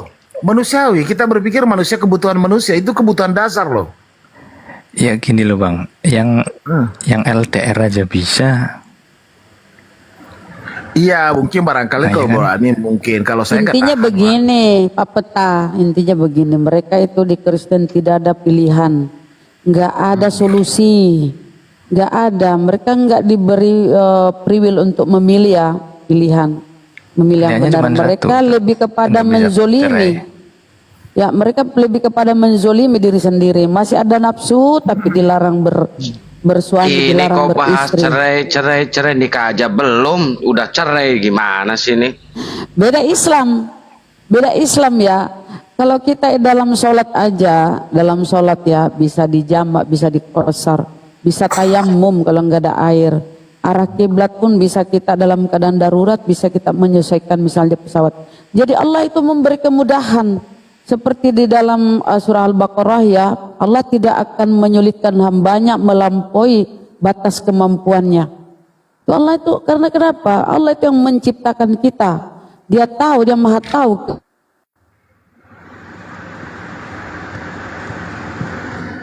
Oke Bro Admin, Bro Admin kan tadi mengatakan bahwa kita mengikuti apa yang dilakukan oleh Di dalam Kristus ya. surah Iya. Oke, lanjut, di dalam Al-Quran aja tertulis,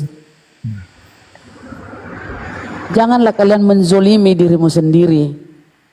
Dalam Al-Quran loh, masa Allah yang akan menzolimi kita? Menzolimi diri sendiri aja nggak boleh, apalagi Allah yang akan menzolimi. Itulah indahnya Islam ya, Masya Allah. Allah maha tahu karena Allah yang menciptakan kita ini ya, Allah yang menciptakan makhluknya. Tahu dia apa kebutuhan makhluknya. Kita nggak dizolimi. Bang Peta, saya izin dong Bunda Rahma, promosi Silakan. dulu dong kita Bunda Rahma. Promosi?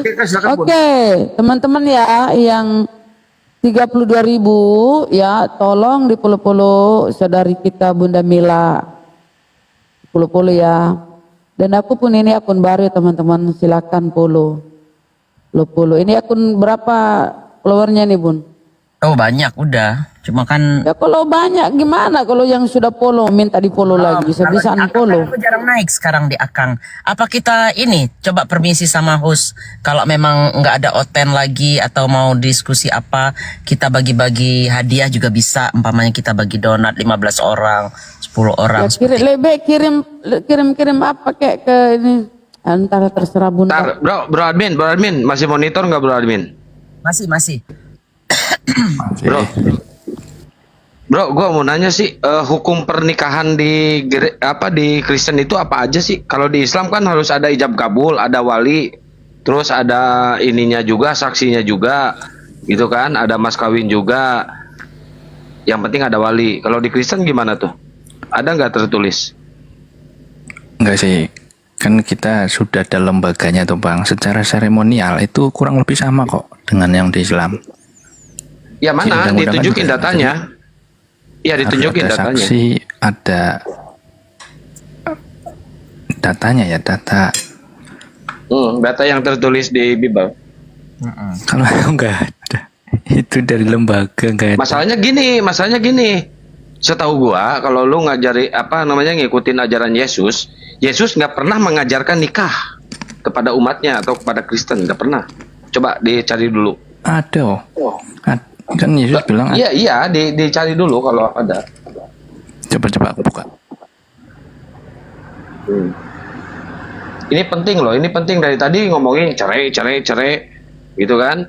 Kawinnya aja enggak ya? Halo, assalamualaikum. Yang jelas di Bible itu tidak ada tata cara nikah. Semua yang dilakukan oleh bapak-bapak gereja atau pendeta di gereja, baik Katolik maupun Protestan, itu diskresi orang-orang gereja doang. Nggak ada prasyarat nikah kawin di Bible itu, nggak ada. Yang saya herannya Bang Andi, Iya, makanya jangan bahas cerai dulu, soalnya tata cara pernikahan aja, syariat pernikahan aja nggak ada di mereka. Ini udah lari ke cerai. Ada, tapi buatan tersendiri, nggak ada di Bible. Betul itu Bang Andi. Itu ada, tapi ngikutin tradisinya. Ngikutin ajaran Islam, ngikutin tradisi Islam. Gitu. Enggak ngikutin. Prasyaratnya itu tertulis dalam gereja. Syarat-syarat perkawinan Kristen. Gereja yang menentukan itu loh maksudnya. Bukan bersumber dari Alkitab. Di Alkitab nggak ada sih. Iya nggak ada, soalnya mau niru siapa? Tokohnya Yesus nggak nikah, gimana mau ditiru? Paulus kawin sama siapa? Nggak bisa ditiru. Penulis Bible, istrinya siapa? Istrinya Matius siapa ya? Berarti kalau gitu itu bikinan manusia, bukan anjuran dari Tuhan, bukan syariat dari Tuhan. Ya itulah yang saya maksud tadi. Makanya kan gini, makanya gini, cerita di dalam Perjanjian Baru tentang Yesus dan jemaat itu kan digambarkan dengan hubungan perkawinan. Istilah nikah aja itu nggak ada di Bible itu, yang adanya kawin. Iya, adanya perkawinan. Kawin. Kalau nikah itu ke entar dulu ya Bunda ya, izin ya. Nikah itu ke manusia. Mohon maaf ya, kalau ada guguk itu nggak pernah kita, guguk lagi nikah, tapi guguk lagi kawin gitu. Musim kawin bahaya tuh. Musim perkawinan anak domba kalau gitu bahaya Bang Andi. Ya memang diksinya yang dipakai kata perkawinan sih, betul. Bukan pernikahan. Kalau tidak salah kan Bang Andi cuma satu aja ayat di Bible itu ya, yang sudah dipersatukan Tuhan tidak boleh. Ya, Matius 19 nomor 6. Ya itu aja. Nah, itulah barangkali yang di bentar, Pak Torosoki naik lagi, Pak Torosoki sini. Naik lagi. Barusan saya telat ngangkat. Aduh, moderator nggak ada yang mantau. Tapi kita nggak boleh menghakimi mereka ya. Itulah kepercayaan kita, nggak boleh menghakimi mereka. Kita harus. Cuma yang menjadi pertanyaan saya Bang Andi, kenapa kok diperketat sekali masalah perceraian, sementara aturan pernikahan itu nggak ada gitu di dalam Bible-nya. Tetapi perceraian ada di dalam Bible-nya mereka. Gitu gimana tuh Bro Admin? Kalau seremonial memang tidak disebut Bang, seperti syarat-syarat, harus ada saksi gitu, memang seremonialnya kita nggak punya. Iya, tapi di perceraiannya diperketat. Nah, kalau tentang perceraian atau perpisahnya, itu kan harusnya paralel. Ada aturan pernikahan, ada aturan perceraian. Ya, peraturan perceraian cuma satu, nggak boleh cerai. Iya, itu diperketat, nggak boleh cerai. Tapi masalah aturan bagaimana cara menikah, bagaimana dan sebagainya itu nggak ada di tercut itu hanya kebijakan Bapak Gereja. Mohon maaf bro admin, saya pernah tanya teman saya orang Katolik. Saya bilang ada nggak yang di ayat Bible Anda itu mengatur tentang pernikahan? Dia bilang nggak ada. Iya memang Adanya nggak itu ada. adanya itu seremoni-seremoni yang ada di bapak-bapak gereja yang menafsirkan gitu. Tadi udah ditulis di apa namanya dijelaskan bahwa SOP itu diskresi Bapak gereja. Jadi gereja yang membuat aturan itu sih. Udah keputusannya di sana. Tapi gini Bro Admin, survei membuktikan. Ya, mohon maaf nih. Penganut agama yang paling banyak melanggar kitabnya adalah mohon maaf Kristen. Waduh. Lah kok bisa Bang Andi? Lihat aja perceraiannya berapa persentasenya di Indonesia, apalagi luar negeri perceraian itu. Banyak, lebih banyak ya. Kan orang bercerai melanggar Bible. Benar nggak Bro Admin? Iya. Nah itu berapa persentase orang cerai di Indonesia Kristen? Gini, presentasinya dihitung dari jumlah penduduk atau jumlah penganut? Jumlah kasus. Iya, maksudnya jumlah kasusnya, persentasenya dari jumlah penduduk atau jumlah ini? Ya berdasarkan jumlah penduduk Kristen itu, gitu loh ya. Berarti di luar negeri kan gini loh, di luar negeri kan mayoritas nih Kristen, oke? Nah mereka juga loh yang mayoritas memenuhi perceraian, pasti itu kan? Iya.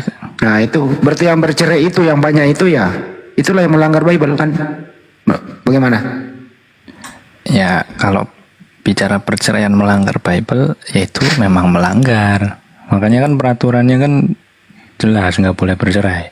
Nah itulah yang saya maksud, berarti ya itulah ya saya nggak usah ulang-ulang ya. Iya, soal pilihannya orang dia mau memilih bercerai dengan cara misalnya pindah agama atau apa, ya itu kan urusan dia. Yang jelas melanggar ya dosa lah. Iya, maksudnya itu kan urusan dia gitu loh.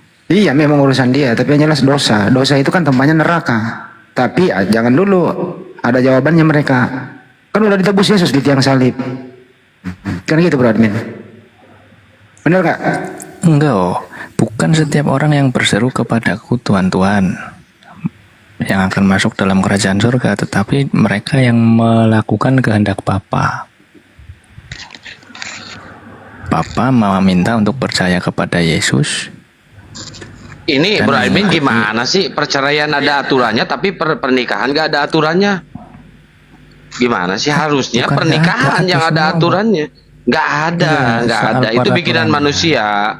Itu bukan dari Tuhan, itu bikinan manusia bro. Perkawinan.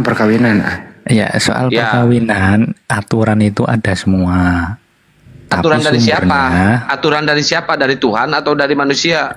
Dari lembaga, kita bicara lembaga. Udah dibahas tadi, dijawab, akan diulang ada. Aturannya itu dibuat oleh gereja. Jadi jangan bilang nggak ada semua. Ada aturannya, tapi aturan dibuat dari gereja. Betul. Gereja ini kalau mau bertanya, gereja ini membuat aturan itu bersumber dari mana? Kalau mau bertanya, gitu loh. Itu namanya memperdalam kajian. Boleh nggak saya bertanya kayak gitu Bro Admin? Gereja ini membuat aturan itu berdasarkan apa? Iya betul. Ya berdasarkan Alkitab toh. Di mana ngambilnya? Enggak, Alkitab kalau seremonial nggak ada. Misalnya Ada di Bible loh, syarat-syarat nikah, syarat-syarat kawin. Nggak ada. Artinya apa? Ya mereka mengambilnya ya berdasarkan apa ya namanya ya? Berdasarkan aklamasi sendiri mereka. Nggak tahu dia bersumber dari budaya apa yang diambil dan seterusnya. Itu yang jelas dari Bible nggak ada syarat kawin di sana. Itu. Tapi kita nggak boleh menghakimi mereka loh ya. Iya. Izin Bang Itu Handi. bukan menghakimi, kan bertanya Bang Handi, memperdalam. Izin sedikit. Jadi kebenaran saya di luar, di sini saya bisa simpulkan kenapa sekarang banyak orang tidak mau menikah. Karena apa? Kan di sini banyak Kristen. Karena itu komplikasi. Nanti bercerai atau apa itu tidak bisa ada solusi. Makanya mereka akhirnya tinggal bersama. Jadi seremoni gereja itu sudah mulai dilewatkan sama orang-orang di sini. Mereka hidup berdua, berdampingan. Selesai. Itu solusinya. Betul bro admin? Iya. Kalau itu kita kesampingkan, yang paling parah ini bro admin ini ya. Hanya ada agama satu di dunia ini, yaitu Kristen. Mohon maaf sekali lagi, ya, itu mensahkan, ya, dalam gereja pula lagi ya, mensahkan kawin jeruk makan jeruk loh. Hanya gereja loh itu bro admin. Ini kok nggak ada yang protes, nggak ada yang kampanyekan, malah didukung, malah kalau dikritik malah hak asasi manusia katanya. Nggak ada yang protes, ada, tapi ya gimana, karena apa ya, kemasannya itu memang berbeda. Gini nih, ada kemasannya. Di Indonesia nggak ada gerakan kok, saya baca Indonesia nggak ada gerakan. Emang ada? Ya ada, cuman kita nggak. Justru umat Islam loh yang melindungi hal ini masuk ke sini. Coba kalau nggak ada umat Islam, wah masuk juga ini budaya ini ke sini. Jadi banggalah mayoritas Islam di Indonesia, itu maksudnya. Mungkin karena di sini juga kan nggak ada budaya kayak gitu ya. Ini kan justru terjadinya di luar sana. Budaya Indonesia itu ya dinaungi oleh Islam. Makanya hal-hal yang aneh dari luar itu ya dibentengi, difilter oleh Islam. Makanya undang-undang kita itu banyak bersumber dari Islam, bersumber dari Al-Quran. Jadi alangkah naibnya orang itu kalau membenci Islam, padahal Islam lah yang membentengi keluarganya dari kehidupan yang begini-beginian. Itu nggak sadar loh mereka itu. Anda pernah dengar Mel Atok? Untung mayoritas Islam, nggak bisa ngebayangin coba.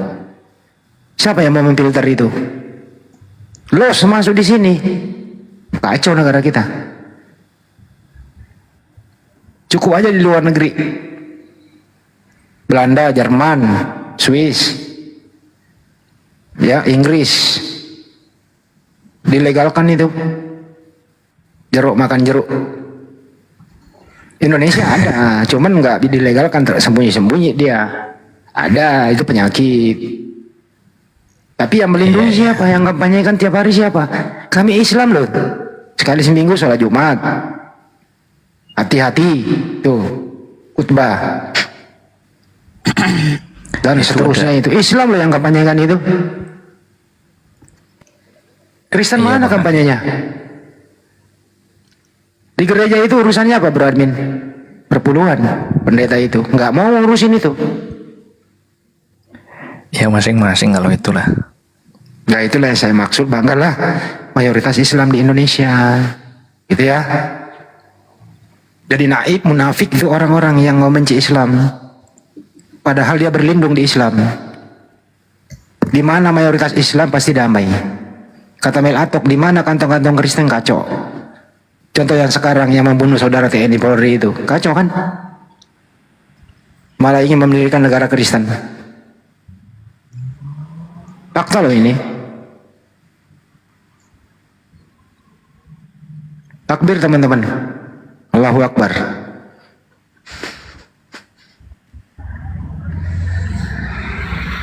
Allahu Akbar. Itu sih dari saya teman-teman. Makasih. Lanjut. Iya bener Rahma.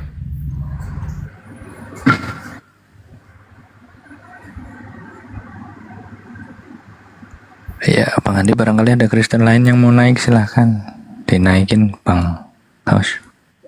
Iya. Halo, assalamualaikum. Mau mulai jarang Bang Bro, karena banyak yang mau alaf sudah, jadi kita kesulitan juga. Habis toh. Iya. Ya, Habis. tinggal bro admin ini udah 8 tahun kita kenal, gimana sih bro? Oh itu ada Bang Ivan, silakan Bang Ivan. Ya halo. Oh iya. Ini mohon izin tanya ke bro admin. Oh muslim. Silakan. Ya muslim Bunda. Ini saya kan dulu pernah tugas di daerah timur yang kebetulan itu mayoritas Katolik. Nah saya punya teman di situ dan sering main ke rumahnya gitu kan. Bang, itu kasuistik bang, nggak usah kalau kasuistik. Bukan, masalah ini apa KDRT itu loh, anu. Ya udah dibahas tadi, jangan kasuistik lah.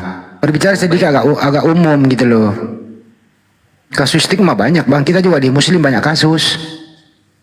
Kalau dibalikin gimana kalau ada pengasuh pesantren yang berbuat demikian juga kan? Kasuistik jangan dibawa. Ini skala. Iya, enggak, maksudnya mau tanya masalah itu loh apa? Kan di situ pengajuannya itu sampai ke Vatikan. Enggak, itu benar tak gimana kan? Iya, betul. Oh.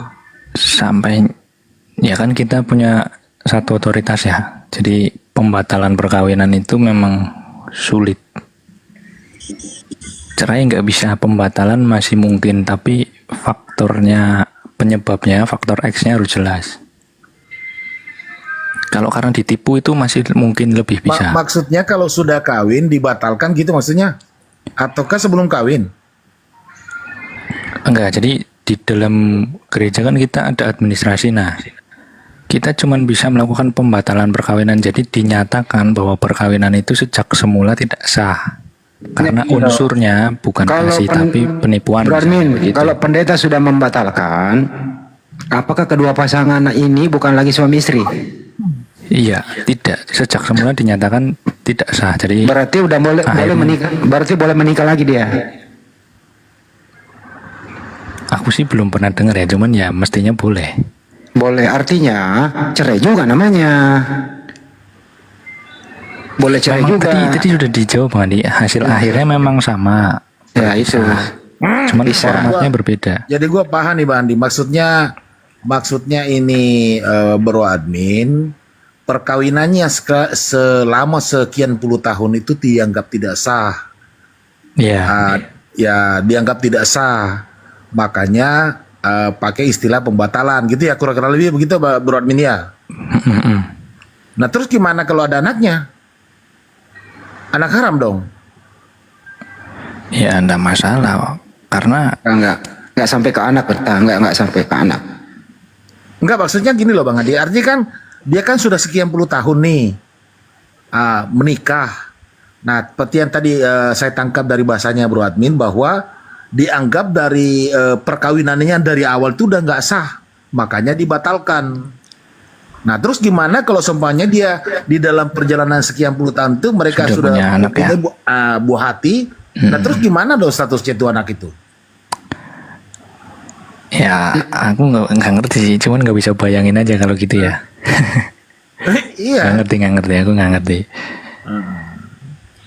Terus terang belum pernah ngadepin yang kayak gitu. Ya, kalau sudah dibatalkan perkawinannya terus berhubungan lagi ya kan zina namanya. Tapi kalau anak bawaan semasih suami istri ya anak ini tetap menurut mereka bukan anak haram. Yes, itu ambil tengahnya loh ya biar cepat gitu ya Bro Admin ya. Iya. Ya itu. Maca kok. Iya dong. Terus seumpamanya kalau udah dibatalkan nih Bro Admin, mereka itu diperintahkan oleh gereja untuk pisah tempat atau dalam istilahnya itu pisah ranjang atau gimana? Ya terpisah, sudah seperti kan itu dianulir ya, dianulasi ya, kayak artinya ini loh, begini loh kesimpulannya. Artinya pendeta atau siapapun yang membatalkan perkawinan orang ini yang melanggar Bible, melanggar Matius 19 nomor 6. Kenapa lu misahin orang yang sudah dipersatukan? Artinya siapapun orang yang membatalkan perkawinan Kristen melanggar Bible. Begitu Bro Admin. Betul? Betul nggak? Ya. Ya. Kan udah jelas bahasanya di sana. Matius 19 nomor 6. Orang yang sudah dipersatukan Tuhan tidak boleh dipisahkan. Tidak boleh loh itu garis besarnya. Tapi kenapa Bapak Gereja memisahkan mereka? Artinya melanggar Bible juga. Gini Bang Andi, gini. Kan ininya kan jelas ya. Haknya kan jelas. Gereja tidak bisa membatalkan perkawinan yang sah dan utuh di mata Tuhan, kan begitu. Tapi jika setelah penyelidikan ditemukan bahwa sejak awal perkawinan itu tidak sah secara sakramental dan syarat-syaratnya, maka yang bisa dilakukan gereja itu menyatakan nul atau tidak pernah ada. Itu yang ini lain kasus lagi nih.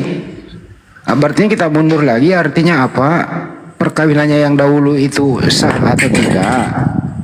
Kan itu artinya ada yang berbohong, mungkin salah satunya berbohong, ya tidak sah, itu bisa dibatalin.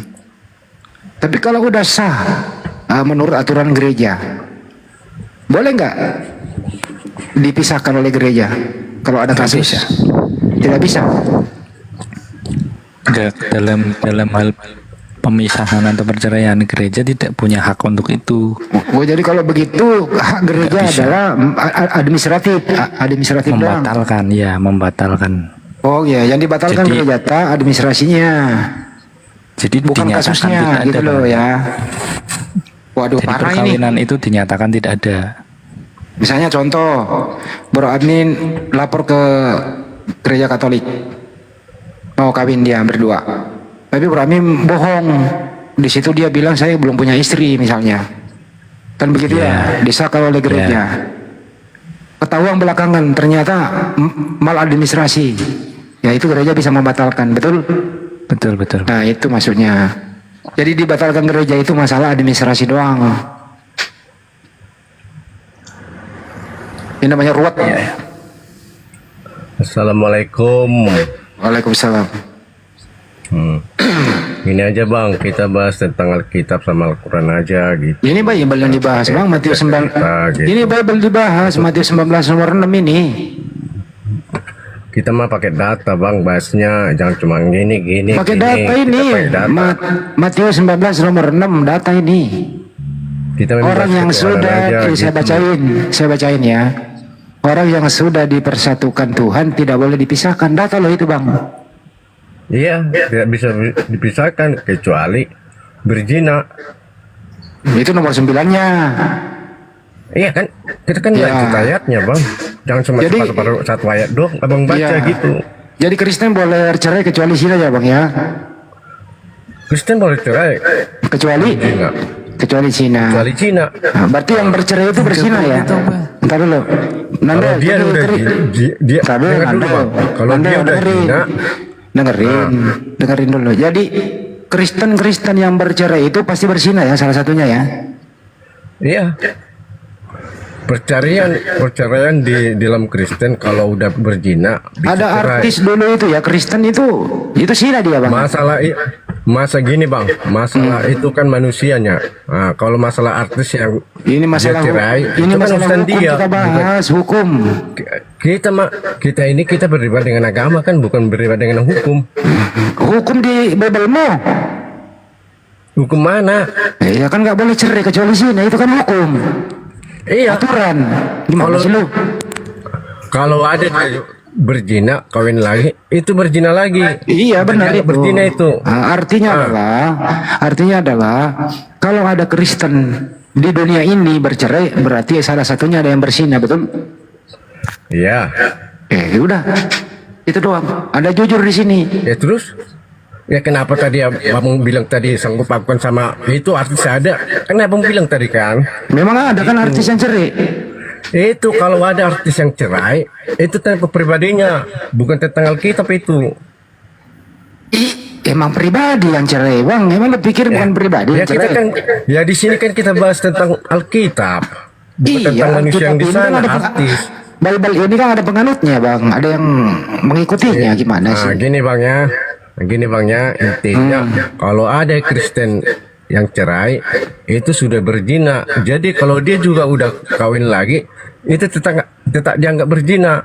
Oke, jadi Kristen nih ada artis, ada tokoh politik ini, berarti mereka ini pesina semua ya sekarang ya. Gini bang, kalau masalah ada yang ngomong loh. Ada itu yang ngomong barusan. Itu masalah pribadi orang itu. Memang pribadi yang melaksanakan. Gimana sih abang ini? Saya ulangi nih. Kalau ada Kristen cerai pasti pesina, betul? Dan kalau dia kawin lagi berzina selamanya, betul? Iya. Ya udah. Nggak usah menyebut nama ya. Ya terus apa lagi?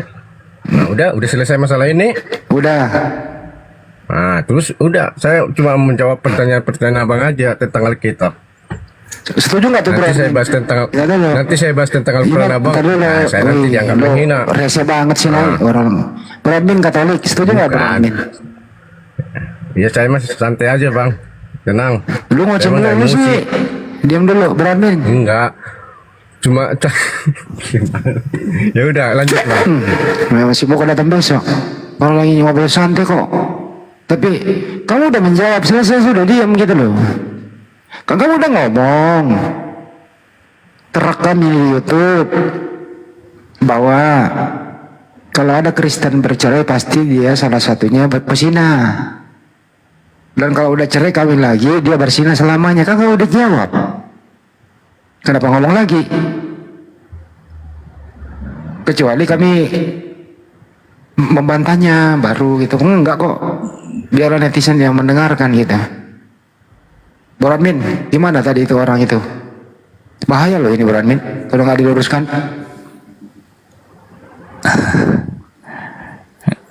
Yang jelas, zina juga bukan alasan sih. Gimana itu? Ya, zina juga bukan alasan untuk bercerai. Bahaya loh itu. Banyak loh, saya nggak usah menyebut nama ya, orang pada tahu lah. Banyak kok Kristen cerai terus kawin lagi loh. Iya, tapi ya itu mungkin gara-gara kata itu ya, kecuali karena zina jadi pengertiannya jadi beda. Saya kalau ada di ajaran Islam kayak gitu saya keluar bang, bener. Ya mungkin bener. Diajarin aja lagi. Ini kok maju kena gitu loh. Kalau di Islam itu ada itu di buku nikah di belakang 3 bulan berturut-turut tidak memberikan nafkah lahir dan batin dan seterusnya gitu ya. Nah, itu boleh mengajukan cerai talak ke pengadilan. Terus di pengadilan itu ada namanya mediasi. Nggak ada lagi jalan buntu ya, di sidang diputuskan cerai. Apa waktunya mereka kalau perempuannya nih ya lepas dulu masa idah. Membersihkan diri dulu. Siapa tahu masih ada benih bekas suaminya itu, baru boleh menikah. Jelas kalau di Islam itu cerai itu dibenci tapi boleh. Tuh. Jadi solusi itu cerai. Kalau bisa jangan. Makanya ada mediasi dulu. Itulah indahnya Islam, aturannya ketat.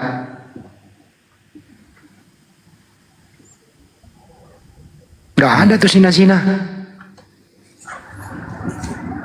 Dan itu Cina itu paling sulit dibuktikan karena nggak ada saksi.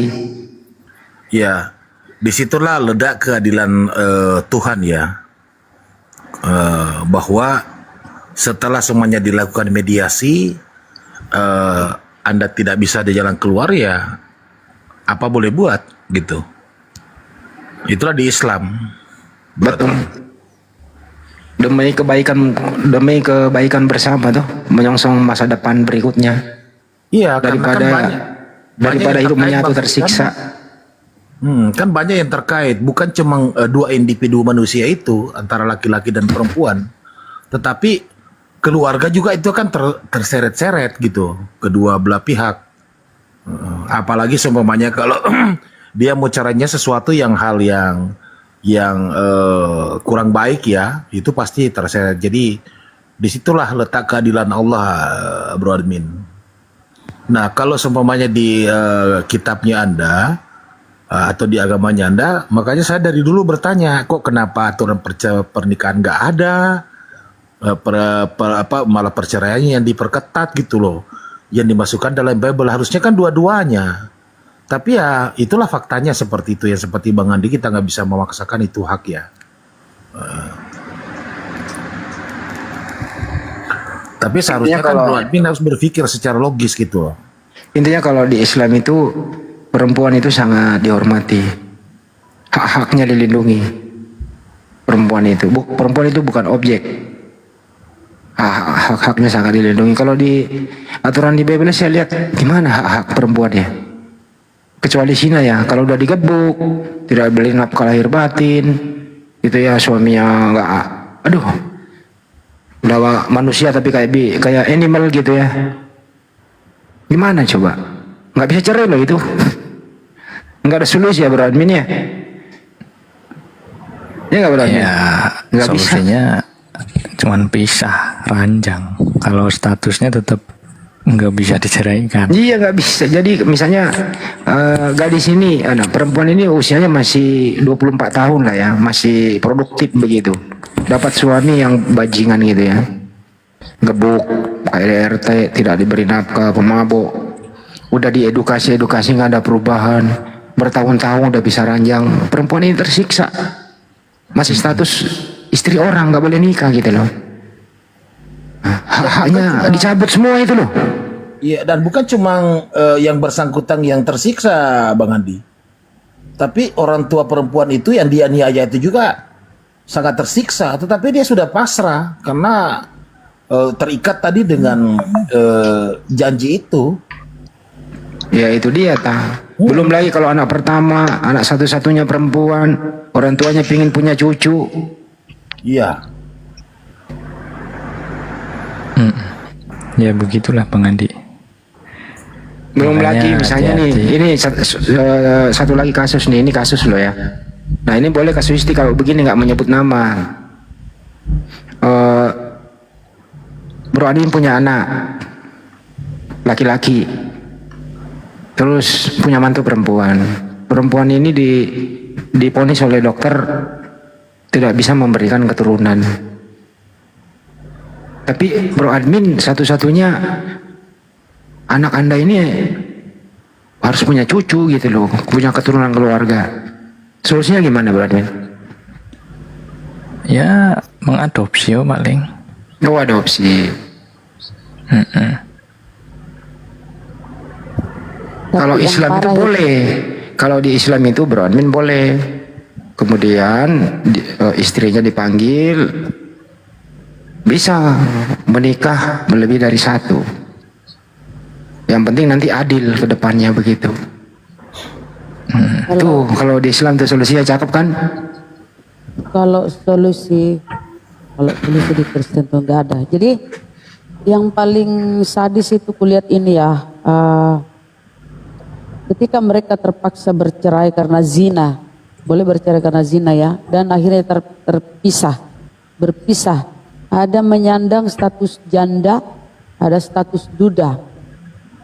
Kedua-duanya ini nggak boleh menikah loh, nggak boleh kawin. Jangan menikah, mereka nggak pakai menikah, nggak bisa kawin salah satunya nih. Kalau ada salah satunya kawin, misalnya yang janda ini bersuami lagi, dan sementara duda atau mantannya ini masih status duda, masih hidup, dia dianggap berzina. Jadi kalau janda ini bersuami, ya, dan suaminya mantannya masih hidup, itu dianggap berzina dengan suami barunya, statusnya zina. Seperti pula si duda ini ya, kalau dia beristri dan mantannya atau mantan istrinya ini masih hidup, dia dianggap berzina dengan istri barunya. Ini kan aturan yang sangat kuanggap nggak masuk akal ya. Jadi mereka itu harus kuat-kuatan doa.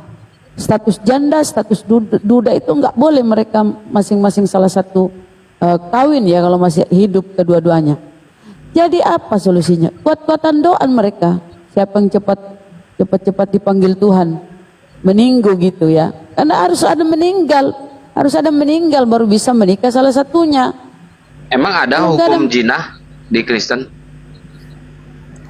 Ya. Ada nggak berarti hukum jinah? Tanya dulu, ada nggak hukum jinah di Kristen? Ada nggak, Bang? Bro? Bre, ada nggak hukum jinah di Kristen, Bre? Ya ada toh. Mana datanya? Nggak ada lagi datanya, cari lagi lo. Aturan Ya, ada. gereja kan, liturgi gereja kan. Kan dikatakan Yesus kan begini, setiap orang yang memandang perempuan serta menginginkannya sudah berzina dengan dia di dalam hatinya. Ya Allah, zina mata. Berarti saat misalkan nih lu mau nikah sama cewek nih ya, lu pandang-pandangan sama cewek, demen banget gua, itu udah berzina lu ya. Ini mungkin kata menginginkannya lebih ke membayangkan atau apa gitu kali ya. Nah, terus misalkan ada orang Kristen nih lagi nongkrong di rel kereta atau nongkrong di halte, lihat cewek lewat tuh seksi, diliatin terus, itu udah berzina. Iya, jika disengaja terus di. Ya pasti disengaja kalau diliatin. Nah, yang gua tanya, ini hukumnya apa? Dosa. Ada tertulis nggak? Nah, itu tadi sih Matius 5:28 itu. Berarti akan masuk neraka orang itu? Enggak maksudnya ya berdosa saja. Nah, kalau dialihkan ke situ, nanti ke penyaliban lagi larinya. Bukan Bang. Percuma dong, Yesus menebus dosa kalian dong. Gini aja barangkali. Gini, Bang. Pertanyaannya hukumnya Gini aja pertanyaannya barangkali kan, berzina bahwa ada. itu kan dosa itu kan menurut tadi yang Bang Bro Admi katakan. Nah, konsekuensi dosa itu apa gitu? Apa konsekuensinya daripada dosa itu sendiri? Ya maut. Kematian? Iya, upah dosa adalah maut. Cuman itu aja sih. Oh ya kok. Mati kekal. Tapi kalau dia masih hidup gimana?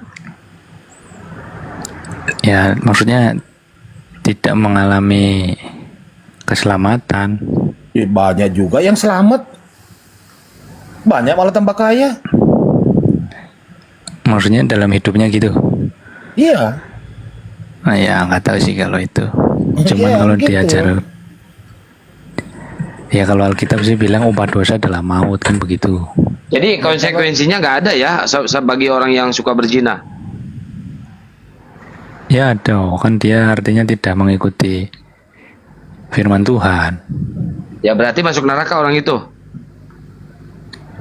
Yang nggak disebut masuk neraka juga. Masuk neraka kan kalau di Islam, Bang. Berarti di Kristen nggak ada neraka.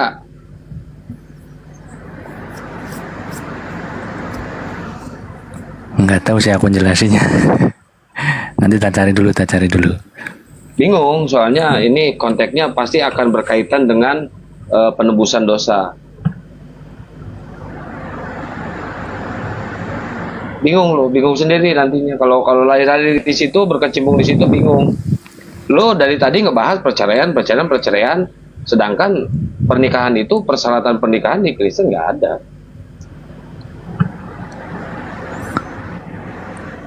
Ya, yang jelas kalau bicara neraka kita nggak eksplisit bicara neraka sih soalnya, Bang. Paling Ya, ada soalnya lu takut api yang blunder, kekal, mau ngejawab lu takut blunder soalnya. Pasti akan dilahirkan ke situ, betul nggak? Ya intinya gitu, upah dosa dalam maut. Sama tadi yang diangkat oleh Bunda Rahma, bahwa kalau seorang janda itu kawin lagi bangkit dianggap berzina. Nah sekarang konsekuensinya zina apa? Dosa. Konsekuensinya dosa apa? Kan gitu. Ya kalau kita semuanya di Islam kan jelas. Dosa itu memang kita tidak dapat di dunia secara langsung. Tetapi itu otomatis itu akan kita pertanggungjawabkan di hari kemudian. Gitu. Nah kalau semuanya di Kristen seperti itu ya oke, dia berdosa. Oke, berdosa. Nah sekarang konsekuensi dosa itu apa? Masa dosa itu aja dibilangin kamu berdosa. Nah sekarang kalau saya berdosa, terus ngapain? Nggak ngapa-ngapain, duduk aja. Jadi kalau berani mengatakan dosa itu adalah maut, iya kan? Dosa itu. Ternyata dia kehidupannya malah tambah sejahtera. Rezekinya malah tambah naik. Ya nggak tahu kalau itu. Memang ada orang yang mungkin kita melihat dia berdosa ya, banyak dosanya, tapi kok malah sukses, malah bahagia. Itu banyak sih Bang terjadi, bukan di Kristen doang. Itu lo tahu. Banyak kan? Iya itu bukan di Kristen doang Bang, di semua.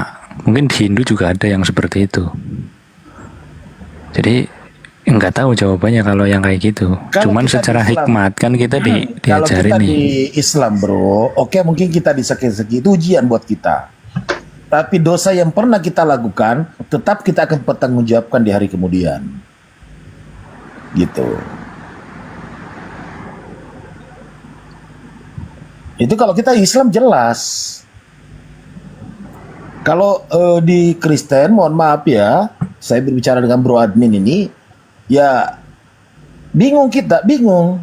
Karena konsekuensi zina itu tidak ada, ya konsekuensi itu adalah maut. Maut berarti kan kematian. Nah, tuh dia sehat-sehat kok, masih hidup sampai 20 tahun, 30 tahun malah.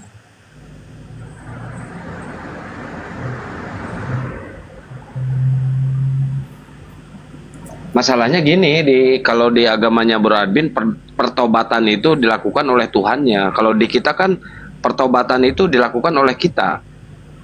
Itu bedanya. Iya, ya benar. Karena kalau menurut yang saya pernah dengar ya, entah benar atau saya mohon dikoreksi ya Bro Admin. Kalau di Kristen itu kan bukan manusia yang membutuhkan Tuhan, tapi Tuhan yang membutuhkan manusia. Tuhan. Betul ya Bro Admin ya? Karena Tuhannya bete hidup sendiri, butuh Tuhan. Ya, memang pernah sih diajarin begitu. Ah, itu. Ya, saya dari seorang mualaf kayak gitu. Nah, gini Bang, bukannya bete Tuhan itu, tapi Tuhan itu tidak mau tersesat anak-anak dombanya gitu. Ya udah, nggak usah nyiptain manusia kalau kayak gitu. Ngapain nyiptain manusia? Nggak usah Kang, buktinya banyak yang tersesat kok. Soalnya kan banyak ala-ala lain, bapak yang lain. Iya, maksudnya tadi kan Bang Nando katakan bahwa Tuhan itu tidak mau anak-anaknya tersesat, kan begitu. Iya. Faktanya banyak yang tersesat. Makanya kok aneh ya, kok ada bentar Nando, kok aneh ya, kok ada Tuhan takut anak-anaknya tersesat, gimana sih? Kenapa aneh Bang?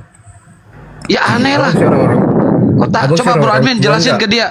Gini, aneh. Ini kalau orang tua kan manusia, sama saya juga orang tua. Kalau orang tua kan bentar bro. Ini Tuhan kok ketakutan umatnya tersesat. Coba lurusin dulu Bro Admin, bener nggak narasi dia? Waduh, gitu di jalan yang sama ya Pak. Gimana? Iyalah, aneh lo narasinya. Kok Tuhan ketakutan? Bukannya takut, tapi Allah tidak mau. Lu ngomong tadi Allah Tuhan itu ketakutan umatnya tersesat. Lu ngomong gitu tadi. Ya, diksinya memang. Kok Tuhan ketakutan? Gimana sih? Tuhan takut sama siapa? Tuhan takut sama siapa? Gua tanya, bentar. Gua tanya. Tuhan lu takut sama siapa? Gak ada yang ditakutin. Barusan lu ngomong takut umatnya tersesat. Berarti ada yang ditakutin di situ. Tuhan lu takut sama siapa? Maksudnya Hah? Ya Tuhan lu takut sama siapa? Tapi Tuhan kami tidak mau anak-anaknya tersesat gitu. Kita seorang orang tua. Faktanya banyak yang tersesat, Bro. Makanya di Matius 22 ayat 14 ada tertulis sebab banyak yang dipanggil tapi sedikit yang dipilih. Bentar bro. Gitu. Tuhan lu pernah ketakutan nggak? Pernah nggak? Tuhan lu pernah ketakutan nggak? Bentar Bro Admin, pernah. Tuhan masuk akal nggak? Masuk logika nggak Tuhan ketakutan? Nah gini, kalau kita bahas ini kita mengenai nanti kita bahas tentang Tritunggal. Nah, kembali lagi ke kemanusiaannya. Yang takut itu kemanusiaannya, Tuhannya kagak. Udah jelas itu Tuhan lu itu manusia. Gini Bang, Yesus 100% manusia, 100% Allah dan Roh Kudus. Di mana? Oke. Waktu dikejar-kejar tentara Romawi, itu Tuhan apa manusia? Dia di situ sebagai anak manusia. Sebagai anak manusia, Tuhannya kemana? Makanya perlu kita paham. Tuhannya kemana? Gini Bang, kalau abang ketakutan, abang lari nggak? Tapi roh abang lari juga nggak? Roh saya ikut. Yang takut itu roh. Ikut. Roh saya ikut. Kalau saya ketakutan, saya lari, roh saya ikut. Jiwa abang yang ketakutan. Ikut itu roh. Bukan roh. Ikut. Jiwa abang yang ketakutan, bukan roh. Jiwa sama roh sama enggak? Jadi roh. Jiwa Beda. sama roh sama enggak? Beda. Beda. Coba bedakan. Roh itu apa, jiwa itu apa? Oke. Nah. Ayo. Jiwa itulah imaginasi, kesadaran, ingatan, dan perasaan. Udah? Sementara roh itulah menerima kesan dari luar dan materi melalui jiwa. Indra dan roh adalah dan pengharapan, hormat dua. Gitu. Masa abang ketakutan roh abang? Apa? Jelasin apa? Roh itu menerima kesan dari luar. Roh manusia. Kalau jiwa beda bang. Kalau jiwa imaginasi, kesadaran, ingatan dan perasaan itu jiwa manusia. Kalau lagi ketakutan, roh sama jiwa ikut lari nggak? Kan jiwa abang kan kesadaran abang kan merasa ketakutan. Iya, ikut lari nggak sama tubuh? Gimana sih bang? Abang ini Berarti kalau abang ketakutan, kalau abang ketakutan lagi duduk di sini nih, terus ketakutan lihat setan gitu kan, abang lari, jiwa abang tertinggal di sini sama roh, nggak ikut lari. Gini bang, manusia ini tertubuh berapa bagian? Kalau abang ketakutan, terus abang lari, jiwa sama roh abang ikut nggak? Kan jawab jiwa dulu bang saya itu kan bang. Bukannya ikut lari, tapi kan jiwa saya kan bersitu dengan badan saya. Ikut nggak sama badan abang lari? Tapi jiwa itu kan jiwa itu kan imunisasi, kesadaran. Berarti kan imunisasi. Kalau sehari kok jiwa imunisasi? Bukan imunisasi. Maksudnya gini, jiwa itu kesadaran. Kesadaran. Oke, jiwa itu kesadaran. Oke. Nah, waktu abang ketakutan, jiwa abang, roh abang ikut nggak sama tubuh abang lari? Ya jiwa kita ikut juga. Ikut, sama kayak Yesus. Kalau lagi dikejar, kalau dikejar tentara Romawi, roh Yesus sama jiwa Yesus ikut lari sama si tubuh itu, si badan itu. Berarti si roh Allah itu, roh Theos itu ikut lari sama Yesus, bang. Gini bang. Nah, makanya kalau kan ada di Islam kan ada mati suri. Nggak ada. Kalau abang mati suri, roh abang nggak ada di Islam, nggak ada mati suri. Oh, nggak ada mati suri ya. Oke, yang lainnya. Kenapa jadi dari ke mati suri sih bang? Enggak, jangan dulu. Jangan melebar. Gua tanya dulu. Waktu Yesus ketakutan. Bentar. Iya, bentar. Gua tanya. Waktu Yesus lari ketakutan dikejar tentara Romawi, roh Bapak sama jiwanya itu ikut lari nggak? Jawab dulu itu. Jangan lari kemana-mana. Jawab dulu itu. Jawab.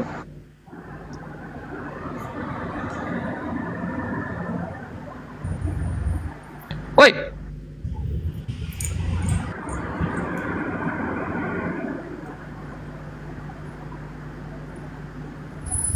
Macet. Makanya jangan sok-sokan bahas roh sama ini. Nih, kasihan si bro admin nih. Bro, jawab dulu bro. Bro admin. Jawab apa nih pak? Jawab apa? Itu katanya Tuhan kok ketakutan. Gimana sih lu? Lu percaya Tuhan kau itu ketakutan? Diimunisasi? Gini. Takut diimunisasi? Memang kalau di kekristenan atau di kekatolikan ya, betul Tuhan Yesus itu mengalami ketakutan. Kalau ditanya, nah itu yang takutnya itu tubuhnya, manusianya apa ikut bareng dengan Tuhan, kan satu hakikat. Ya kita bicara Yesusnya takut. Berarti di situ nggak ada ketuhanannya di dalam Yesus pada saat ketuhanannya Yesus juga. ketakutan. Jadi kalau bicara Yesus berarti ya benar ketuhanannya juga ikut takut kalau kayak gitu. Iya. nggak bisa dipindah-pindah, nggak bisa di. Kalau abang meninggal, roh abang meninggal juga enggak? Hah? Jawab dulu. Yang meninggal itu jiwa, Bang. Yang meninggal itu jiwa. Enggak, Kita kalau itu kembali. kalau badan kalau abang meninggal, kalau abang meninggal, roh abang meninggal enggak? Enggak, roh kan yang menghidupkan. Enggak kan? Nah, enggak kan? Kan Yesus sebagai manusia. Yesus itu kan dia sebagai, udah dibilang Yesus itu 100% manusia. Dia merasa ketakutan, sama dia merasa lapar, kan gitu. Yang saya tanya, Bang, yang saya tanya, pada saat Yesus ketakutan, itu Tuhannya juga ikut ketakutan gak, Bang? Enggak, Bang.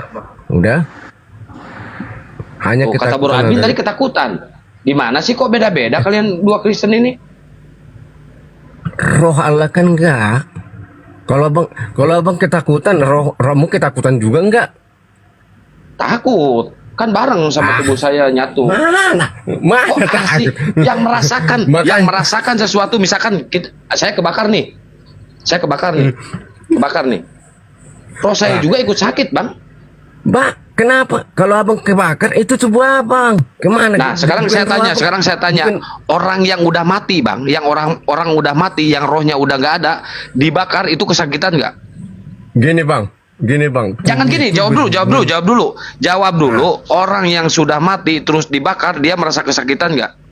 Jawab dulu. Dagingnya doang merasa kesakitan dan jiwanya. Kalau rohnya merasakan sakit nggak? Rohnya ngerasain sakit nggak? Tubuhnya doang yang merasa kesakitan. Iya, makanya yang merasakan sakit itu roh, ngehe. Bukan roh yang merasa kesakitan. Malu si Bro Admin kabur. Itu jiwa dan tubuh. Roh nggak pernah kesakitan. Kemana sih, Bang? Aduh, ini benar-benar parah. Lu sekolahnya di mana sih? Nyampe pagar ya? Nggak nyampe kelas ya? Bukan.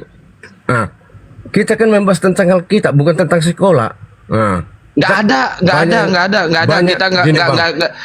Kita nggak lagi ngebahas masalah Alkitab. Kita lagi ngebahas masalah gospel sama Bible. Banyak yang sekolah tapi nggak ngerti tentang Alkitab. Begitu? Ya, apalagi yang nggak sekolah kayak lu, lebih nggak ngerti. Jangan kau sepelekan tentang orang yang tidak sekolah. Begini aja, Pak. Ini aja, Kang. Menterisi aja. Betul, mentarasikan. Bang Nando, tadi kan Anda mengatakan bahwa 100% manusia, 100% Tuhan, betul? Iya. Nah, sekarang yang saya mau tanya, itu ambil referensinya dari ayat berapa di Bible Anda, di mana tercatat itu bahwa Yesus itu adalah 100% Tuhan dan 100% manusia. Di mana tertulis? Begini, Bang. Jangan begini, Yesus langsung aja di ayat ini gitu loh. Kalau kita pakai, saya buka nanti Alkitab, mungkin panjang lama. Ya, di mana? Tapi singkatnya aja. Singkatnya aja. Yesus mengalami kesakitan. Udah.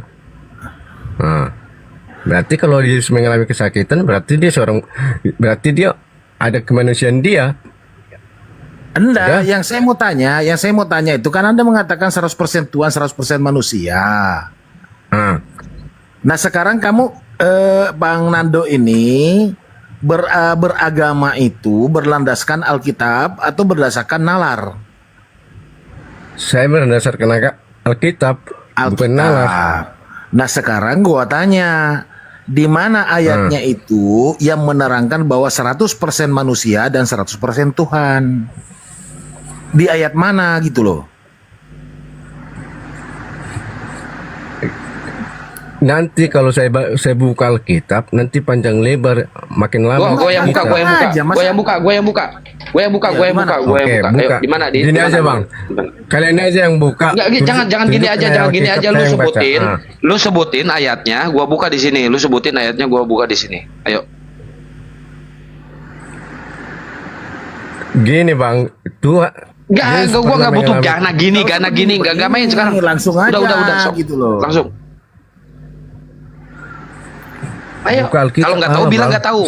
Kalau nggak tahu bilang nggak tahu Nggak lo. tahu. Ya udah, Saya punya sebutin di Alkitab, mana Bang. ayatnya. Hmm. Ya udah di mana ayatnya? Sok gua buka. Gini bang, saya tidak hafal Enggak, gua nggak perlu gana gini. Udah nggak ini, nggak zaman. Jadi dengar gini, dulu. jadi gini. Dengar dulu, Kalian Bang. ini emang Saya benar-benar umat jadi gini ya? Saya kan nggak hafal tentang ayat ini. Saya nggak hafal. Nah, Ya tapi gitu pernah bilang saya lu nggak baca. tahu gitu. Kenapa nggak tahu? Kenapa nggak Ya kalau tahu sebutin, kalau tahu sebutin. Oke bang. Udah gini Kalau aja.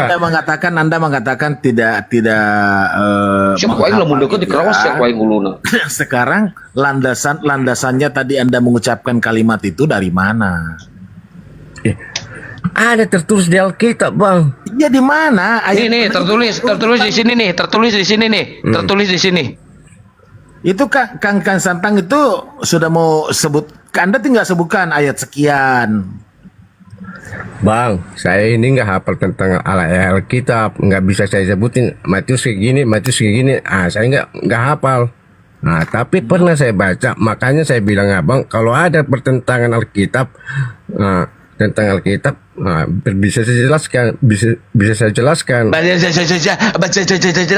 Berdiskusilah. Enggak. Ngomong yang benar, berdiskusilah gitu. Tentang keraguan kalian tentang Alkitab, biar bisa saya yang jelaskan. Bukan bukan di sini bukan masalah keraguan, Nando, bukan kita di sini masalah. Anda kan mengeluarkan menarasikan bahwa Yesus itu adalah 100% Tuhan dan 100% manusia. Manusianya bisa lapar, Sisa 2. bisa makan gitu. Nah, sekarang kita mau tahu di mana ayatnya itu tentang narasi yang Anda buat. Kalau Anda tidak bisa menunjukkan, berarti kan Anda bernarasi, mohon maaf, itu hanya asumsi. Nanti saya tunjukkan, Bang. Sekarang kan nggak bisa saya tunjukkan. Nah, soalnya Lu kan debatnya itu, Ya. lu diskusinya itu nanti apa sekarang sih? gini, Bang. Kita kan diskusikan langsung, belum saya catat. Ini udah Tapi kalau 12 kali ya. Udah 12 kali. Ini udah 12 kali lu ngomong gini ya. Sekali Jujur, lagi lu ngomong gini gua kasih gelas lu. Jujur, gini aja. Kalau besok abang undang saya 13 ke kali Romini, berarti. Sini nih, gua kasih gelas. Sini gua kasih gelas. Ini airnya panas nih. Dengar dulu. Sini muka lu. Dengar dulu. Kalau besok abang undang saya di Romini, nah saya buktikan semua. Tapi ini kita bahas besok. Ngapain gua capek-capek ngundang orang kayak gini? Ilmu aja di sini kagak ada lu. Bukan ilmu nggak ada, Bang. Tapi kan saya nggak hafal tentang ayat ini. Makanya lebih baik begini, Nando. Lebih baik begini, Nando. Anda nggak usah membuat narasi kalau Anda tidak bisa pertanggungjawabkan. Lu kalau dekat sama gua ya, gua gigit kuping lu ya sampai putus. Itu aja. Lebih sportif. Tahu saya dan emosi, Bang. kita lebih Tahu saya emosi menghargai- kita mah. Kita di sini lebih menghargai orang yang sportif. Kalau memang Anda mengatakan, mohon maaf Bang, saya belum pernah membaca kitabnya, saya cuma mendengarkan dari gereja. Siapa yang di Itu lebih sportif. Kerawas kok yang sungut tuh. Dengar, Bang ya. Nah, kalau kita ada pertemuan gitu. Kita mungkin lu ya kita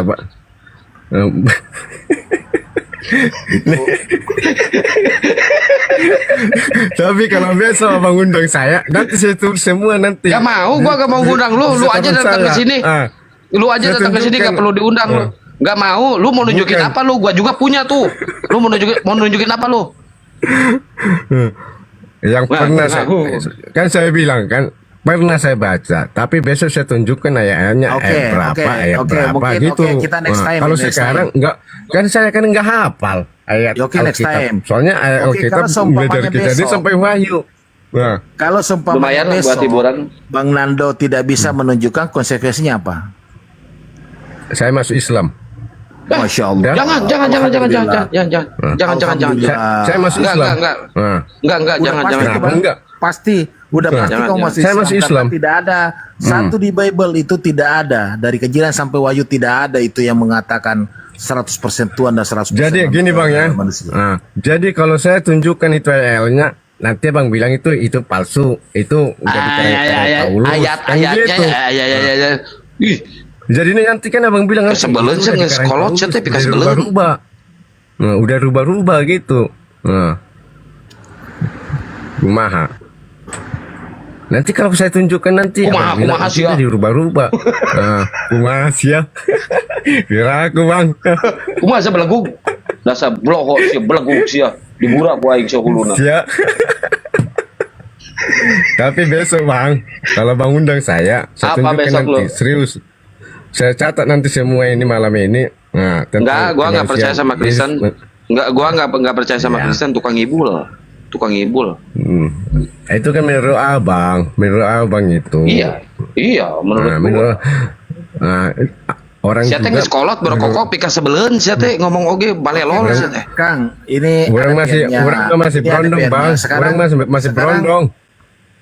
Sekarang saya tanya kepada Bang Nando. Si berondong dicabok sia ku aing. Bang Nando itu percaya nggak bahwa yang menciptakan bumi dan langit itu adalah satu? Iya, percaya. Menurut abang yang menciptakan siapa?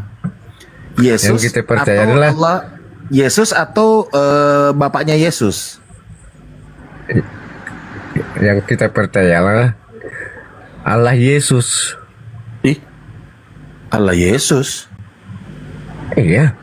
Bukannya kata si Paulus bahwa Yesus harus mati untuk kan gini kan, makanya gini bang, nanti besok kalau saya tunjukkan nanti ayat itu nanti inilah yang saya yang saya maksud tadi. Lain lagi. Tadi itu PR-nya abang tuh besok untuk menunjukkan antara 100% manusia 100% Tuhan. Nah sekarang kita bahas kasus lain lagi. Nah tadi Bang Nando mengatakan bahwa percaya Tuhan menciptakan. Bentar Bapak Talampu bentar. Ini ada yang telinga saya ada gangguan sedikit nih. Dia bilang tadi Allah Yesus. Coba tunjukkan datanya di Bible, di Perjanjian Lama atau di original text ada yang mengatakan Allah Yesus. Tunjukkan.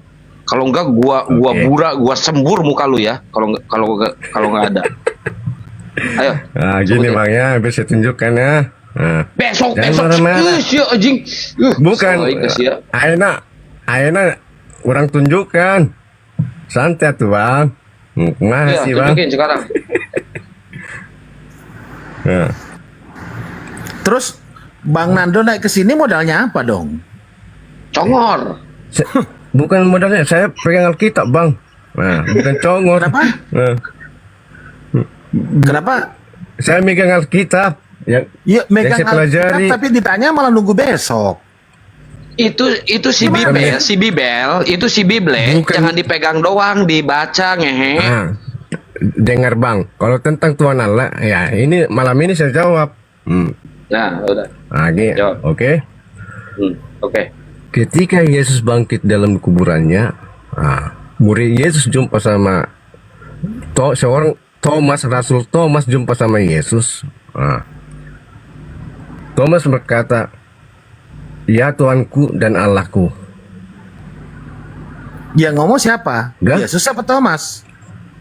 Thomas. Tapi Yesus tidak menyangkal itu. Yesus tidak melarang. Apa kata Yesus? Ngibul, salah bukan gitu ayatnya. Bukan gitu malah sih. Bentar, jangan gitu. Lu ngibul di sini lu ngibul. Justru si Tom Sel itu tidak kenal dengan Yesus. Dia menyangka bahwa si Yesus itu adalah hantu. Iya, si Tom Sel ngomong gitu. Yang pertama tidak kenal itu si Tom Sel. Lu ngibul di sini lu. Thomas menyangkal Yesus. Karena dikerumuni orang-orang Yahudi. Nanti kita satu-satu dulu kita bahas. Ini dulu belum. Gua pengen bahas ini. Dengar dulu ayat selanjutnya. Gak mau dengar. Lu ngibul. Jangan menyesatkan orang Muslim di sini lu. Kenapa? Kita lebih Kristen daripada kalian. Gini Bang, mana? Udah naik tuh. Abang kan mengakui. Enggak mengakui gua. Lebih Kristen. Nah, kenapa ngibul saya? Buka dulu ayatnya. Yohanes 20 ayat 29. Kata Yesus, karena engkau telah melihat aku, maka engkau percaya. Justru itu si Tompel itu tidak mempercayai bahwa itu Yesus. Kata si Tompel itu hantu, bukan Yesus. Oke, itu kita bahas sekarang. Udah masalah ini tentang Tuhan Allah. Oke. Sekarang Anda mohon maaf ini Bang Nando. Mana Bang Jibril kok bentar lagi? Oke. Bang Nando kan orang yang pernah belajar ya. Ya, mungkin Anda S1, S2 dan sebagainya. Bukan, Anda saya tadi bukan. mengangkat, Gestur Anda saya tadi bang. mengangkat- Gestur saya bang. Jadi kan Anda tadi mengatakan bahwa berbahagialah engkau ya Thomas ya. Iya kan? Ya. Karena engkau telah melihat aku, maka engkau percaya. Berbahagialah mereka yang tidak melihat, namun percaya. Kita tidak melihat, tapi percaya. Berarti kita berbahagia dong ikut. Kan Nggak, gitu. coba narasinya Karena tadi kita dari percaya awal Tuhan. kayaknya bukan begitu deh kalimatnya. Bukan begitu deh kalimatnya. Kalau tidak salah Anda mengatakan tadi begini. Berbahagialah engkau ya apa tadi Gini, jika engkau biar saya melihat baca bang. aku, ya kan? Jika engkau melihat aku, engkau sudah melihat Bapa kan begitu. Kalau tidak salah tadi kalimatnya begitu ya. Gini bang, saya jelaskan dulu ya. Jangan potong-potong dulu ya. Ketika Yesus bangkit dari kematian, Yesus jumpa sama Thomas. Kemudian ayat 20, Yohanes 20 ayat 27. Kemudian ia berkata kepada Thomas, taruhlah jarimu di sini dan lihatlah tanganku. Ulurkanlah tanganmu dan cucukkanlah ke dalam lambungku. Dan jangan engkau tidak percaya lagi, melainkan percayalah. Thomas menjawab dia, ya Tuhanku dan Allahku. Kata Yesus kepadanya, karena engkau telah melihat aku, maka engkau percaya. Berbahagialah mereka yang tidak melihat, namun percaya. Kita kan kita tidak pernah melihat Yesus, tapi kita percaya dan kita berbahagia, kan gitu. Nah, kalau menurut Bang Nando itu, apa yang dikatakan oleh Yesus itu adalah fakta atau nubuatan? Ini kan tentang kebangkitan Yesus. Gini bang, ini kan fakta. Itu fakta, itu ini. fakta atau itu fakta atau nubuat? Fakta. Ini fakta. Dia bangkit dari kematian. Tentang nubuat. Gini. Bang Nando, nanti itu kita sudah bahas. menjebak dirinya sendiri.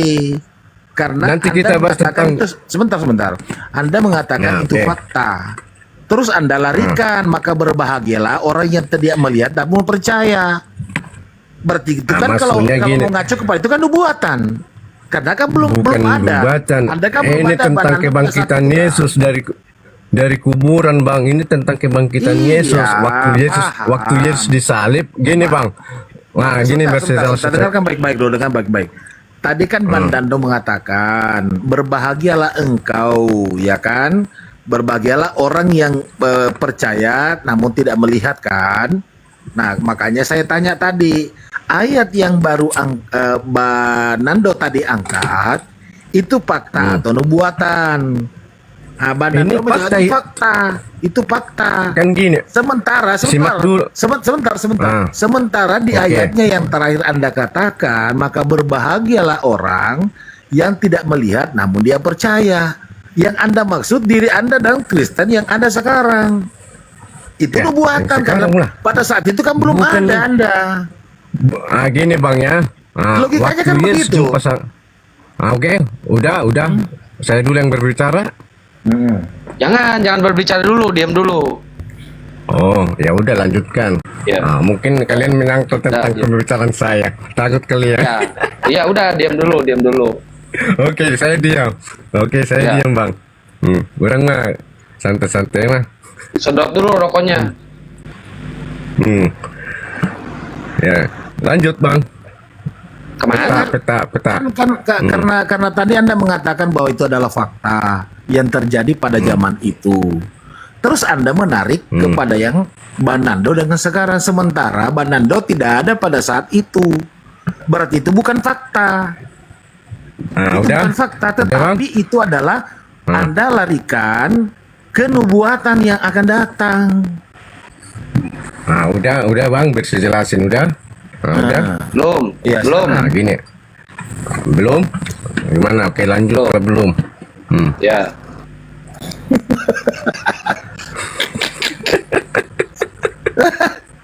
Oke, biar kita bahas ini ya. Ayat Yohanes 20, 27 sampai 29. Ketika Thomas sendirian berjumpa dengan Yesus. Gini bang, udah. Jadi belum.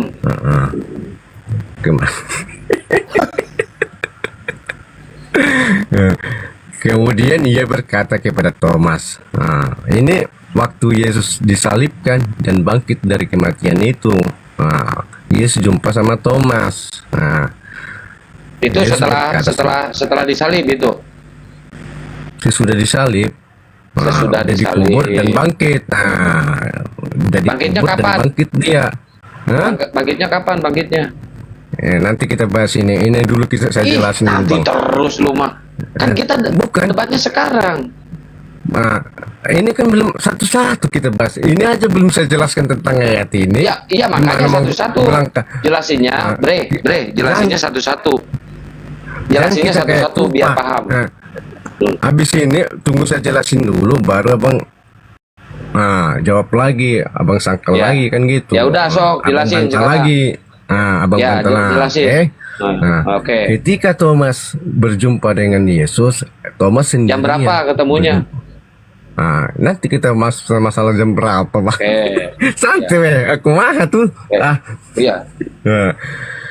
Nah, Yesus berkata, taruhlah jarimu di sini. Maksudnya Yesus yang melihat tentang yang dipaku.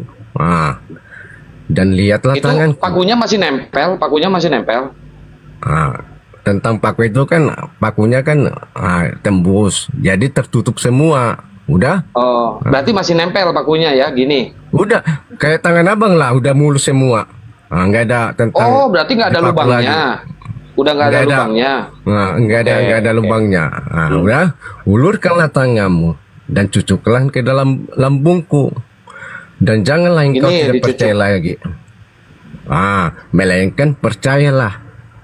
Kata Yesus kan, kata melainkan percayalah.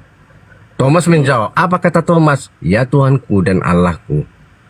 Terus Yesus berkata, karena engkau telah melihat aku, maka engkau percaya. Berbahagialah mereka yang tidak melihat aku, namun percaya. Gitu, Bang. Jadi gini, Berbahagialah ayat mereka 29 yang ini melihat gini. aku. Bentar dong. Berbahagialah mereka yang tidak melihat aku namun percaya. Gitu ya. Berbahagialah mereka yang tidak melihat aku namun percaya. Gini logikanya. Saya tidak pernah melihat si Egumi ya. Tapi saya percaya bahwa dia itu perempuan. Masuk akal nggak? Gini, Bang, bukan masalah kontesnya, bukan itu. Gini. Bukan kontes. jelaskan. Kalau kontes mah burung, merpati. Yang kita itu bahas, kontes, yang kita bahas kontek. ini- Kontek. Yang kita bahas Yohanes 20 ayat 29, udah? Cocok. Saya seperti Anda cuma mengulang aja, Bang Nando. Saya tadi sudah menangkap apa yang Anda katakan. Makanya tadi ada pertanyaan saya.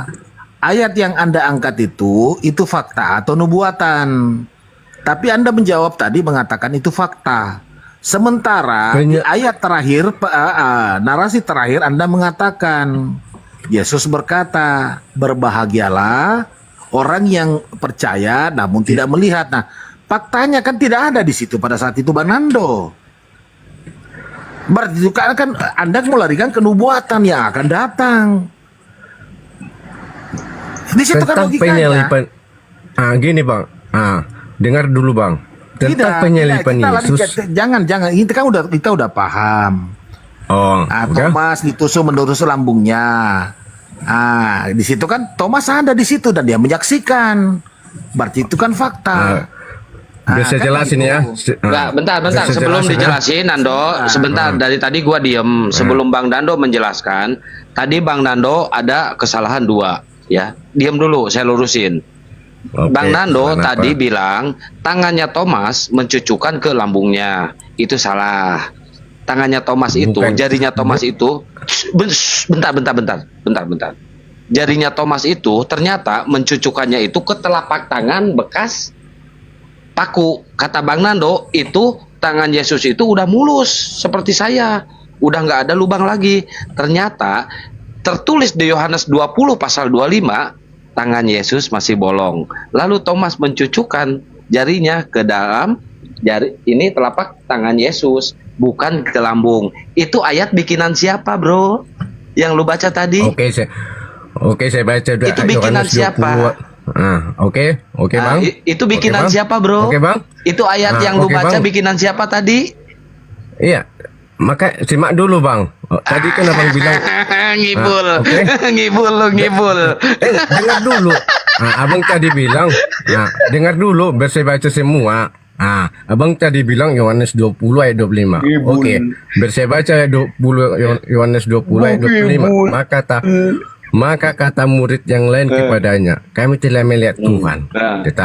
Tetapi Thomas berkata kepada mereka, sebelum aku melihat bekas paku pada tangannya, dan sebelum aku mencucukkan jariku ke dalam bekas paku itu dan mencucukkan tanganku ke dalam lambungnya, sekali-sekali aku tidak percaya. Kan gitu. Jadi dicucukannya ke dalam bekas? Jadi dicucukannya ke dalam bekas? Gini bang, dengar dulu. Dengar dulu. Dengar dulu. Biasa secara abang mati, abang disalibkan gitu kan? Abang kan seorang teman saya. Abang disalibkan. Enggak, gue bukan teman lu. Ngapain gue temenan sama orang kayak gini?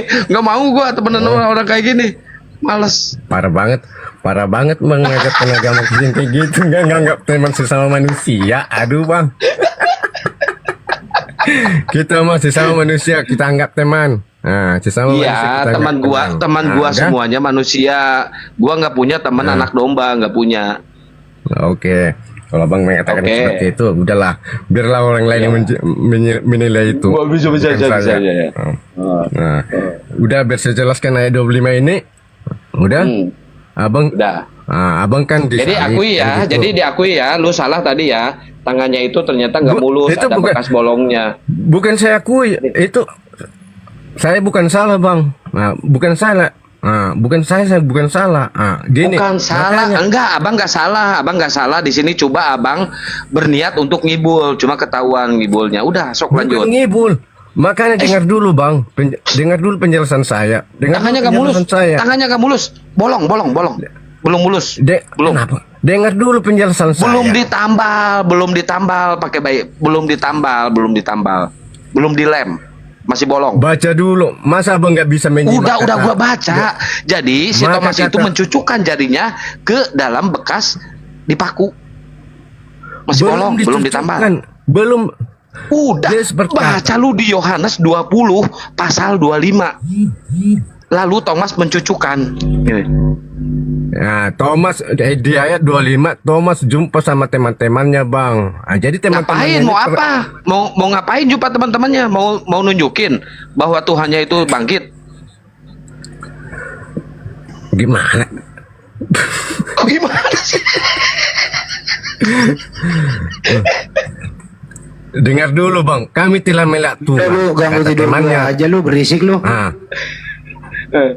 Dia dulu kan kami telah melihat Tuhan.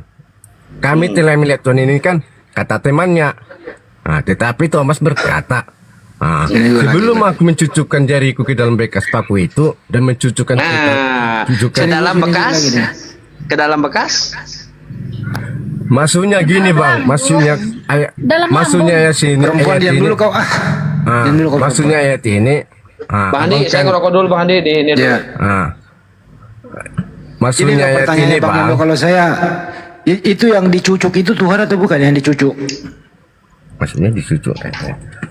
Tadi udah kita bilang yang dicucuk itu kan tentang penyalipan kan dia seorang anak manusia bang. Kok balik-balik lagi kita ke awal. Sebentar dulu bang Ando. Yang dicucuk itu Tuhan atau bukan? Tuhan. Bentar, Margareta, lu diam dulu, Margareta, lu nanti berdua sama gua, lu diam dulu, ntar berdua daging manusia yang dicucukkan itu. Kalau abang dicucuk, dagingmu dicucuk, kalau abang waktu dicucuk enggak? Bentar dulu.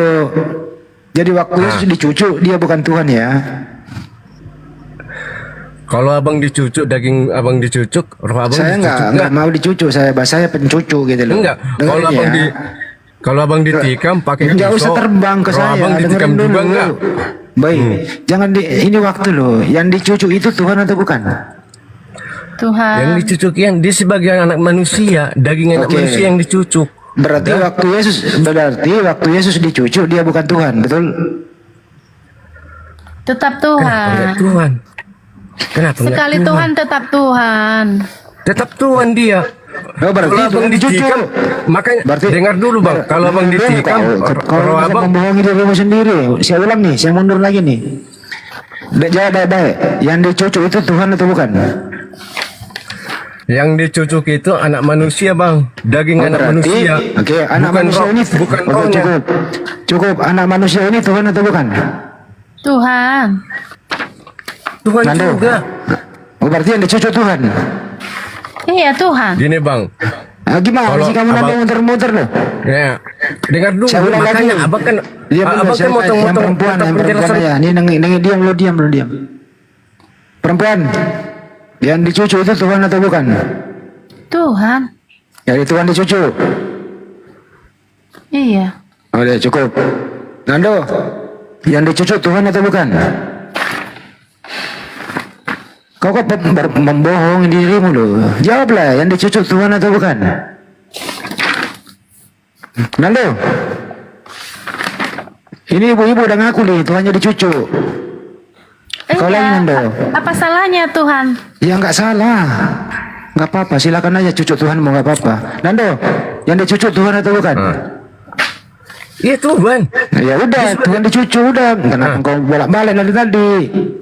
Iya, Makanya emangnya tadi saya kenapa? bilang, kalau daging abang, daging abang dicucuk, roh abang dicucuk juga. Saya kan bukan Tuhan. Nanti kan Saya bukan Tuhan. roh abang. Ah. Mar, itu yang dicucuk itu daging Tuhan apa daging manusia? Tuhan. Daging Tuhan. Oh, daging Tuhan. Tuhan punya daging. Tuhan Udah Yesus. daging Tuhan, udah daging Tuhan. Tuhan Udah, Yesus. apa lagi? Oke. Kok daging? Kita lanjut Tuhan ya. Yesus. Kita lanjut nih. Oke. Apanya yang dicucuk, Bang? Tuhan Yesus, lambungnya, tangannya, Apa diulang anggota badannya yang dicucuk apa? lambungnya, Lambung. tangannya, Lambung 1, 2. tangannya, kepalanya, kakinya. Tangannya, kepalanya, kakinya. Mar, lu diam dulu bentar mandi. Bentar Nando, Mar, lu nanti sama gua main cucuk-cucukan, lu diam dulu biar Bang Nando sama Oke, Bang Andi. nanti mencucukan ya. gitu. Nanti malam Jumatan, nanti. Bang. Malam Itu Jumatan dijawab nanti sama si Margareta ini yang dicucuk itu kepalanya, Sambil lambungnya, aja, biar cepat gitu. tidur. Iya. Sambil aja. Ya bener ini Margareta cepet. Coba diulang Margareta. Gak mau gua sambil tidur main cucuk-cucukan, ngapain lu? Enggak, ini mencucuk Tuhan. Iya, sambil aja bicara semuanya di sini. Oke. Kan udah pada tidurnya. Oke, Margareta. Alat apa yang dipakai mencucuk Tuhan? Alat apa yang dipakai? Paku. Ini kita debat atau gimana ini, Bang? Nando, diam dulu. Kita mah. Diam dulu. Alat apa yang dipakai mencucuk Tuhan? Paku. Paku. Selain paku apa lagi? Tombak. Tombak. Apa lagi? Iya. Cambuk. Cambuk. Apa lagi? Udah, itu aja. Oke. Tombak, paku, cambuk gitu ya. Ya, paku. Oke. Paku udah jelas, paku kan. Tombak udah jelas. Oke. Cambuk udah jelas. Iya udah. Ada tiga yang dipakai tau. Palu nggak ada palu. Nggak tahu aku, cuman itu yang kulihat. Oke. Siapa pelakunya itu yang mencucuk Tuhan? Pelakunya. Masa nggak tahu sih? Ya saya nanya nggak tahu. Tentara Romawi. Tentara Romawi. Baik. Siapa yang menciptakan tentara Romawi itu? Nggak tahu lah. Apakah tentara Romawi itu ciptaan Tuhan?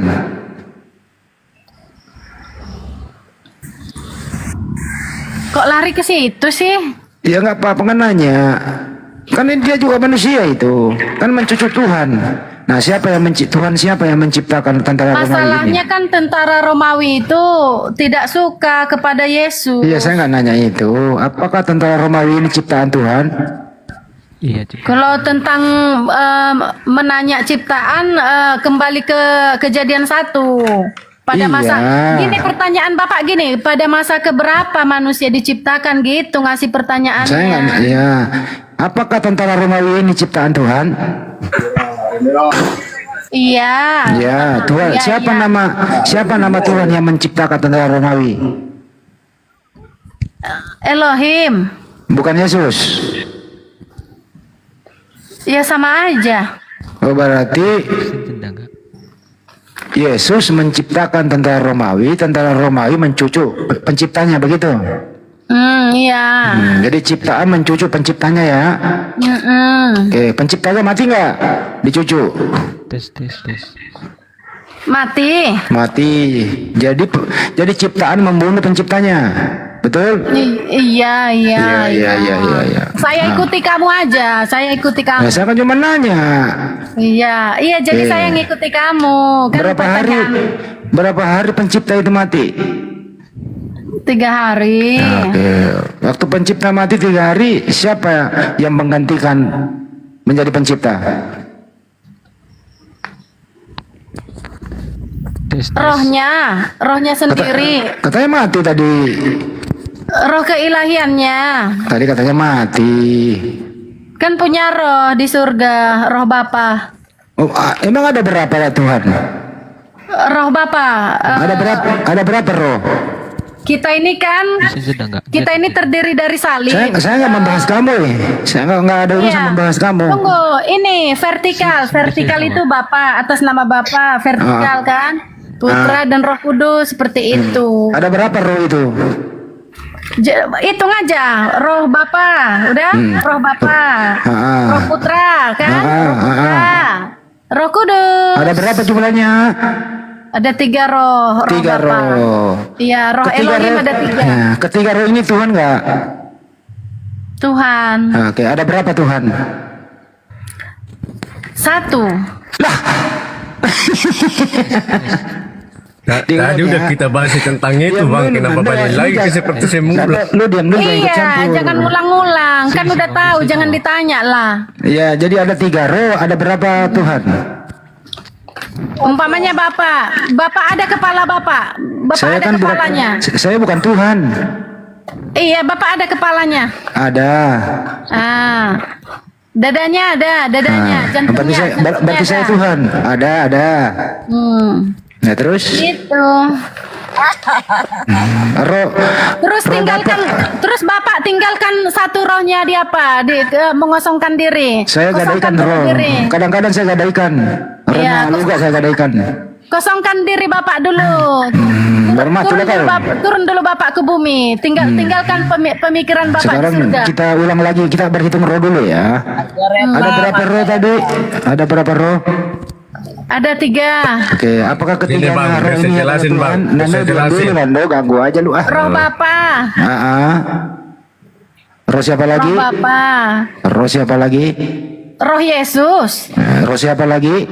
Roh Kudus. Ada berapa roh? Ada 3 roh. Apakah ketiga roh itu adalah Tuhan? 1 hakikat. Ada berapa roh? Ada 3. Ada berapa Tuhan? 1. Roh siapa yang Tuhan kalau 1? 1 hakikat semuanya. Berarti 3 roh, 3 Tuhan. 1 hakikat semuanya. 3 roh 1 Tuhan gitu. Iya, enggak seperti roh manusia ya. Roh manusia 1. Rohnya Yesus ada berapa? Ada 3, 1 di surga. Oh 3, Yesus rohnya 3. Iya, roh Yesus ada 3. Buset dah. Ngomong dari tadi roh Yesus 3. Rohnya sebagai roh keilahian. Terus rohnya sebagai kemanusiaan. 1 rohnya sebagai Roh Kudus. Waktu dia naik salib, ketiganya rohnya kesalib nggak semua itu? Enggak lah, kan sudah mengosongkan diri. Oh berarti rohnya keluar? Iya di surga. Katanya tadi ketiga roh dalam diri Yesus. Gimana? Yesus itu adalah Bapa. Jadi Bapa itu mengambil rupa seorang hamba, yaitu Yesus. Waktu Yesus disalib, dengerin. Waktu Yesus disalib, roh Yesus ada berapa? Ada 1.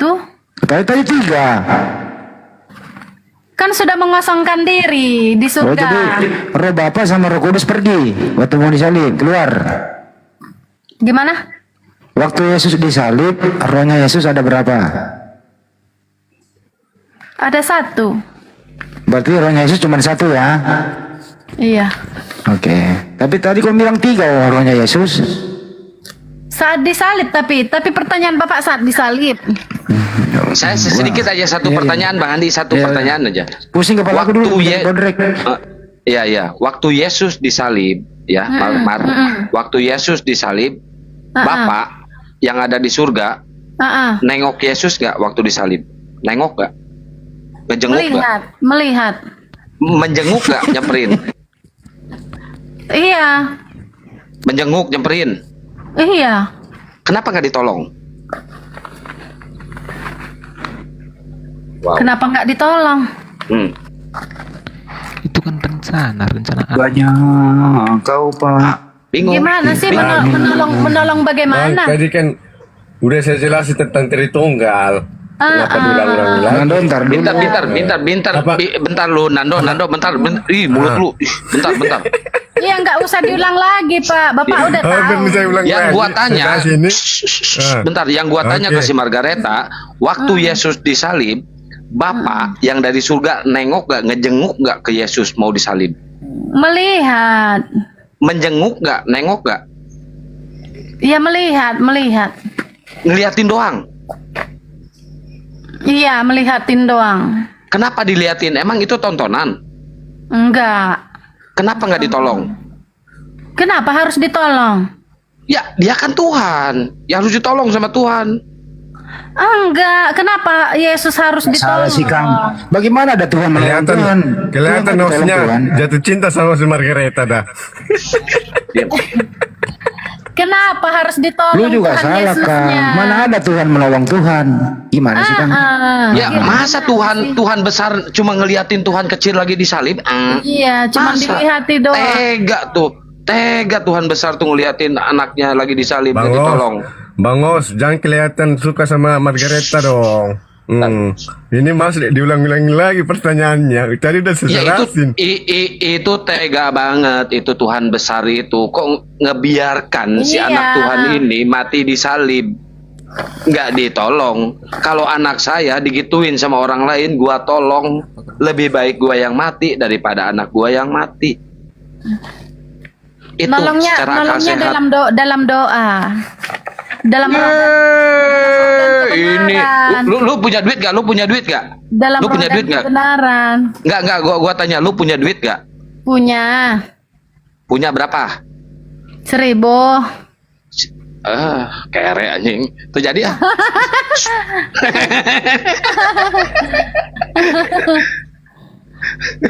Untuk apa duitnya? Enggak, gini Mar. Si bapak itu justru ngejenguk Yesus waktu disalib.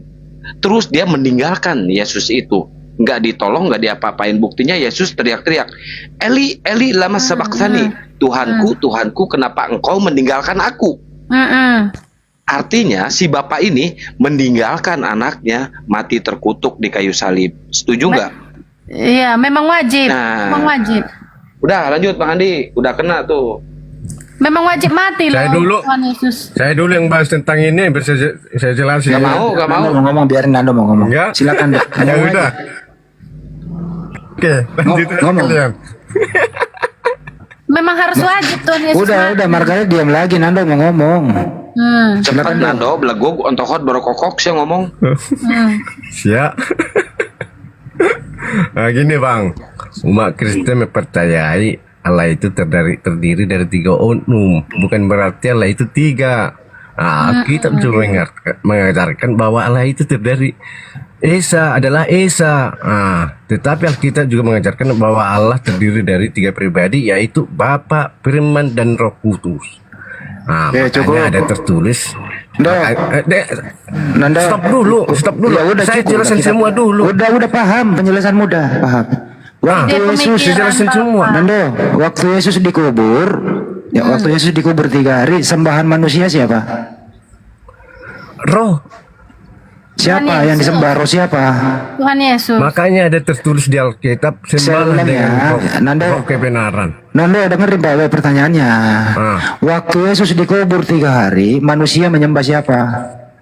Roh Yesus. Berarti orang mati disembah. Iya. Bukan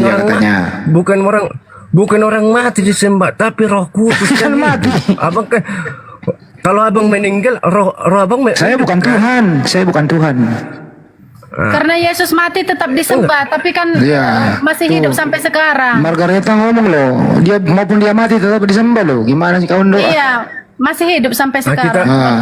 kita dulu Bang, kita dulu Bang Andi, kita dulu. Oke, saya tanya Nando, apakah mayatnya Yesus ini yang jadi mayat 3 hari adalah Tuhan? Tetap Tuhan. Nando jawab, apakah mayat Yesus adalah Tuhan? Iya, tetap dia kan, makanya mayat Yesus kan utuh. Enggak Jawab mati aja sia-sia. iya apa enggak gitu loh. Iya, enggak mati sia-sia.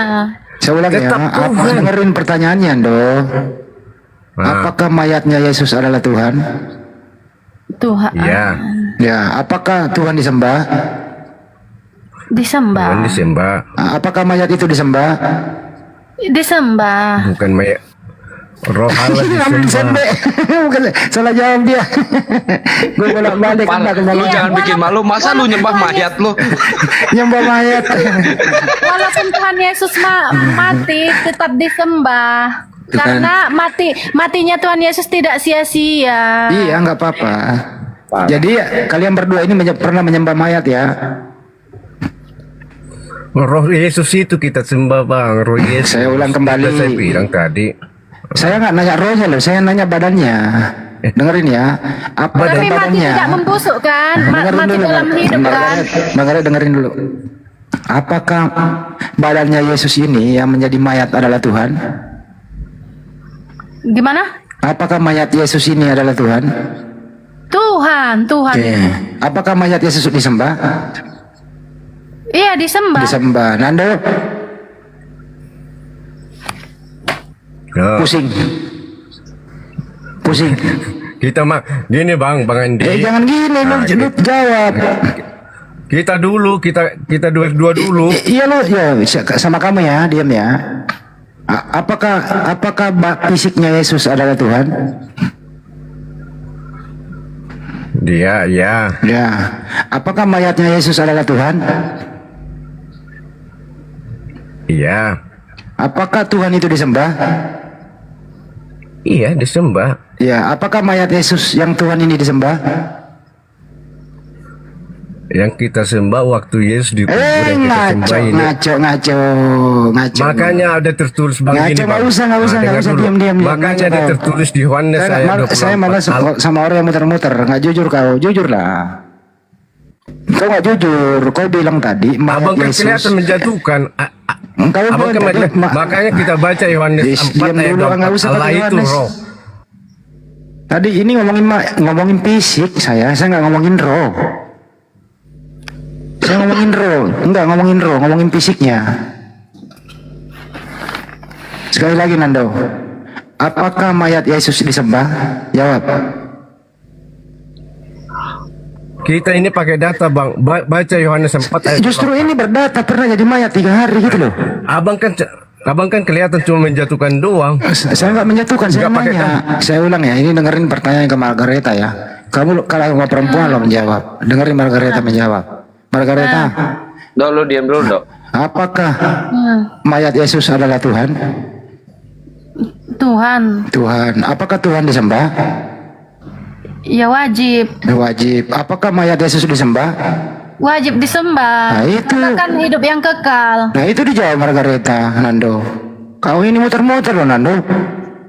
Gini Margareta. Aduh, gimana sih? Waktu Yesus, bentar Dok, Nando jadi gini. Dok, iya nggak apa-apa Nando, umat jadi gini nggak apa-apa. Dok, Mar, waktu Yesus dibaptis di Pulau Patmos ya, dibaptis nih Yesus sama Yohanes Pembaptis nih. Kan ada 3 di situ, ada suara Bapa, ada merpati yang hinggap di kepala Yesus kan, ada Yesus. Berarti ada 3 Tuhan di situ ya. Nah, pada saat Yesus dibaptis di Pulau Patmos, pada saat itu siapa yang Tuhan di antara 3 itu? Yesus, semuanya lah Yesus. Berarti ada berapa? Kok semuanya Yesus? Yesus kan satu lagi dibaptis sama Yohanes Pembaptis. Iya. Ya, pada saat itu, pada saat Yesus dibaptis di Pulau Patmos, siapa yang Tuhan di situ? Ya semuanya. Yang semuanya Tuhan, 3-3-nya Tuhan. Kan ini terpisah nih. Ada Yesus lagi dibaptis, ada merpati yang hinggap di kepala Yesus, ada suara Bapa di surga. Ya, Pada saat roh itu, Yesus itu semua. Ya. Merpati itu rohnya. yang Tuhan yang mana? Yang Tuhan yang mana? Bapa, merpati apa Yesus? Semua itu Tuhan. Tiga-tiganya Tuhan. Mm-mm. Oh, 3 Bang Handi. Udah jelas tuh Bang Handi, itu cukup. Tapi dalam satu hakikat Yesus. Diam dulu. Aduh, udah, gua turun aja lah. Gua turun aja ya. Besok kita bahas nanti yang Udah gua jelas turun dong. aja, Bang, Kau ya. nggak jujur dong. Abang berdebat sama Margareta aja. Gua turun. Karena Bang. memang kan jelas Matius 3, 16, 17 itu. Saya berdebat pakai data, Bang. Saya berdebat Saya juga pakai data nih. Matius 3, 16, 17. Gini, ada pakunya enggak? Ada ininya enggak? Matius 3, 16 sampai 17. Oke lah, Bang. Gua turun ya. Ya, udah Selesai turun kerja. Hampura ya. Ya, hampura. Hampuranya. Jangan turun, jangan turun Nando. Weh, istrimu melarang turun loh. Bukan Nando Margareta. ngobrol sama Bunda Rahma aja, sama Bunda Rahma tidur belum? Enggak. Gue mah sama hostnya. Nando, istrimu melarang turun. Besok lu ikutin dulu gua, Ndo. Lu ikutin dulu gua, nanti gua call back. Nanti gue ikutin, Bang. Gue follow nanti. Bunda Rahma mau nanya sesuatu nih. Tapi sebelum Nando turun, tadi dia mau turun istirahat orang kerja. Ini Mbak Margareta ini bagiannya Bunda Mila ini. Soalnya orang besok kerja. Bunda Mila ini. Ya udah, makasih Nando, makasih, maaf ya. Kalau ada kata-kata keliru, maaf ya. Oke, Bunda Margareta. Oke, Bunda. Besok hatuha sama gua, Ndo. Oke. Bunda, ayo Bunda. Pertanyaan apa Bunda? Ada tanya Bunda Rahma. Nando punya PR itu, Nando punya PR besok. Ya. Tadi apa tadi PR-nya bisa catat dulu. Nanti itu ayatnya 100% Tuhan, 100% manusia itu. Oke, Bang. Nah, nanti saya catat nanti. Pertanyaannya saya ibu-ibu nanti ya. Ini loh pertanyaan ibu-ibu. Yesus kan sudah naik ke surga nih. Gitu ya. Ya nanti besok nanti dengar dulu Bang Andi. Oh ya udah. Itu kan Bunda kan lagi nanyain sama saya. Ya udah. Satu lah Bang. Udah besok hatuha sama gua lu Bunda Rahma nih. Bang Nando, nih pertanyaan Bunda Rahma dulu ya. Bunda Rahma cepetan. Tidur Bunda Rahma tidur. Bun. Kenapa kau jadi Kristen, Bang? Buset dah. Kalau nggak ada pertanyaan Bunda Marwan, gue turun aja ya Bang Host ya. Jangan dong, ya Allah. Kita kan gimana mau? Ya udah. Iya, bikin pertanyaannya. Dari tadi saya tunggu pertanyaannya nggak nyampe pertanyaannya. Bang Handi tuh kasihan sama Akang tuh dari tadi ngomong, kita masih nyimak. Sekarang giliran kita terus turun, nggak fair dong. Saya nggak Jangan keluar Nando jangan keluar. Margaret nggak berani dia kalau saya. Iya Nando, jangan keluar dulu Nando. Margaret belum puas, jangan keluar dulu Nando. Margaret belum puas. Bukan, jangan keluar dulu. Oh, dengan tuh dia.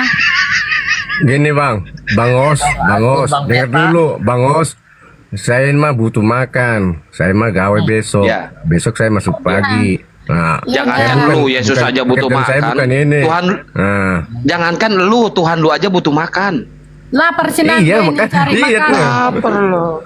Iyalah. Saya kan cuma cari makan saya kan dari pekerjaan saya. Nah, gitu Bang. Nah, dari koin bukan.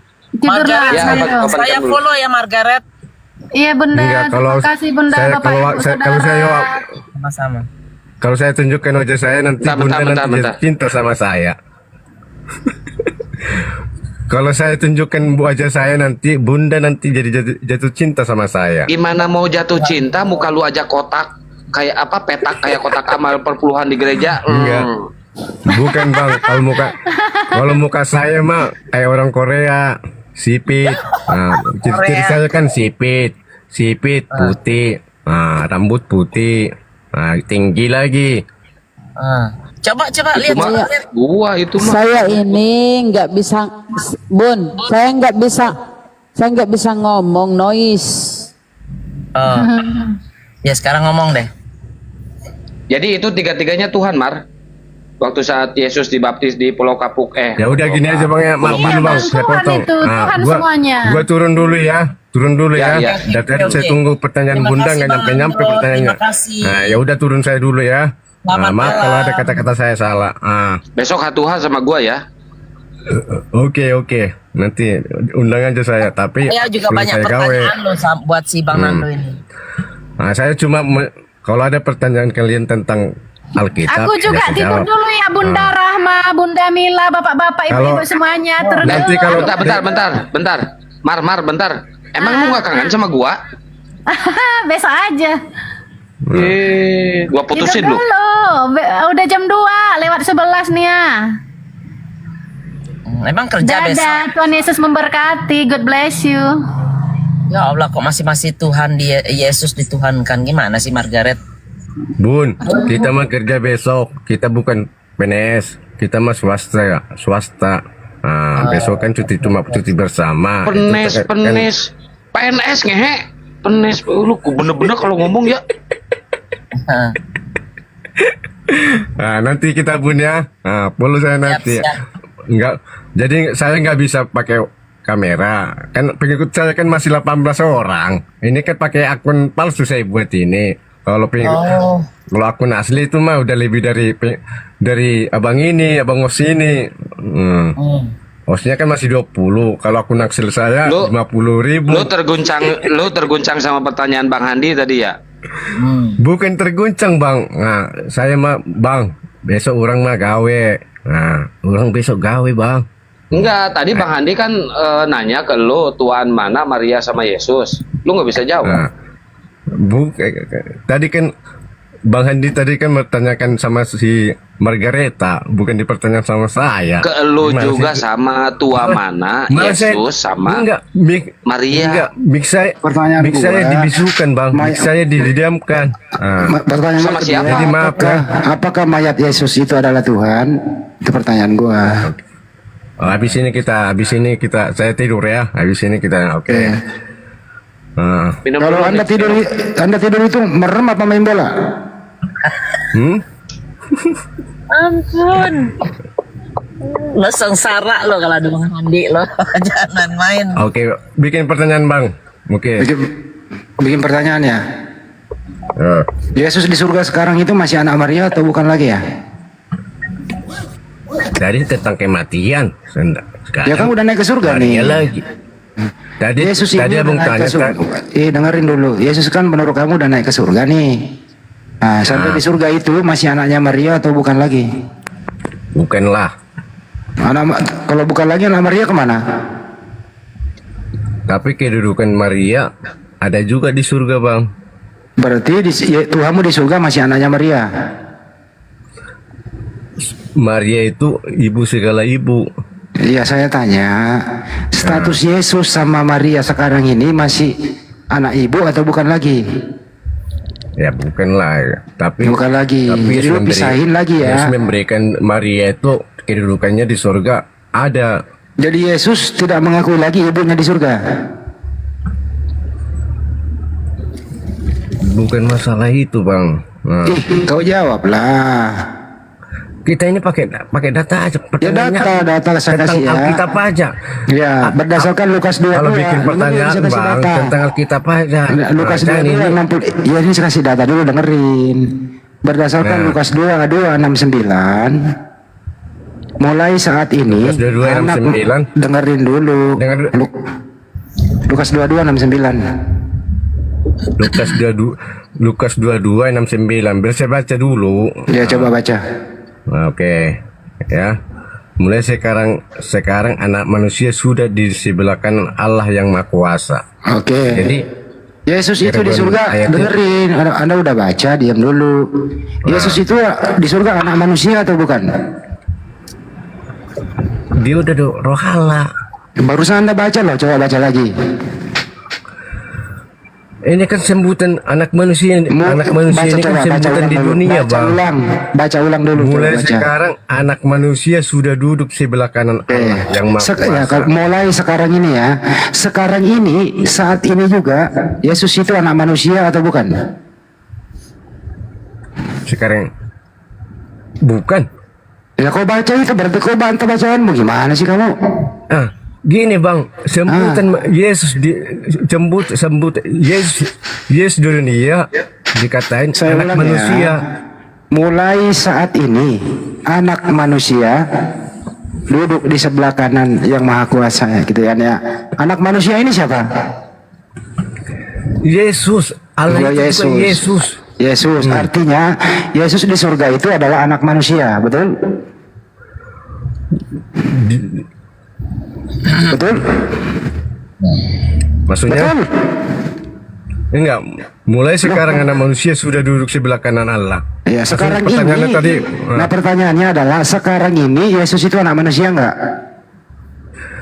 dia udah sebagai bapak dia di surga. Itu anak manusia tuh lu baca tadi, gimana sih kamu? Kan dia sembutan dia di dunia, Bang. Dia Coba baca berkata lagi. di dunia. Coba kau baca Dia lagi. berkata di dunia. Saat Yesus kan ini. berkata sama dengar Saat dulu, Bang. ini. Yesus kan dengar dulu. Yesus Saya kan tanya ya, dengerin. Berdasarkan data yang kau pakai, saat ini Yesus itu anak manusia atau bukan? Berdasarkan sekarang, nah, Yesus sebagai bapak, udah sebagai bapak. Berarti kau membantah datamu sendiri loh. Nah, dengar dulu penjelasan saya. Nggak usah Bukan saya dijelasin. membantah. Bantah aja datamu sendiri. Anak manusia adalah sebutan dia di dunia. Saat Bapak ini adalah sebutan. Saat ini Yesus ada di mana? Ya di surga. Yesus udah sebagai ada di bapak. surga ya. Dengerin dulu, dengerin. Sebagai bapak. Saat ini Yesus ada di surga, betul? Nah, Oke, saat ini Yesus di surga anak manusia atau bukan anak manusia? tadi kan udah saya bilang, kenapa dibalik-balik lagi, diulang-ulang lagi, Itu ulang-ulang lagi. Kan tertulis saya anak bilang, manusia. Kuculuk juga nih satu di benar-benar luar dondo. dengar dulu penjelasan saya, Bang. Abang kan langsung potong-potong. Nggak usah dijelasin Penjelasan anak saya. manusia kok. Kenapa nggak usah dijelasin? Kenapa Abang kalau nggak bisa dijelasin, kenapa Abang bertanya?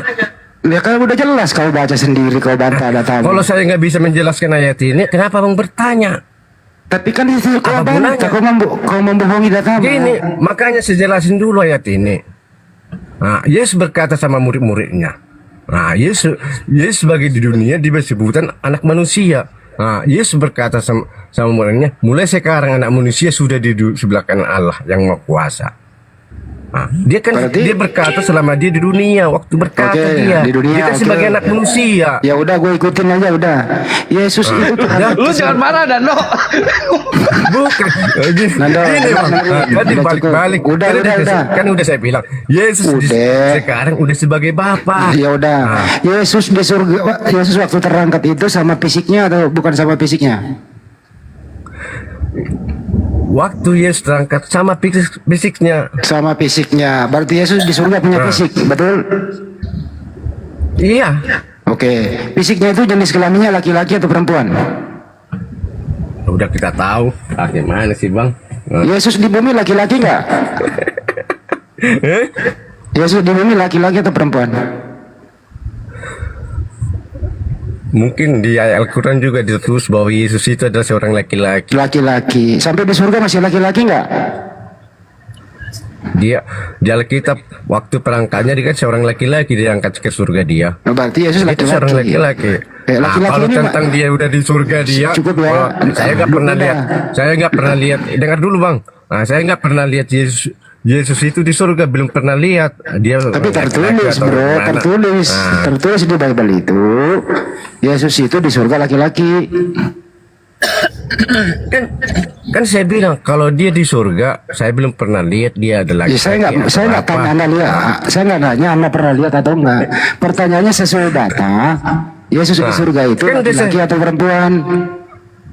Yang sesuai dengan tertulis di Alkitab, dia terangkat ke surga, dia seorang laki-laki. Laki-laki, baik. Laki-laki ini anaknya siapa? Laki-laki ini, udahlah Bang, besok saya gawe. Laki-laki ini anak siapa lagi? Pusing. Bukan enggak, pertanyaan Abang nggak masuk akal, kayak menjatuhkan. Kalau bikin pertanyaan sesuai dengan Alkitab. Paksa itu Bang, data. Oke Bang ya, oke Bang Os, ampura ya Os ya. Iya ampura. Itu kacamatanya. Bentar, gua tanya satu doang, gua belum kebagian. Pada saat Yesus terangkat ke surga, ini menerusin yang barusan Bang Andi. Pada saat Yesus terangkat ke surga, Yesus duduk di mana? Sebelah kanan. Ini kan tadi ayatnya yang dikatakan Bang Andi tadi. Iya, di mana? Sebelah kanan Allah. Sebelah kanan Allah yang Maha Kuasa. duduk di sebelah kanan Allah yang Maha Kuasa, duduknya pakai apa? Kalau masalah duduknya pakai kursi atau Silakan, sofa, di mana-mana saya juga nggak duduk tahu. kursi. Nah, kalau di sini di ini kan- Daniel 7 bentar, di Daniel 7 pasal 9, Yesus duduk di kursi roda. Nah, saya baca dia dulu ya. Daniel Nah. berapa tadi? Daniel 7 pasal 9. Yesus lumpuh, duduk di kursi Daniel roda. 7 pasal 9. Ah, Daniel 7 pasal 9 ya. Ayo. ya. Nah, sementara aku melihat tahta diletakkan lalu dulu oleh yang lanjut usianya.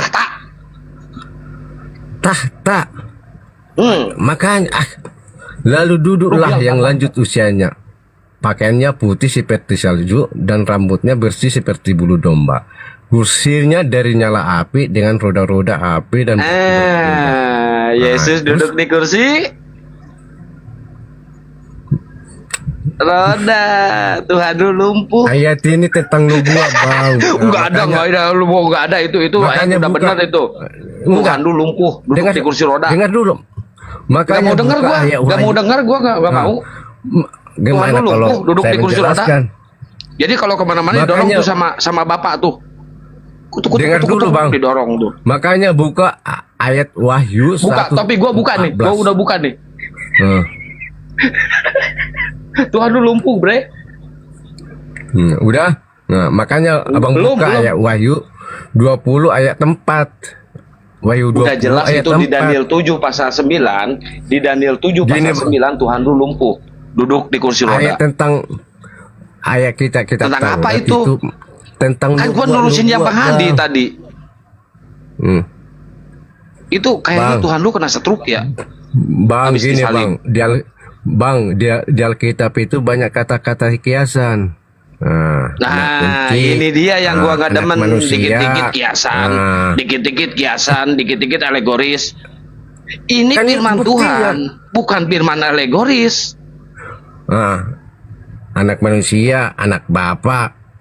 Bukan seperti anak kita ini. Saya beranak. Nah, ini yang disalahi oleh umat bukan Kristen. Ya, ini bukan yang masalah. bentar. Ini yang masalah- disalahgunakan oleh umat Kristen. Yang benar itu anak ibu, bukan anak bapak. Sebenarnya yang mengandung itu ibu, yang melahirkan itu ibu, bukan bapak. Nggak bisa dikatakan anak bapak. Ada anak Oke, ibu. Bang. Nah, nanti Nggak oke, besok gua mah. kita bahas Nggak oke. besok. Gua nggak oke. 100% Berarti udah jelas ya. 100%. Berarti udah jelas Tuhan lu pas bangkit dari kuburan, pas bangkit dari alam maut, Tuhan lu kena stroke. Tuhan lu kena Gini, stroke. Bang, ya. Langsung Nanti duduk di besok kursi roda. Besok kita bahas 100% Tuhan, 100% manusia. Habis itu kita bahas tentang diperanakan. Tentang diperanakan. Ini lu mau debat, mau jualan obat sih? Kok pakai diskon Bukan 100%? Tadi kan abang bilang ada PR mu Bang Nando, Bang Andi kan tadi bilang ada PR mu Bang Nando tentang itu kan. Nah besok nanti saya tulis nanti ayat Nah. itu, habis itu Ya, kita udah bahas tulis ayat itu tentang tuh. diperanakan. Soalnya lu bantah, banyak lu bantah. kata-kata kiasan di Alkitab. Ya, besok lu bantah bahwa Tuhan lu itu kena stroke ya, lumpuh. Lu bantah itu ya. Wow, oke. Besok Oke. kita bahas. Oke Bang ya. Ya. Oke, Oke. atur nuhun ya. Atur nuhun Ya. nampura. Ya. Sing lupa rezeki nanya. Doa lu nggak bakal nyampe, bre. Ya, yang penting saya niat baik. Kalau nggak nyampe. Enggak, terserah justru siapa. lu ngedoain miskin ke gua tadi juga, yang miskin. Yang begini Bilang Bang. gitu tadi ke gua. Kalau yang penting saya niat baik. Kalau nggak nyampe, kalau tuan abang nggak terima dengan dua saya, ya nggak masalah buat saya. Yang penting niat saya Emang niat yang baik. emang kan gitu. emang yang benar Tuhan gua apa Tuhan lu yang benar? Kalau masalah tentang siapa yang benar, banyak tuh panjang yang lagi banyak urusannya. mengaku aku Tuhan. Banyak Lagi mengaku aku YouTube. Tuhan Bang. Gini.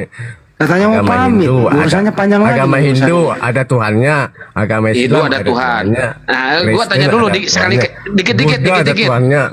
Ya udah dikit-dikit. Hindu Tuhannya benar nggak? Ya, menurut kita pelajari, ya setiap agama mengakui bahwa Tuhannya adalah benar. Nah, Ini setiap menurut agama lu. mengakui Kalau Tuhan. menurut lu, Nah, iya, kalau gua menurut saya- nggak nanya. Menurut lu Tuhan Hindu Kalau benar menurut nggak? kalau menurut saya Tuhan saya yang benar. Tuhan lu, begitu juga Tuhan yang Abang. lain, Tuhan yang lain begitu benar nggak? juga Bang. Tuhan yang lain benar nggak? Saya anggap Allah lain. Ya udah. Karena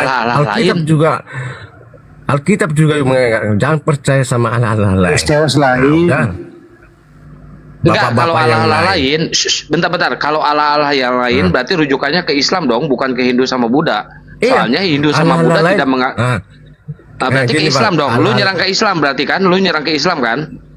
Nah kan, nanti saya bilang nanti menyerang Islam, nanti dibilang saya penginan. Nah, yang coba lu serang ke Hindu. Kalau lu serang Hindu pakai apa? Allah lain bukan?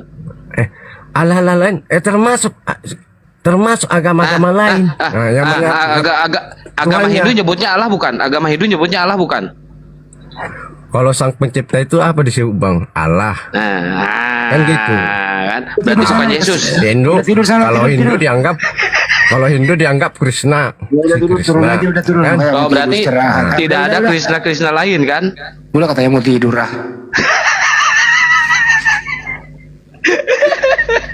Gua tutup YouTube dulu Teman-teman yang ada di YouTube, terima kasih Anies Lebes ya. Saya mau istirahat. Yang jelas awal video sampai akhir video kalau ada kata hilap dari kami mohon maaf. Ini diskusi, tidak ada tendensi apapun.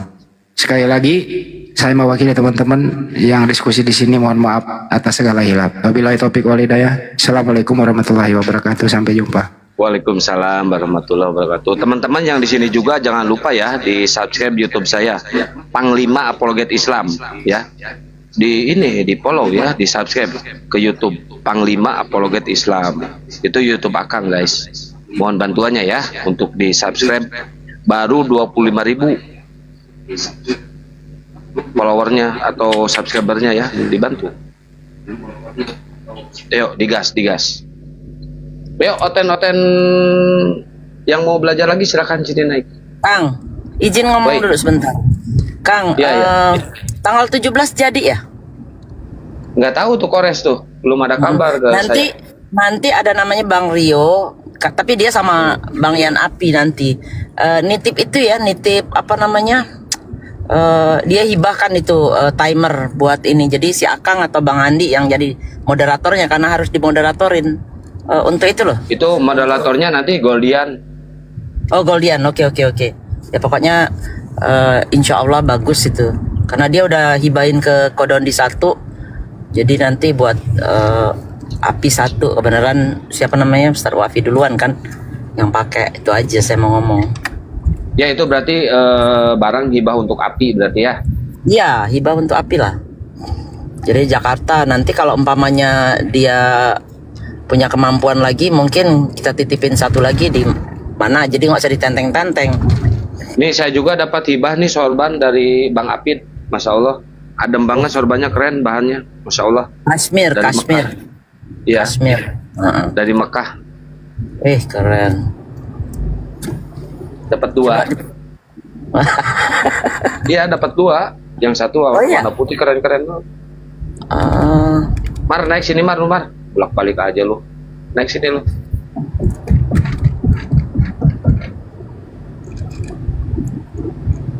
Oh Margaret naik lagi. Mana Nandonya? Oh, lu kangen sama gua ya? Lu jujur lu kangen sama gua ya? Enggak, tadi saya lagi berdoa. Semoga apa? Semoga gua jadi jodoh lu. Ih, ngadi-ngadi lu. Doa Bapa kami yang di surga, dikuduskanlah namamu. Sama doa Salam Maria penuh rahmat, Tuhan sertamu, terpujilah engkau di antara wanita. Margaret, Katolik ya? Orang tua Katolik Bunda. Oke. Dia Wanes dia. Iya tadi baca doa Salam Maria penuh rahmat sampai 50 kali tuh. Salam Maria penuh rahmat, Tuhan sertamu, terpujilah engkau. Tapi dia bagus loh. Hari ini saya kaget liatnya. Kalau awal kemarin itu sama si Budarni ngoceh, terus saya sampai pusing liatnya. Iya dia lihat saya terpesona dia, makanya nggak berani apa-apa dia. Iya. Sekarang lebih teratur, keren. Begitu dong kemajuan. Jadi kan tergantung roomnya dia mah, tergantung roomnya. Kalau room naik ke sini dia. Saya nggak sering naik room itu. Paling karena dinaikkan saja. Jadi saya udah tolak juga kan, kayak seperti Kak Nora Aritonang itu, dia buka room dia mau jam 7 pagi naik Margaret dibilang kakak itu. Ya nggak apa-apa lah. Iya, siapa juga inspirasi disuruh naik sama mereka, dinaik-naikkan. Jadi sering juga saya tolak-tolak kan, ini karena apa aja tadi. Jadi Karena- udah ada kemajuan belum nih? Nambah nggak ilmunya yang kira-kira bisa bermanfaat? Belum. Masih kekeh. Ilmu tentang apa ini Bunda? Tentang Bible yang kan kadang-kadang kalau di gereja kan nggak dibahas Bible kan. Cuma ayat-ayat tertentu yang dibahas, tiba-tiba ketemu si Akang di sini, ketemu Bang Zuma, ketemu yang lain-lain ngebahas yang belum pernah mungkin didengar. Nah itu kira-kira ada manfaat atau kaget atau nggak percaya atau gimana? Bukan, dari sekolah minggu dulu kan Bunda memang wajib disuruh itu baca Bible dari Kejadian sampai Wahyu. Terus itu harus ibadah jam 4 subuh. Ibadah jam 4 subuh bersama keluarga, satu rombongan gitu, baca ayat satu-satu biasanya. Ini kan kita udah pencar-pencar. Udah berpencar semua. Margaret Muslimah bukan. Dia masih Oh, Kristen. Kristen. Karena suamiku masuk malam, umpamanya kan nggak bisa bangun subuh ya. Berarti lo lagi ini ya ngamalin Amsal ya lo. Bukan. Kan kita itu subuh itu ada doa subuh seperti di asrama Santa Maria itu kan. Ya kalau Katolik itu kalau suster Katolik. Iya, suster itu kalau itu udah Katolik. bangun. Tapi lu kan bukan Katolik lo. Orang tua Katolik. Iya tapi lu bukan. Iya, tapi saya dibaptis di Katolik, cuman satu baptisan seumur hidup. Lu jangan kebanyakan ngamsal lu. Kasihan laki lu. Pokoknya kita itu dibaptis harus 1 kali, nggak boleh 10 kali. Sama seperti perjamuan kudus. Jadi gini teringatnya anak saya kan sekolahnya di asrama Katolik kan. Jadi jam 3 subuh itu udah doa pagi, nggak bisa tidur lagi, nggak dibolehkan suster lagi tidur. Lu Enggak, nikah secara Katolik apa secara Protestan lu? Kristen itu sama semuanya. Beda, nggak usah ngomong sama beda udah. Junjungannya kepada Yesus.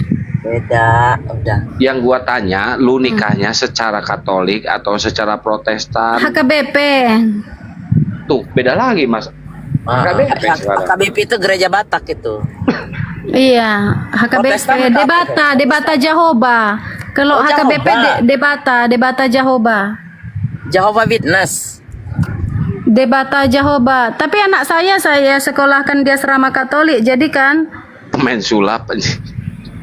jam 3 subuh mereka sudah doa semuanya. Semua umat Kristen itu jam 3 subuh diwajibkan berdoa sebelum jam 4 subuh. Bisa juga jam 2 malam, jam 3 malam itulah. Makanya saya Tahajud. masih bangun, Bunda. Tahajud lu.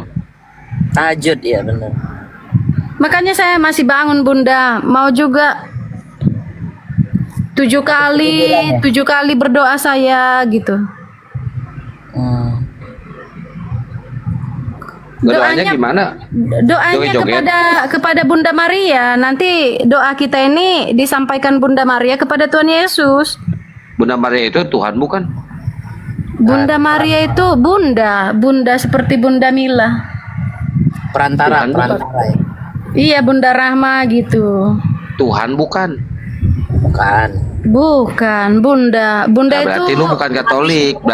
Berarti lu bukan Katolik. Bunda itu kalau di gimana aku bilang ya, Bunda itu ratu, ratu tapi bukan istri gitu loh. Nih, gua kasih tahu. Kalau pemahaman di dalam kekatolikan, Bunda Maria ini ratu surga. Iya, ratu. Iya, dia ratu surga. Iya, bukan istri, Jadi, bukan kalau- kayak istri, bukan permaisuri Nah, ya. kalau ratu, ya bentar. Kalau ratu sama raja itu suami istri apa bukan? Kalau di Kristen bukan ada permaisurinya. Dalam Kristen ya. Dalam Bukan Buddha nggak tahu, dalam Hindu Buddha nggak tahu. Dalam Kristennya.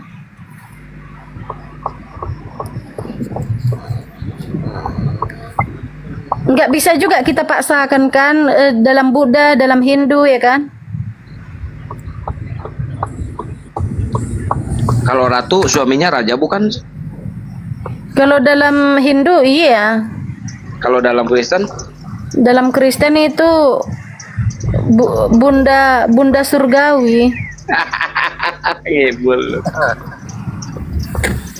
Lain orang ditanya lain jawaban ya, gimana itu ya? Nggak ada standarisasinya ya. Itu Bunda Maria itu perantaran kita kepada Tuhan Yesus. Jadi statusnya nabi dong, messenger ya. Nggak bisa dikatakan lah Bunda. Ando. Temu nggak? Ando. Ini Ando yang turun tadi. Nggak tahu gua. Iya. Ando mungkin. Nggak tahu. Dia punya banyak dia. Lu ngejar si Margareta ya Ando ya? Doa kita itu nggak sampai kepada Tuhan Yesus kalau nggak melalui Bunda Maria. Oh jadi ngedoanya ke Bunda Maria ya? Iya. Melalui Bunda Maria. Lalu Iya. nyampe ke Yesus. Perantara kita itu ke Bunda Maria dulu. Bunda Maria dulu. Yang Tuhannya itu Bunda Maria apa Yesus? Yesus. Berarti doa Yesus kami. Bapa kami yang di Loh, surga. kenapa doa Bapa kami bukan doa Yesus kami? Kalau di surga Yesus itu Bapa. Kalau di dunia Yesus. bukan Bapa. Yesus Bukan Bapa. di dunia, saat Yesus di dunia. Saat Yesus di dunia, Yesus itu Bapa bukan? Panggilannya banyak, guru, Bapa. Enggak. Gua nggak nanya itu. Pada saat di dunia, Yesus itu Bapa bukan? Bapa. Yesus itu Bapa bukan? Bapa. Banyak yang Bapa. manggil Bapa, banyak yang manggil guru. Bapa. Berarti yang disalib itu Bapa? Yang disalib Yesus. Bukan Bapa? Kalau orang-orang sebut Bapa. Oh, berarti Bapa yang disalib bukan Yesus? Kalau saya memanggil Yesus itu pada saat disalib ya, Yesus. Kalau orang lain kan Yesus. kalau orang lain kan guru katanya, guru. Bunda Maria memanggil Yesus guru. Bukan anak? Bukan, guru. Kan dia anaknya, bukan gurunya. Iya, tapi umpamanya gini ya. Apa tuh? Anak kita sendiri ini kan bisa aja kita panggil bukan nak gitu. Ru jadinya ya. Pokoknya guru. Nah, berarti Ru manggilnya bukan nak ya. Ru sini Ru gitu ya. Intinya Bunda Maria memanggil Yesus guru. Bukan anak berarti ya. Kenapa dipanggil? Benar kamu ya, Margaret. Kenapa dipanggil guru? Karena ada teladan-teladan Tuhan Yesus. Oke, bentar. Ya, oke. Yang jadi guru ini Maria apa Yesus? Ini dulu nih, satu dulu. Yang jadi guru ini Maria apa Yesus? Wajib Yesus. Yesus, oke. Waktu Maria mengasuh Yesus waktu bayi, Yesus digurui sama siapa? Belajar baca, belajar berjalan, belajar minum susu, diguruin sama siapa? Enggak tahu, enggak ada kisahnya.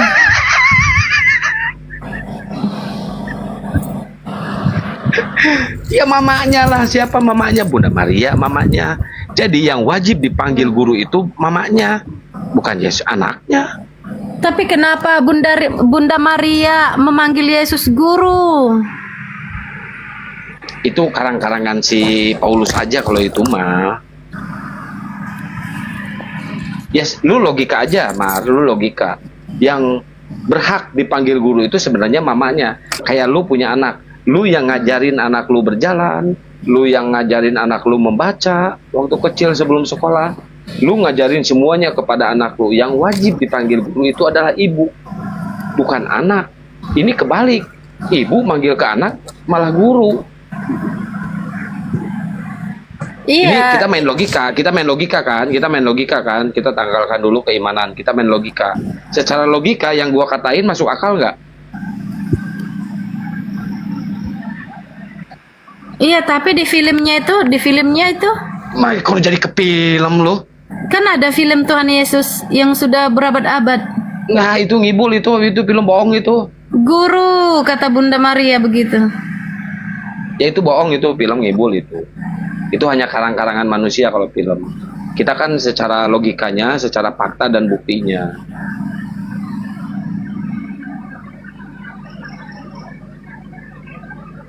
Yang gua omongin masuk akal, masuk logika nggak, Mar? Bisa Kita tanggalkan jadi. dulu keimanan. Nah, Bisa iya. jadi.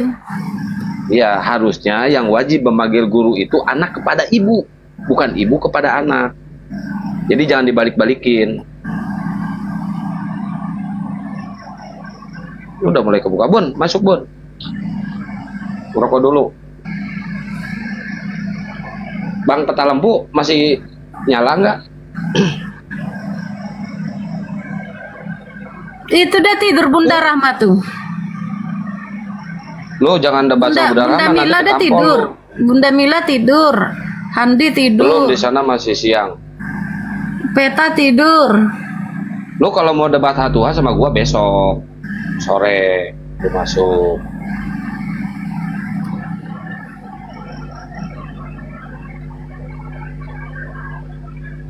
Ini banyak juga yang minta naik, cuma nggak gua naikin. Res, gua heran lu, orang tua lu Katolik tapi lu Yesus only lu. Iya, orang tua Katolik. Kenapa nggak ikut orang tua? Lu ikut suami ya? Iya, ikut orang Batak. Oh, de Batak. Lu Parmalim apa Kristen? Protestan, HKBP. Oh, KBP Protestan. Berarti lu sama orang tua lu nggak akur? Kan kalau Kristen itu ikut suaminya. Ikut suaminya. Iya. Oh, berarti orang tuanya dicuekin, masa bodoh dengan orang tua gitu. Enggak. Harusnya orang tua dulu, Mar. Diduluin. Tapi entahlah ya, kalau di Kristen ya, kalau di Islam tetap orang tua yang wajib dipatuhi. Tapi ke suami juga tetap harus patuh, ke suami juga. Kami Cuma, mertua yang dipatuhi, orang tua juga. iya, orang tua nomor 1. Iya, mertua juga gitu. Mertua betul, setuju gua itu. Laki lu kerja di mana, Mar? Di pabrik. Oh, di pabrik. Laki lu tahu bahwa lu suka diskusi, suka debat? Tahu. Kalau ada di rumah, laki lu suka bantuin debat lu nggak? Enggak mau dia. Kenapa? Dia nanti takut salah-salah. Kemarin lu kenapa pakai kerudung, pakai cadar?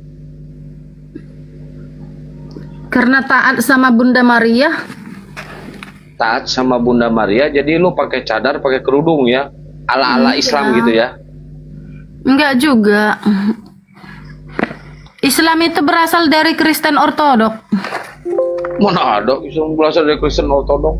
Ngadi-ngadi lu. Karena Ortodok itu sholat 7 waktu. Kalau Islam berapa waktu? Cuman 5. Nah, sama nggak?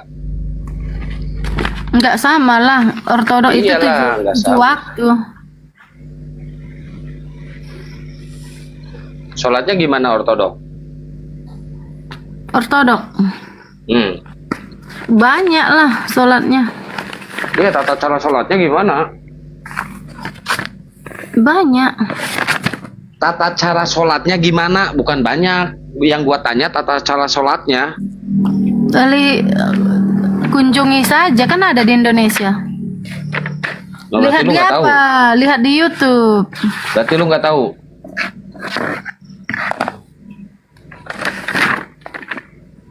Kenapa sih kalau orang Kristen itu suka ngomong Yesus itu membawa ajaran kasih, membawa ajaran kasih? Kenapa ya? Kebenarannya itu kan kebenaran yang ada. Lu yakin yang disampaikan oleh Yesus itu semuanya kebenaran? Yakin. Lu yakin yang dibawa ya sama Yesus itu ajaran kasih? Yakin, masa enggak yakin? Lu di tangan lu ada Bible nggak? Ada. Coba lu buka sekarang Matius 21 pasal 12. Coba bacakan, tolong bacakan. Katanya lu lagi megang Bible, gimana sih lu?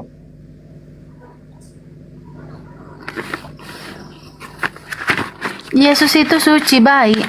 Iya, lu buka itu Matius 21 pasal 12. Iya, udah sering buka. Bisa nanya enggak, ada enggak kejahatan Yesus? Ada. Kapan itu Yesus jahat sama orang? Waktu masuk ke Betel. Kemana? Waktu masuk ke Betel. Apa itu? Astaga naga, masa lu nggak tahu Betel? Bet Allah.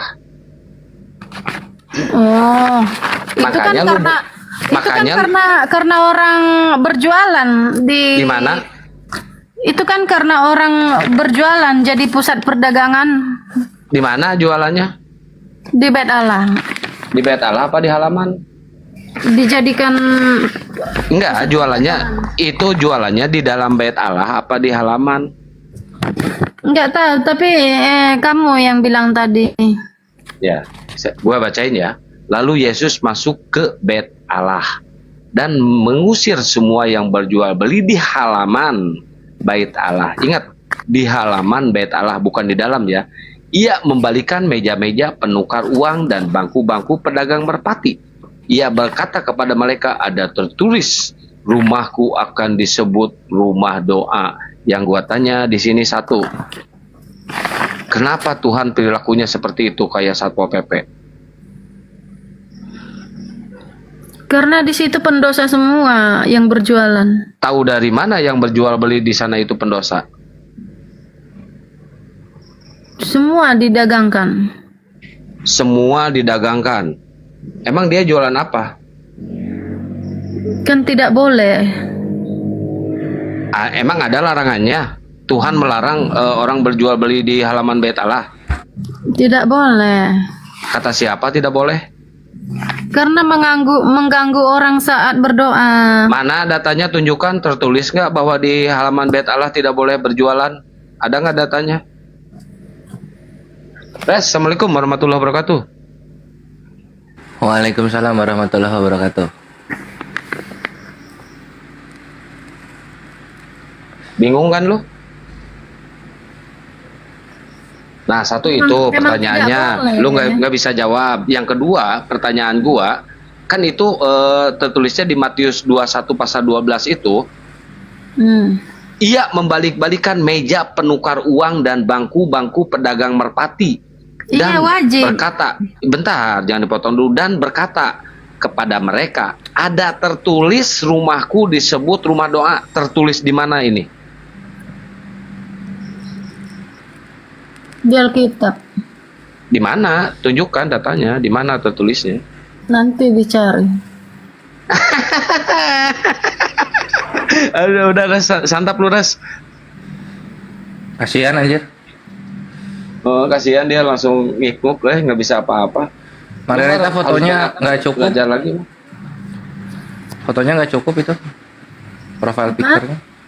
PP-nya nggak cukup, itu mukanya nggak masuk semua, jidatnya kepotong. Iya, jidatnya kepotong lu. Lu jangan kebanyakan ngamsal lu, Mar.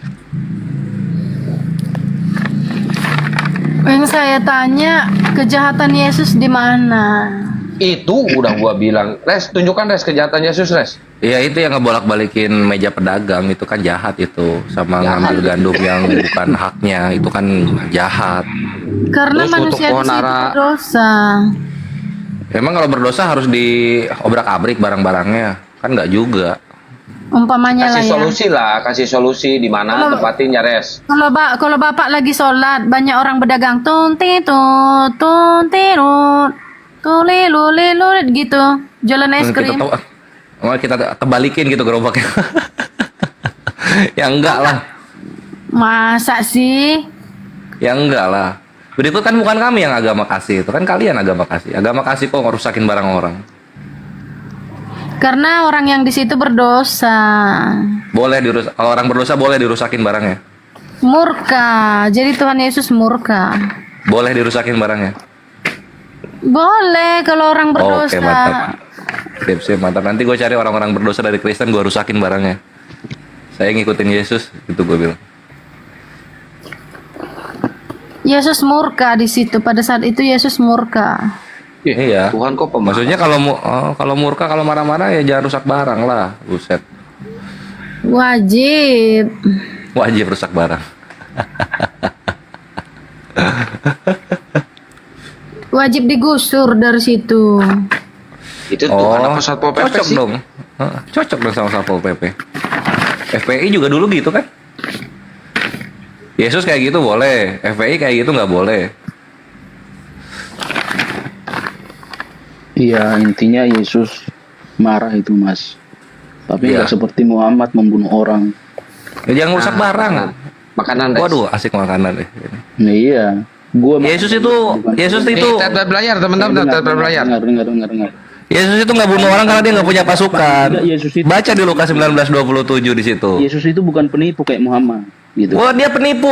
Coba Nathanael pernah lihat anak manusia turun naik ke bumi nggak? Coba di Yohanes 1:51. Penipu dia. Dia penipu yang tidak punya uang.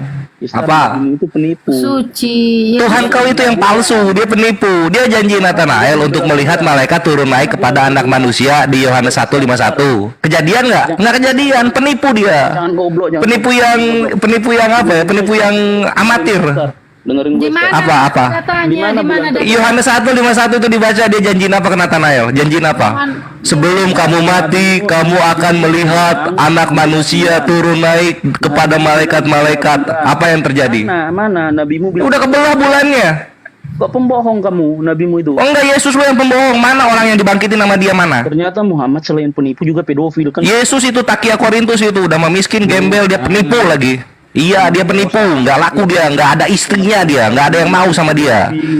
Nah, itu Yesus lu mencabuli ibunya sendiri. Yesus lu itu mencabuli ibunya sendiri. Tuhan kau itu menggauli ibunya sendiri. Keluar dari vagina dia. Vagina ibunya sendiri diprot-prot. Yesus itu vagina ibunya diprot-prot. Yesus vagina ibunya diprot-prot. Yesus vagina ibunya diprot-prot. Diprot-prot vagina ibunya itu. Maria itu diprot-prot vagina sama Yesus Kristus. Apa lu kerasukan Roh Kudus gua, Roh Kudus ini. Hahaha. Sakit ya batin lu ya? Sakit ya? Nggak bisa lu nangkep gua ya? Hahaha. Lu jilat-jilat tuh, lu jilat-jilat memeknya Maria sama kayak Yesus lu tuh. Yesus Kristus encus prot-prot. Yesus Kristus prot-prot ibunya sendiri. Yesus dia ngeprot-prot ibunya sendiri demi keluar ke bumi. Dia ngeprot-prot ibunya sendiri demi keluar ke bumi. Dasar manusia miskin, jadi Tuhan juga miskin, ngeprot-prot ibunya sendiri supaya bisa memuaskan birahi. Itulah Yesus Kristus yang memprot-prot ibunya sendiri. Kalau dibokep keluar suaranya, oh Yesus so good, oh Yesus so good. Itulah Yesus ngeprot-prot ibunya sendiri. Ibunya nggak mau dinikahi sama Allah bapaknya. Yesus itu kontolnya nggak berguna karena nggak punya istri yang mau diprot-prot sama dia. Punya penis tapi nggak kepake. Tuhan berkelamin, buat apa di bumi? Itulah dia Yesus Kristus yang dablek sekali. Cuma bisa jadi patung, dijual 35.000 di pasar-pasar. Apa? Kenapa penyembah Yesus goblok? Kenapa Yesus softtek? Yesus body charm? Jangan.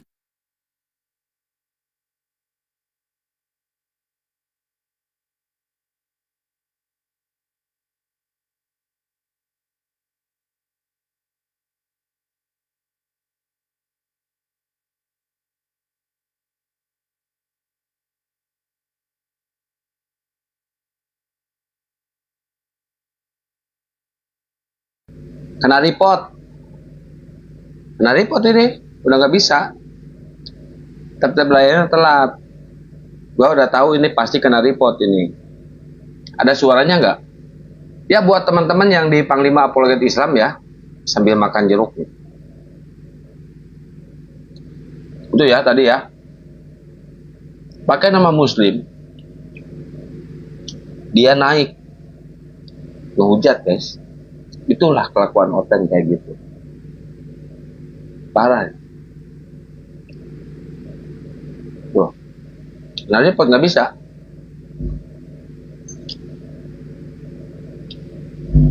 Ntar saya buka yang satu lagi, akun satu lagi.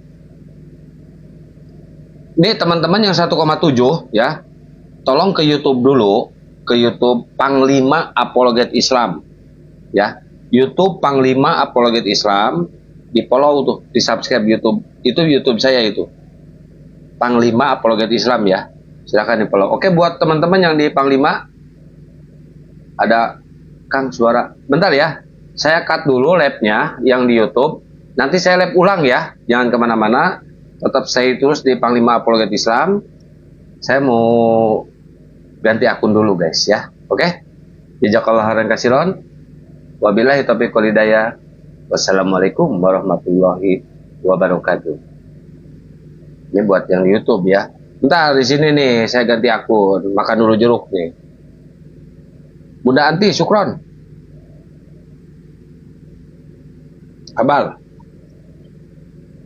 Sabar ya.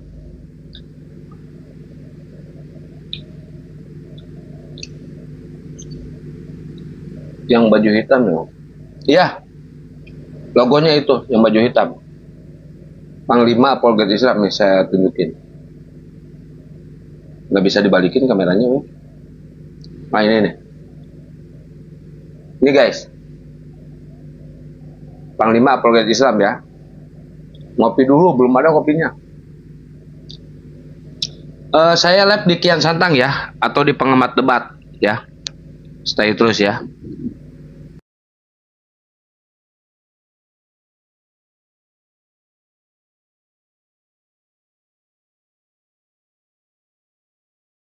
Allah yang dijaga oleh Allah itu tentang kebenaran, karena dia mengatakan sesuatu bukan dari dirinya sendiri, bukan karena hawa nafsunya, tetapi memang setiap ucapan seperti yang dikatakan Yesus, dia mengatakan sesuatu apa yang dikatakan Bapa, makanya dia kebenaran semua. Nabi Muhammad pun demikian, dia tidak mengucapkan dari dirinya sendiri, tapi dari Allah yang disampaikan kepada dia. Sama, Pak Musa pun demikian, dari yang disampaikan. Abraham sama. Jadi itulah yang pada dirinya ada roh kebenaran. Lalu apa roh kebenaran itu sama dengan Roh Kudus? Beda. Roh Kudus ini malaikat. Jadi malaikat ini, Roh Kudus ini mendampingi para nabi, mendampingi utusan Tuhan, selalu didampingi oleh Roh Kudus. Makanya dikatakan Yesus dipenuhi Roh Kudus, artinya di sekitarnya Roh Kudus semua, malaikat didampingi dia. Begitu maksudnya. Nabi Muhammad juga sama, selalu didampingi oleh malaikat. Para nabi semua didampingi oleh malaikat. Gampang kok Oten botol. Oke. Mudah-mudahan paham ya. Oh, saya terlalu panjang tapi mudah-mudahan paham Oten nih. Waktu ngomong dong, lu isi balik ngomong kayak berak kayak orang mencret. Pak Ande di sini mau membantah Bibelnya atau menerangkan Bibelnya? Mau membenarkan apa yang kalian omongin, itu saya sebenarnya. Ya, silakan. Masya Allah, luar biasa ya. Tapi jangan nangis ya Pak Andre, dari tadi naik nangis cuman ya. Sananya Baal aja perwakilan Baal. Emang kau percaya itu Alkitab Mau Baal? nerangin apa mau ini? Percaya tulisan di Alkitab, percaya Alkitab Baal? Islam itu sabar dulu, dia akan dijawab. Islam itu oleh Nabi Muhammad dikatakan tidak.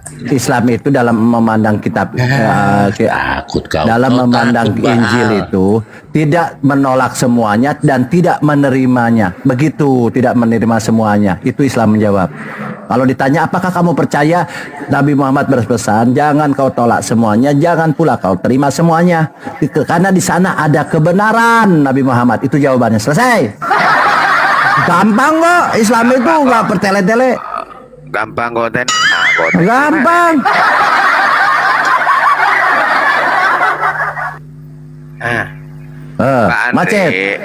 Pak Andre udah dibilang mau nangis atau mau diskusi gitu loh. Buka Pak Andre mic-nya. Atau sedikit lagi saya tutup, saya kayak closing dulu Bang Jen. Jadi saya tutup closing dulu sebentar ya. Jadi dalam diri Yesus tidak ada Roh Kudus. tetapi ada roh kebenaran. Di mana ayatnya? 1 Yohanes 5 ayat 6. Inilah dia yang datang dengan air dan darah, yaitu siapa? Yesus Kristus. Bukan saja dengan air, tetapi dengan air, dengan darah dan roh lah yang memberi kesaksian. Karena apa? Yesus ini mempunyai roh kebenaran. Gampang. Tidak ada Roh Kudus.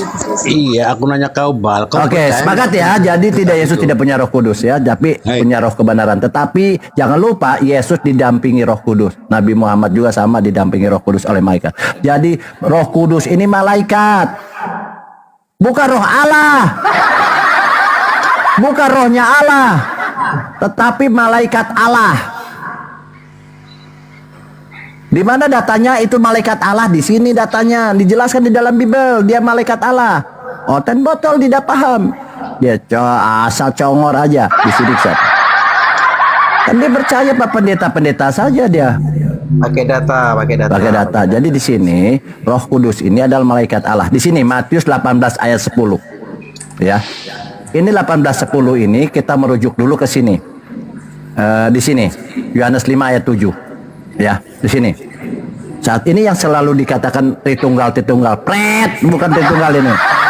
Satu lihat, ini kita bicara malaikat, izin ya, bicara malaikat. 1 Yohanes 5 ayat 7. Catatan. Ini tentang malaikat ya. Sebab ada 3 yang memberi kesaksian di dalam sorga, Bapa, Firman, dan Roh Kudus, dan ketiganya adalah satu. Di sini ada Roh Kudus. Roh Kudus di sini dikatakan di mana? Di sorga. Kalau Yesus itu bukan ini. Kalau Yesus itu air, darah, dan roh kebenaran.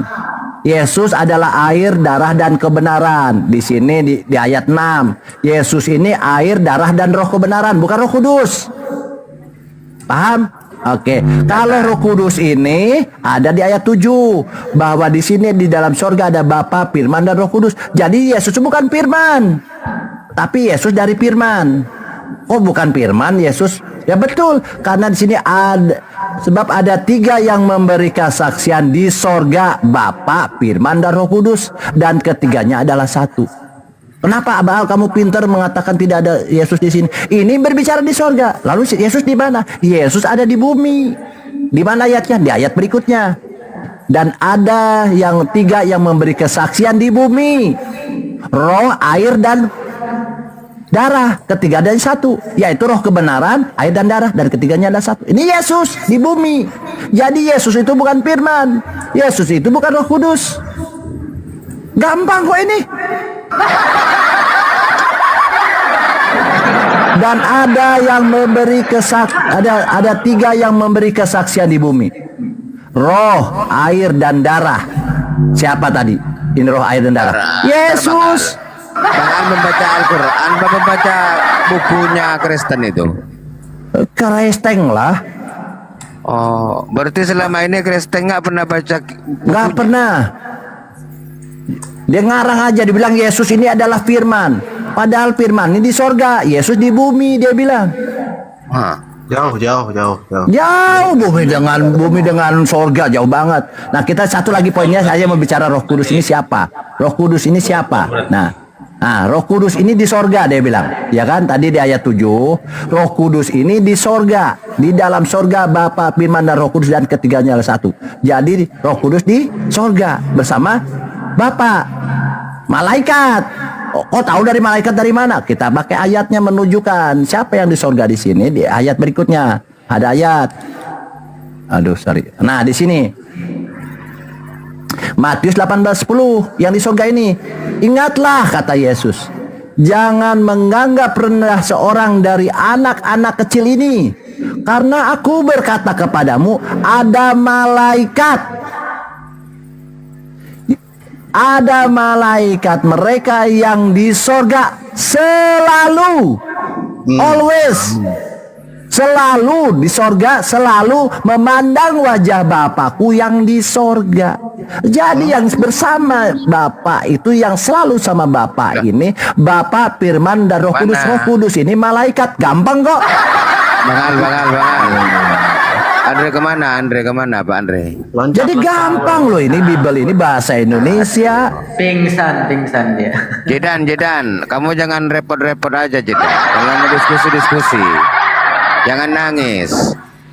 Jadi Roh Kudus ini adalah malaikat ya, malaikat yang selalu bersama Bapa. Aku dan di sana dikatakan ayat 7 ini dikatakan apa? Di dalam sorga ada Bapa, Firman dan Roh Kudus. Dan ketiganya adalah satu bersama. Nah bersama ini siapa Roh Kudus ini? Yaitu tadi yang selalu memandang wajah Bapa, selalu dia bilang di sorga. Di siapa? Malaikat. Gampang kok.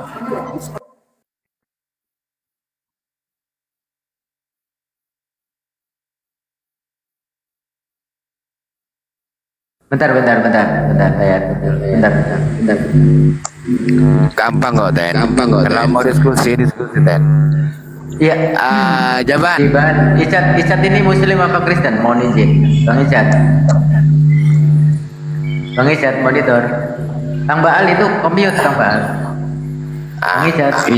Bapak, lanjut Bang, yang lain silakan. Udah, apa-apa. Bang Icat. Sudah selesai kok, sudah selesai. Poinnya udah sampai. Bang Icat, monitor. Muslim apa Kristen? Halo, saya Kristen. Oke. Kristen. Oke, Kristen. Kalau mau diskusi, mohon diskusilah yang baik ya, dengan literasi, biar bisa mengedukasi. Ayolah.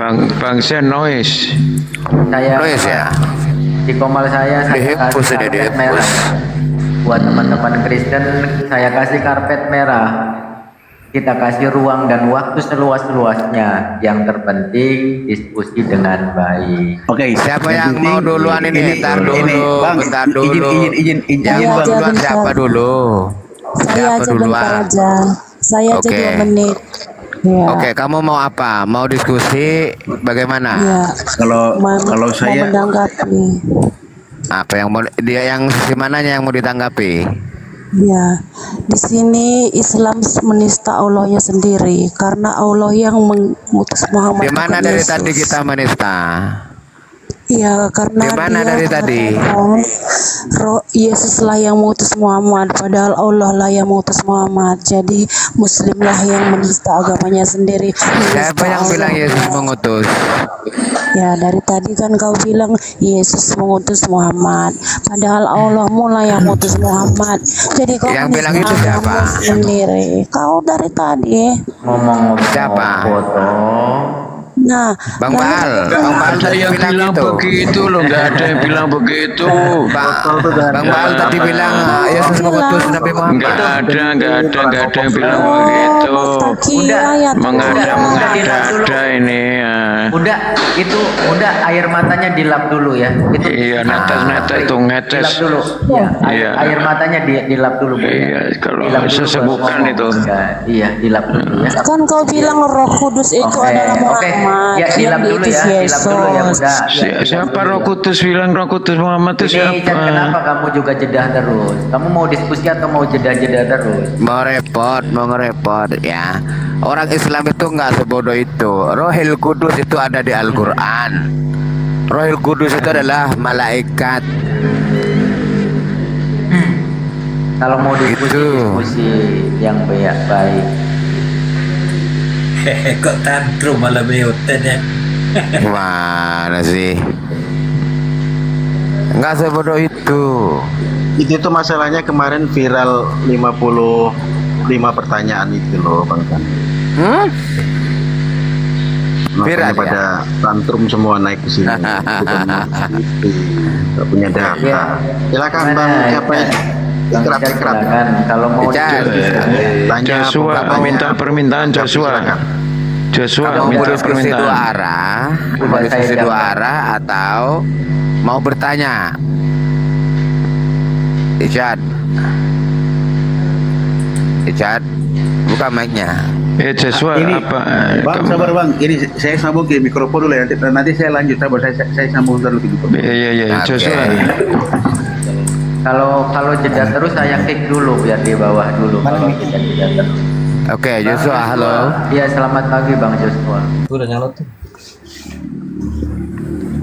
Joshua, halo. Halo, pagi. Ya, selamat pagi. Pak Joshua mau diskusi dua arah atau mau bertanya saja? Enggak, seru aja ini denger ceritanya dari tadi. Gimana? Iya, senang aja kita dengar ceritanya gitu, Bu. Joshua kan Kristen kan ya, Bang Joshua Kristen. Iya. Ya memang dari kita kan open. Ya, betul. Dari dari tadi emang seru, banyak banyak teman-teman Kristen yang begitu terguncang gitu. Hari ini kita panen oten, tumben. Terguncang ya. Panen raya. Panen raya oten. Ya, yang seru di sisi mananya yang menurut Abang Joshua itu yang seru yang di sisi mananya gitu? Nggak suka aja aku ngeliat kita punya saudara bahasa kitab ya kan. Iya. Kita punya saudara ya gitu. dia nggak bahasanya udah sedikit siap. Udah mempelajari. Siap. Gini, yang namanya kitab. Kalau itu kitab ya. Apapun itu kita harus pelajari untuk mengetahui itu. Tetapi bukan untuk mengimani dulu. Pelajari dulu baru nanti mengimani kalau itu benar. Gitu. Iya, kita siap. Lanjut. Ya.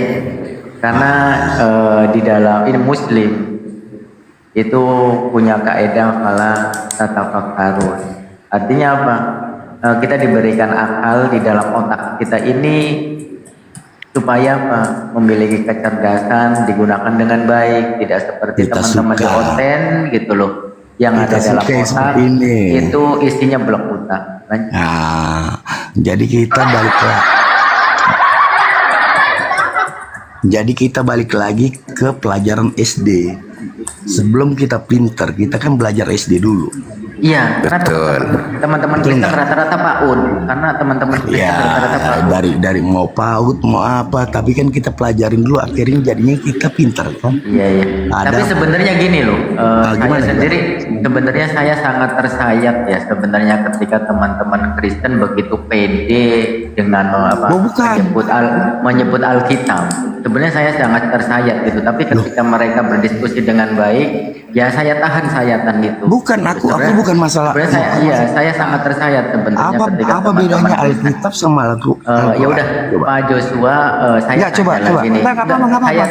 tanya sekali lagi pas baca Joshua mau menanggapi judul atau mau bertanya atau mau ditanya gitu. Gimana? Enggak apa-apa, kita silaturahmi aja. Oh ya udah, Bapak kalau tidak ini dibawa aja ya. Kalau ya mau kok dibawa? Ya. Silakan Bang Icat. Silakan Bang Icat. Oke. Ada yang mau ditanggapi? Ini nih saya ini mau bertanya nih, kira-kira ini boleh. Ada tidak perjanjian yang pernah dibuat antara Nabi Muhammad dengan kaum non-muslimin? Apa isi utama masing-masing perjanjiannya? Ada tidak Nabi Muhammad pernah buat perjanjian dengan teman Kristen bertanya aja muter-muter gitu loh, apalagi ditanya. Tidak, ini saya kan biarin aja sekarang kita coba dulu ya 10 pertanyaan. Coba silakan. Kita coba dulu, nanti kalau dia kuat ya lanjut terus itu. Silakan bertanya aja, silakan. Apa tadi itu Nabi Muhammad apa? Apakah Nabi Muhammad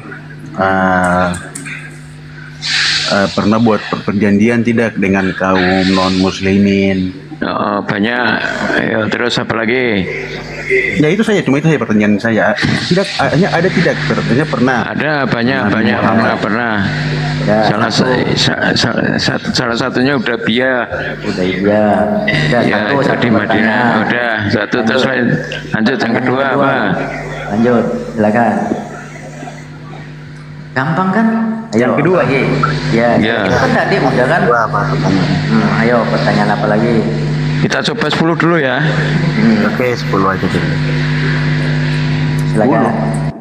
Iya, silakan bertanya sebanyak-banyaknya. Bertanya aja. Iya, silakan. Bertanya ya. Iya, silakan. Iya, ini yang kamu tanya, apakah benar air kencing unta itu bermanfaat seperti Ya, pertama? ada. Benar. Pertanyaan yang kedua benar. Ya, pertanyaan yang ketiga. Benar. Ya, lanjut. Di zaman itu ya, di zaman itu. Ya. Di zaman itu untuk orang itu ya terus langsung tiga. Yang ketiga. Oke begini, iya. Kalau di zaman kan waktu itu kan di zaman itu, yang di zaman yang sekarang. Nomor 3. Iya. Yang ketiga. Tiga. Ayo pertanyaan yang ketiga. Dan pertanyaan ketiga. Ya. Pertanyaan ketiga. Yang pertanyaan ketiga, apakah benar nanti ketika umat muslim itu para lelaki mati atau meninggal kemudian nanti ke surga terus nanti ketemu dengan bidadari, itu benar? Betul, ya. Benar. Yang keempat. Yang keempat. Ayo silakan. Nanti ketika istri-istri dari Pak Ustadz atau dari kaum muslimin nanti kalau meninggal nanti ketemu dengan siapa? Gitu. Sudah dijawab Ya, tadi. betul. Dengan suaminya. Ketemu dengan Faza, ya betul. Ketika ketemu dengan suaminya. Terus kemudian oke. Terus begini. Pertanyaan yang keenam. Siapa yang pernah menyaksikan kalau memang benar bahwa ketika umat muslim mati atau meninggal nanti ketemu dengan bidadari, kemudian nanti yang istrinya ketemu dengan tidak ada yang menyaksikan itu dalam kitab suci yang dalam kitab suci yang menyampaikan seperti itu. Menurut umat tidak ada yang menyaksikan, tetapi kitab suci yang menjelaskan itu. Mati dulu bang, masalahnya di surga itu nanti itu urusannya. Silakan. Pertanyaan nomor 6. Apalagi yang ketujuh. Yang ketujuh, silakan. Apalagi? Gampang. Oh, baru saya paham sih kalau sampai ada yang ketujuh. Ya, nomor 7 kan mana-mana. Pertanyaan yang ketujuh. Lanjut. Umat Islam itu nggak bertele-tele kalau menjawab, nggak pusing. Apalagi silakan Bang, silakan. Ya, nomor 7. Ini pertanyaan ketujuh yang terakhir nih. Ya. Masih ada 3, masih ada apa-apa. Masih ada 3. Kalau mampu bertanya 10 pertanyaan, kita kasih bonus 10 pertanyaan lagi, silakan. Ayo. Ini berapa orang ya? Ini berapa orang yang bertanya? Kamu yang bertanya aja. Mau 10. Oh iya, oke. Baik. Itu nanti kalau di pintu surga siapa yang kita ketemu nanti kalau menurut muslim? Apa itu? Di depan pintu surga siapa nanti sambut pangeran, siapa yang nanti bidadari siapa yang pertama kali ketemu dengan umat muslim? Nggak dijelaskan bahwa yang menyambut adalah bidadari. Nggak ada. Iya, yang namanya siapa? Karena kan Iya kan, menurutku namanya malaikat Ridwan. Malaikat Ridwan yang jaga. Pertanyaan yang ke-9. Tidak. Malam. Pertanyaannya bidadari tadi, bidadari yang mana gitu? Siapa gitu? Iya. Mbak Mista. Itu tuh siapa sih bidadari? Tadius sabar dulu ya ini. Bergiliran ya. Tadius Timi dulu bergantian habis ini. Budayakan antri bang. Yang ke-9. Oh ya, baik.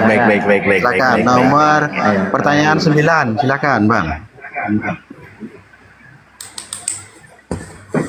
Nah, bertanya aja bingung kan? Teman-teman Oten bertanya aja bingung nggak? 9. Pertanyaan 9. Silakan. Ayo, apalagi yang Halo. silakan. Ini masih saya ya? Iya, kamu masih saya 10. Temenmu juga kalau mau bertanya silakan. Ini masih berapa pertanyaan ini? Yang satu. Masih 2. Tinggal 2. Masih 2 lagi. Oh, masih dua. Iya. Nah kan, Macet bingung kan? bertanya aja macet, gimana kalau menjawab? Gimana mau diskusi, muter-muter nanti ujungnya. Silakan nomor 2 lagi bang. Silakan. 2 lagi. Nomor 9 lagi. Kenapa sampai Muhammad bisa mengawini anak di bawah usia? Di mana? Nggak ada. Dalil di bawah usia nggak ada. Ih, nggak ada gimana tuh? Iya, mana dalilnya? Tunjukkan. Nggak ada kan? Nggak ada. Dalilnya gimana? Itu kan di situ. Perkawinan ya, gini. Kan di bawah Perkawinan Sayyidatina Rasulullah dengan Sayyidatina. Dengerin dulu saya jawab. Perkawinan Rasulullah dengan Sayyidatina Aisyah itu direstui oleh orang tuanya. Tidak ada masalah. Lagian pada zaman itu kan nggak ada yang bahasa di bawah umur. Nggak ada. Sekarang begini. Nggak ada. Oke, tidak dilarang. Itu sekarang begini. Itu kenapa sampai tidak dilarang? Coba. Ya mana kenapa tidak dilarang? Silakan tunjukkan mana larangannya. Itu pada zamannya. Iya, pada zamannya. Ayo silakan. Orang tua. Pertanyaan yang 10. Yang ke-10. Ayo. Gampang kan? Ayo. Silakan Ayo, apalagi? Silakan yang ke-10. Gampang kok. Apalagi? Dari yang susah lah pertanyaan itu ya. Apakah air kencing Muhammad bisa menyembuhkan? Enggak ada. Enggak ada ceritanya. Lah kok ada kamu yang salah. Itu kok ada itu dijawab itu. Mana? Enggak ada ceritanya, enggak ada. Ayo, enggak ada kayak gitu. Ayo. Udah ya. 10 lagi, bonus 10 lagi. Bonus, saya bonus 10 lagi. Bonus, boleh. Enggak gini. Masih mampu bertanya? Masih mampu mau bertanya? Jadi jawab dulu lah. Udah dijawab, enggak ada literasi yang menjelaskan itu. Itu tuh kenapa itu ada itu di hadisnya itu ada itu. Mana apa itu? Silakan tunjukkan hadisnya, silakan. Itu kan ada itu. Mana? Iya, mana? Mau. Silakan. Kita jadi nanya dia dong. Dia kan yang nanya kita. Kita jangan nanya. Iya. Masih mau bertanya atau mau diganti orang lain? Iya kan kita udah pertama. Katanya kan nanti 10 pertanyaan nanti kan dijawab. Berarti ya harus dijawab. Iya, selesai dijawab. Ya dijawab dulu loh, Bang. Enggak ada. Gitu. Enggak ada. Dijawab dulu. Itu kan pertanyaan berarti harus dijawab. Ini jawabannya enggak ada. Jawabannya enggak ada. Jawabannya adalah kalau ada pertanyaan kita jawabannya dong. Jawabannya adalah tidak ada tuh. Jawabannya adalah tidak ada. Ayo. Itu jawabannya. Masa jawabannya seperti begitu. Lah ya kalau memang ada silakan tunjukkan. Oke, kayak gini nanti mohon izin guru-guru kok. Kalau memang ada silakan tunjukkan. Oh, kita gantian nanya dong. Ini kok masa kalian bertiga kok nggak bisa jawab pertanyaan? Dibilang nggak ada kompak semuanya kok. Nggak ada kok Bang. Iya jangan main kompak-kompakan dong. Kompak-kompakan gimana? Jawab itu dong. Itu kan pertanyaan. Oke, kalau kamu mau memaksa dan kamu menyatakan ada ayat atau literasi, tunjukkan dulu. Buka. Tunjukkan dulu di mana. Kan untuk bertanya. Kalau saya bertanya, makanya udah dibilang ada. Iya konsisten dong, harus konsisten dong. 3 orang kok nggak konsisten. Mana kamu bertanya kamu jawab. Misalnya kayak gini loh, kita nanya istrinya Yesus ada tidak, jawabannya tidak ada, nah gitu loh. Itu jadi jawabannya tidak ada. Udah ya selesai ya. Yuk gantian. Oke, kalau udah selesai turun. Lemah kalian ya.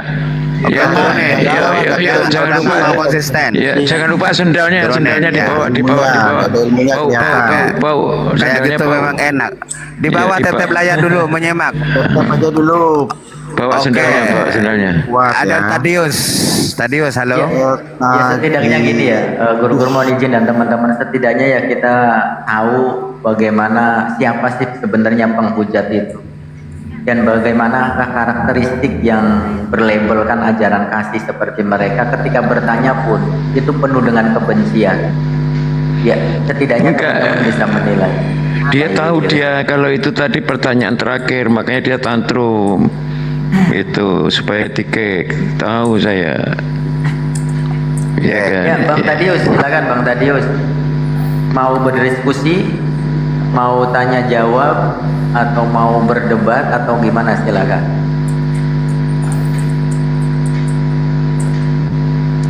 Halo Tadius. Kalau mau bertanya yang terbobot monitor tonta gotip apa sih akun bro? Jangan menunjukkan SDM rendah begitu ini SDM yang rendah dong kalau bertanya itu yang berbobot supaya tidak terlihat ayat 1 Korintus gitu, 1 Korintus 4:10 gitu. Silakan Bang Madius. Bang Tantri malah pingsan duluan, belum bertanya udah pingsan ini Bang tadi. Aduh. Udah 5 pertanyaan aja, 5 pertanyaan, bonus 5. Monitor Bang. Bang, malah tidur, bertapa jadi berhala ini di atas malam. Ya tadi dipikir itu sih Eca tadi itu mau nanya 100 pertanyaan, baru 10 udah tantrum dia. Heri, selamat pagi Heri.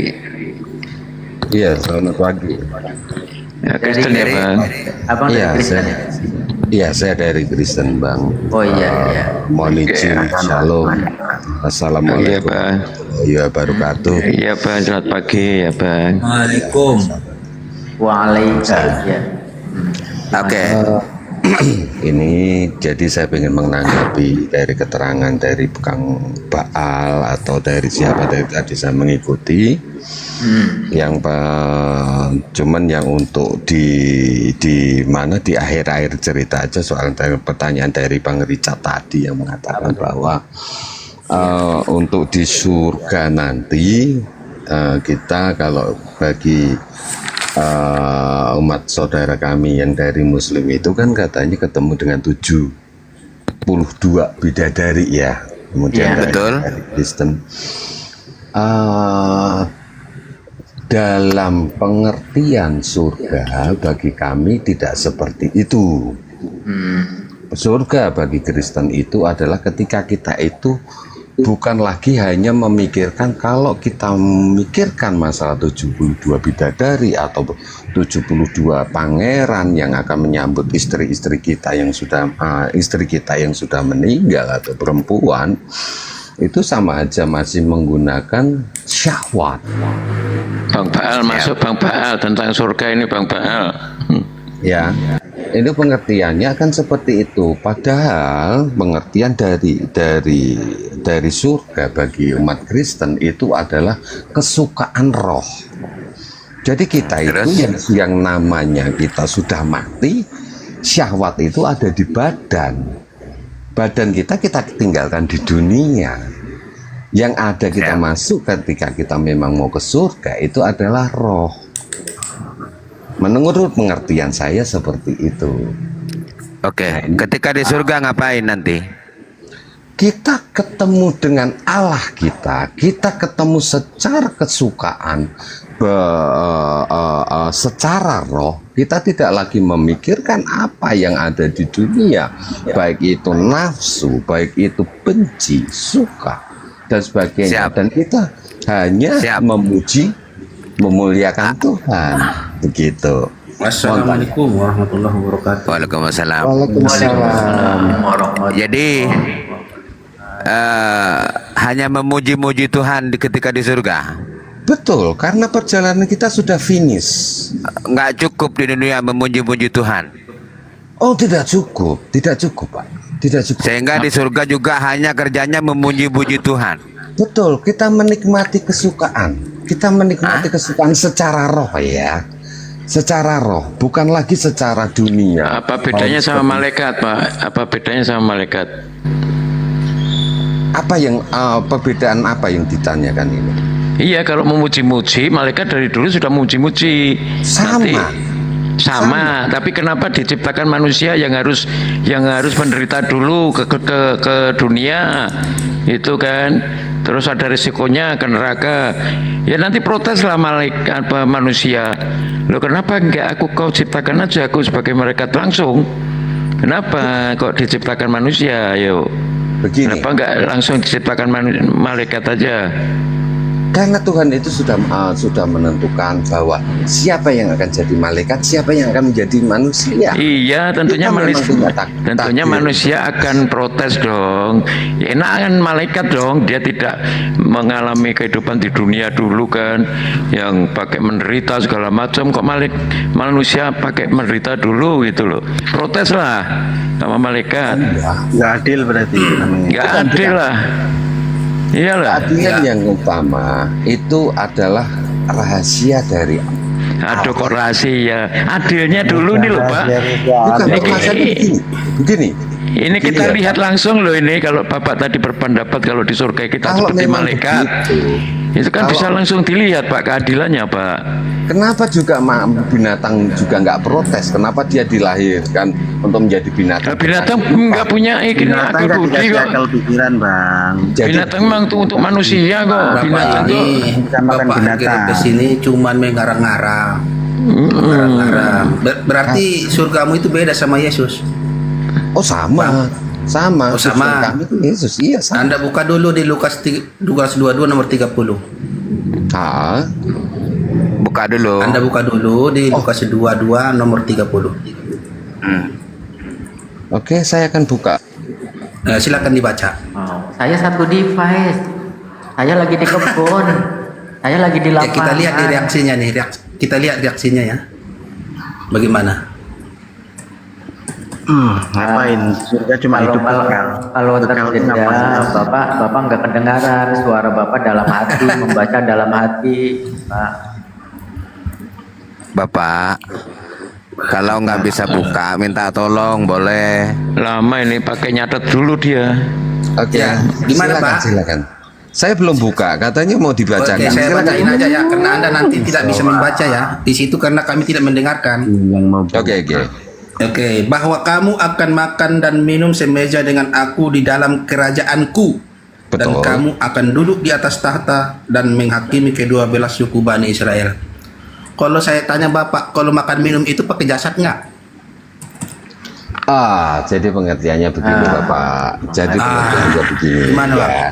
Gimana ya? Ini versi dari Kristen ya. Kita sifatnya kan diskusi. Beda berarti versi Yesus sama Kristen beda. Bukan beda. Saya menjelaskan gimana? Dari abang-abang kan dari non Kristen, makanya saya mencoba. Bukan, itu Yesus berkata di situ di Lukas 22. Yang bertanya abang kan bukan dari Kristen, makanya saya menjelaskan ke abang gitu loh. Iya. Itu penjelasan yang saya tanya, Yesus kalau yang makan minum demikian. itu pakai jasad enggak? Bang, di Yesus pernah mengatakan bahwa Saya enggak manusia, jangan kemana-mana dulu. sebentar, Pertanyaan saya dulu dijawab. Kalau makan minum itu pakai jasad enggak? makanya saya mau menjelaskan dulu. Saya nggak bisa dikat seperti itu. Enggak, harus dijawab dong dulu baru dijelaskan. Kelihatan nggak pernah baca ini. Makan kalau di dunia sampai pengertiannya hanya di dunia aja, makan menggunakan jasa. Bahwa kalau di sana makan dia akan makan minum dengan murid-muridnya di surga, Bang. Dia akan makan minum di surga semeja. Semeja itu berarti makan minum. Mohon izin guru-guru. Pakai meja Gini, lagi di sana. Pak Heri gini, yang namanya tanya jawab dan diskusi kayak gini. Contoh ada pertanyaan kayak gini nih. Apakah makan itu dengan jasad? Iya, baru dijelaskan. Kalau di surga tidak. Oh, tidak dengan jasad. Tidak. Yesus salah berarti. Salah. Orang tidak akan bisa menerima Oh, maaf. sebuah Yesus kan pendapat. bukan Kristen, maklum. Ketika Bang harga repes, ketika dia minta makan ikan goreng waktu di dunia untuk membuktikan bahwa dia itu bukan hantu, dia apa berkata? Hantu tidak pakai daging dan tulang dan daging. Sampai membuktikan bahwa dia itu bukan hantu, dia akan makan. Berarti sama-sama di surga, dia akan pakai daging juga. Begitu loh Bang, jangan dibolak-balik. Berarti jasad ya. Enggak. Tidak. Jangan kemana-mana. Bagaimana? Jangan menelan mentah sebuah ayat. Bang, waktu dia membuktikan bahwa bukan hantu di dunia, waktu dia di dunia bertemu dengan murid-muridnya, dia minta ikan goreng bahwa dia itu bukan hantu. Hantu Siapkan daging, Bang Baal 100. Siapkan Bang Baal 100. Rabalah aku, hantu tidak pakai daging dan tulang. Maka dia, adakah di sini adakah di sini makanan? Maka dia minta ikan goreng di sana, membuktikan bahwa dia bukan hantu. Iya, betul. Jangan dibolak-balik. Siapkan Bang Baal 100. Jadi maksudnya gini, ya Bang Janas itu ketika Yesus bertemu dengan Thomas dengan murid-muridnya, dia minta ikan bakar ya. Itu sedang menunjukkan ketika Thomas kaget, itu kan dikira roh atau hantu. Oh bukan, karena hantu tidak makan, roh itu tidak makan. Tetapi ini aku nih makan. Nah begitu maksudnya. Jadi ketika Yesus mengumpamakan yang di sorga itu makan, memang makan. Ada mejanya kok. Gampang kok itu. Bukan. Bukan. Jadi pengertiannya begini. Karena manusia, ada ayatnya juga. Karena manusia itu tidak hanya akan makan dan minum aja, tetapi kalau di surga dia akan makan. Saya lagi Pak Heri, saya potong lagi. Tadi Kang Jenas kan menjelaskan setelah membacakan. Tapi Bapak tadi, oh ada ayatnya penjelasannya seperti ini. Tapi mana ayatnya coba? Ada. Itu, jadi saya izin ya Bang Jenas luar biasa ya. Ini sama dengan di sini ya. Jadi teman-teman Kristen. Lanjut. Oke, jadi teman-teman Kristen ini kita harus apa yang dikatakan Yesus itu yang harus kita pegang. Jangan kata pendeta. Pendeta ini bukan jalan keselamatan. Pendeta bisa salah. Sama di Islam juga, kita tidak berpaku kepada ulama. Ulama kadang-kadang salah. Nah, kita akan cross check juga, benarkah yang katakan ulama ini sesuai dengan Al-Quran hadis gitu. Kalau tidak sesuai ya kita perlu menolak. Sama kalian juga ketika pendeta mengatakan sesuatu yang salah, Anda wajib menolak. Karena ada apa? Ada kitab suci yang kalian bilang Bible. Bible ini siapa? Dari Yesus. Itu yang harus kalian pegang. Nah, tadi saya ambil contoh di sini ya. Saya baca nih Matius 26 ayat 29. Gampang kok ini. Gampang. Ini Yesus berkata nih. Yesus janji nih. Yesus janji loh. Berarti janji itu memang akan terjadi kalau Yesus yang ngomong. Kalau kecuali janjinya pendeta ya. Dia bilang saya tidak akan minta persepuluhan, tahu-taunya ada debt collector nagih kan gitu, bisa jadi. Ya mungkin ya. Di sini ayat 26. Yesus berjanji nih. Akan tetapi aku berkata kepadamu, mulai dari sekarang aku tidak akan minum lagi hasil pokok anggur ini sampai pada hari aku meminumnya, yaitu yang baru bersama-sama dengan kamu murid-muridku dalam kerajaan Bapakku. Dia berjanji kepada murid-muridnya, kepada pengikutnya, dia akan minum bersama di kerajaan Bapa. Bagaimana roh bisa minum? Gampang kok ini. Gampang kok. Gini Pak Heri ya, bukan menyinggung Pak Heri, itu perkataan pendeta yang jangan didengar gitu. Bukan menyinggung Pak Heri gitu kan. Tetapi itu Bible yang menyampaikan begitu. Ini berjanji, malah janji Yesus loh ini. Bahwa Yesus menjanjikan kepada murid-muridnya. Masa Yesus nipu sama murid-muridnya? Tidak mungkin lah. Ya kan dia utusan Tuhan, dia adalah kebenaran. Maka dia berjanji kepada murid-muridnya, nanti akan minum bersama dengan murid-muridnya di kerajaan Bapakku. Gampang kok. Ya, oke, Bang. Bahkan Yesus menyinggung bidadari. Bahkan Yesus ini kalian percaya bahwa kalian ini akan menjadi pengantinnya. Ada perkawinan. Di Kristen ada perkawinan. Kalau memang Bang Baal bisa menjelaskan serunut itu, kenapa saya tidak diizinkan untuk menjelaskan? Loh, ini Yesus yang menjelaskan, kalian mau bantah apa lagi?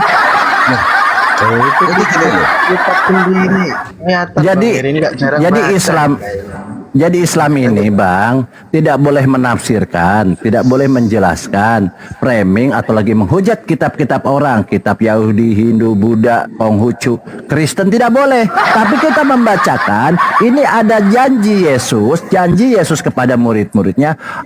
Akan tetapi aku berkata kepadamu, mulai dari sekarang, ini janji ya, aku tidak akan minum lagi hasil pokok anggur ini sampai pada hari aku meminumnya. Meminum di mana? Yaitu yang baru bersama-sama dengan kamu. Di mana? Di kerajaan Bapakku. Gampang kok ini. Kenapa harus dijelaskan? Nggak pakai penjelasan lagi, itu udah jelas. Jelas ini. Bahkan Anda bisa tahu yang di sebelah Bapak ini siapa? Yesus. Apa roh bisa kelihatan? Tidak. Bahkan murid-muridnya di dalam Bible kalian pada saat itu banyak orang yang melihat Yesus naik ke sorga. Apa yang naik ini roh? Tidak. Tidak mungkin roh kelihatan. Itu dia naik ke surga bersama jasadnya atau tubuh kemuliaannya. Jasad ada di sana. Kalau roh, bagaimana bisa kelihatan? Orang-orang bisa bersaksi, oh ya melihat Yesus naik ke surga. Kalau roh tidak kelihatan, artinya apa? Kalau dalam iman kalian bahwa Yesus naik ke surga, berarti di surga itu dengan jasadnya, dengan tubuh kemuliaan. Kalian tidak paham. Padahal di kalian ada katakan tubuh kemuliaan, artinya tubuh yang baru. Yang tadi sudah dihancurkan di dalam kubur, nanti Tuhan membangkitkan dengan tubuh baru. Dibangkitkan nanti dihakimi. Begitu gampang kok. Kelihatan Pak Eri tubuh bukan roh. Tubuh yang baru bukan roh yang baru Pak Eri, ingat. Jadi gini, yang namanya tubuh yang lama, tubuh yang lama itu kita sudah dikubur. Betul. Siap. Yang namanya tubuh yang baru itu adalah tubuh rohani, Pak. Di mana? Berarti Yesus tidak naik ke surga, nggak ada yang lihat naik ke surga. Gitu loh. Berarti Yesus naik rohani gitu. Ada aja orang. Sebelah kanan duduk loh dia tuh bang. Ya duduk. Roh perlu duduk. Roh duduk. Di mana roh duduk? Ada aja. Ada perkawinan. Lalu siapa yang lihat roh duduk di sana? Kalau kita sudah di surga. Pertanyaan saya, siapa yang lihat roh duduk? Siapa itu yang tahu? Siapa yang tahu? Yang lihat? Yesus duduk di sebelah kanan Bapak. Siapa yang lihat Yesus di sana? Yang nulis sajalah, siapa lah, nggak usah jawab. Siapa aja? Coba. Bang. Makanya kalau saya mau menjelaskan, jangan ditanya apa ya kan? Jangan Tadi saya sudah diam. Saya bilang siapa yang melihat Bapak di sebelah kiri dan Yesus di sebelah kanan? Siapa? Yang lihat apa yang nulis lah, terserah lah. Ya gini loh Pak. Kalau siapa? Gini ujung-ujungnya nggak dijawab, gini doang. Oh nggak bisa, saya pasti akan jawab.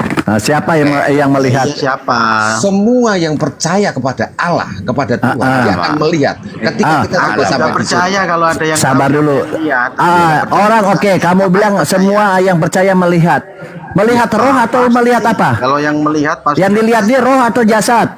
Kalau kita memang nanti di surga, kita akan melihat secara roh. Bukan, tadi yang melihat Yesus di sebelah kanan, Bapak di sebelah kiri ini siapa?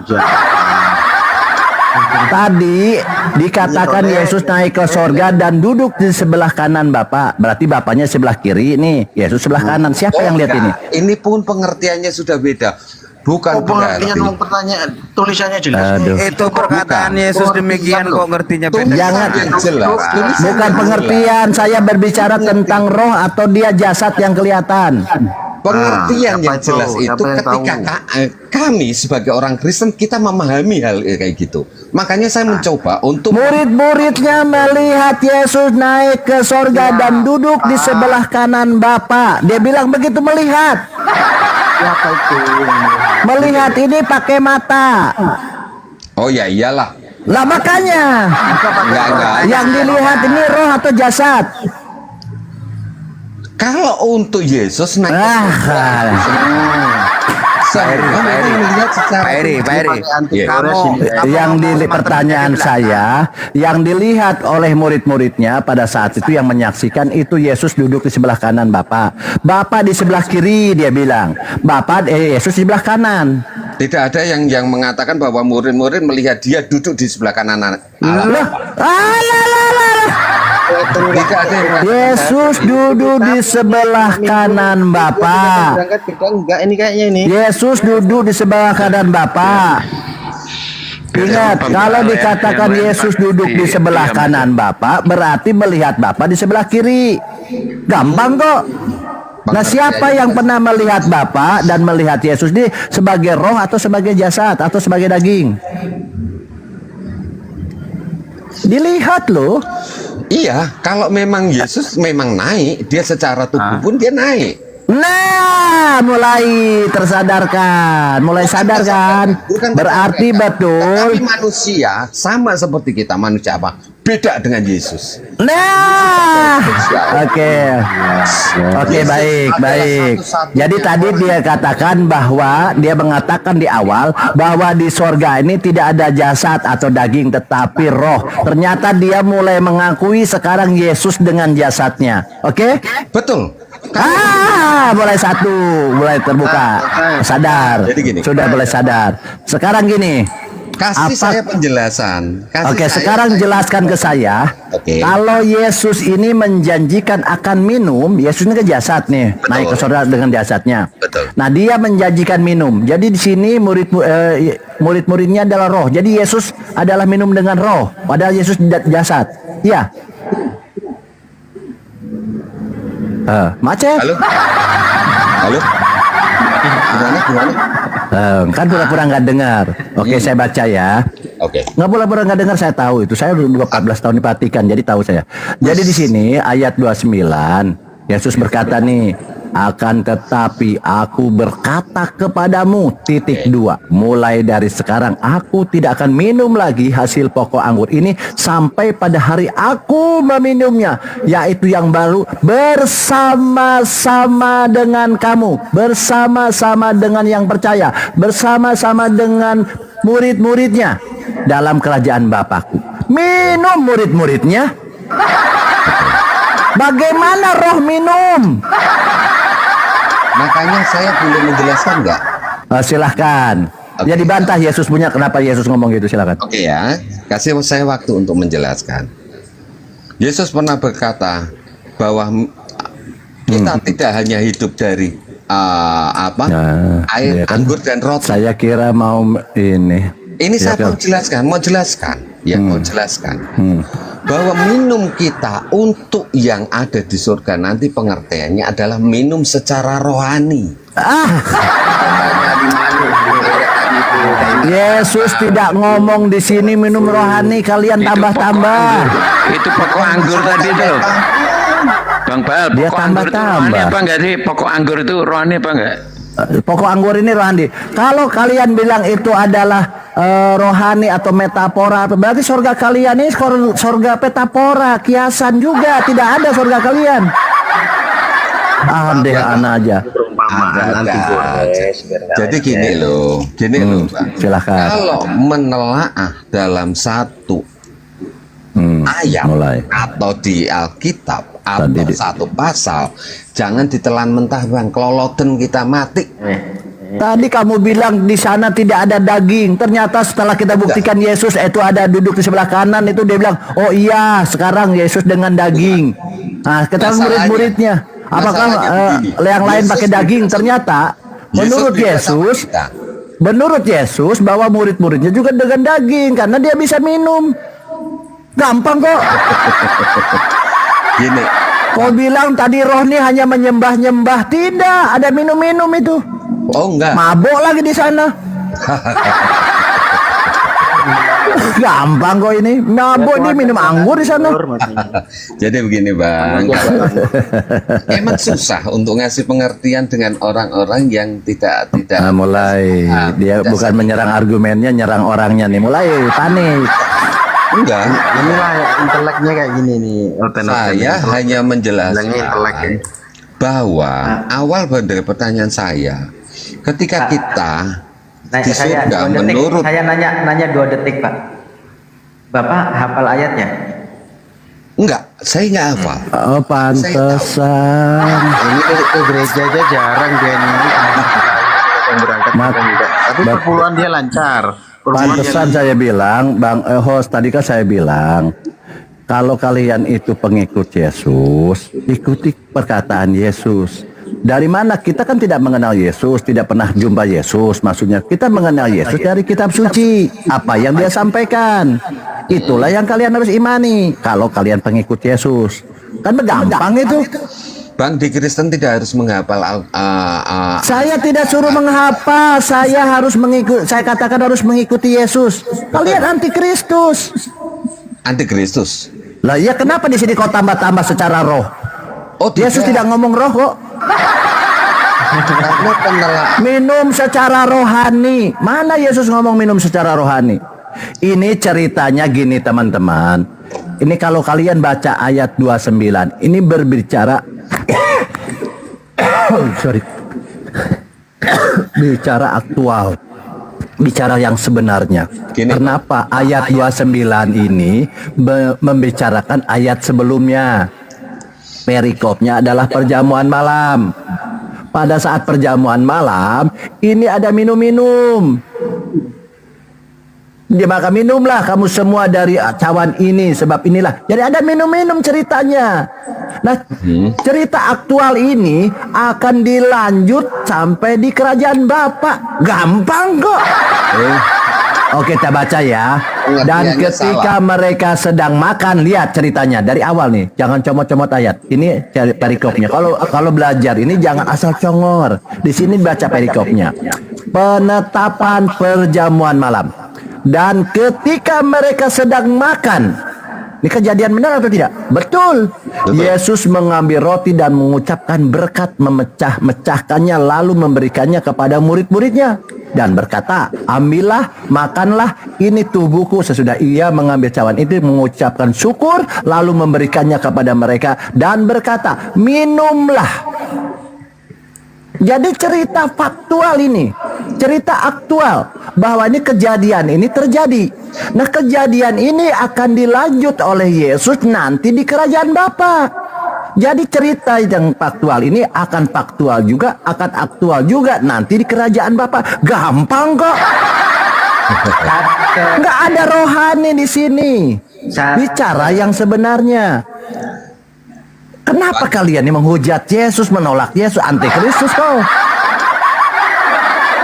Jadi cerita-cerita tentang nanti di sana tidak ada kedagingan, tidak ada minum, tidak ada makan, itu adalah cerita pengsesatan dari gereja, bapak-bapak gereja, membantah pernyataan Yesus dengan jelas. Yesus ini menyampaikan dengan jelas, clear. Tidak ada perlu diragukan lagi. Tetapi kalian meragukan tentang pernyataan Yesus dan percaya kepada pendeta. Luar biasa, kalian rugi, bayar persepuluhan, kalian ditipu. Sedangkan kebenaran yang ada Yesus yang gratis, Yesus tidak minta persepuluhan, gratis loh ngasih ini penjelasan ini. Kalian tolak. Ya, saya kasih izin maaf. Silakan. Satu data lagi biar dia pahamnya.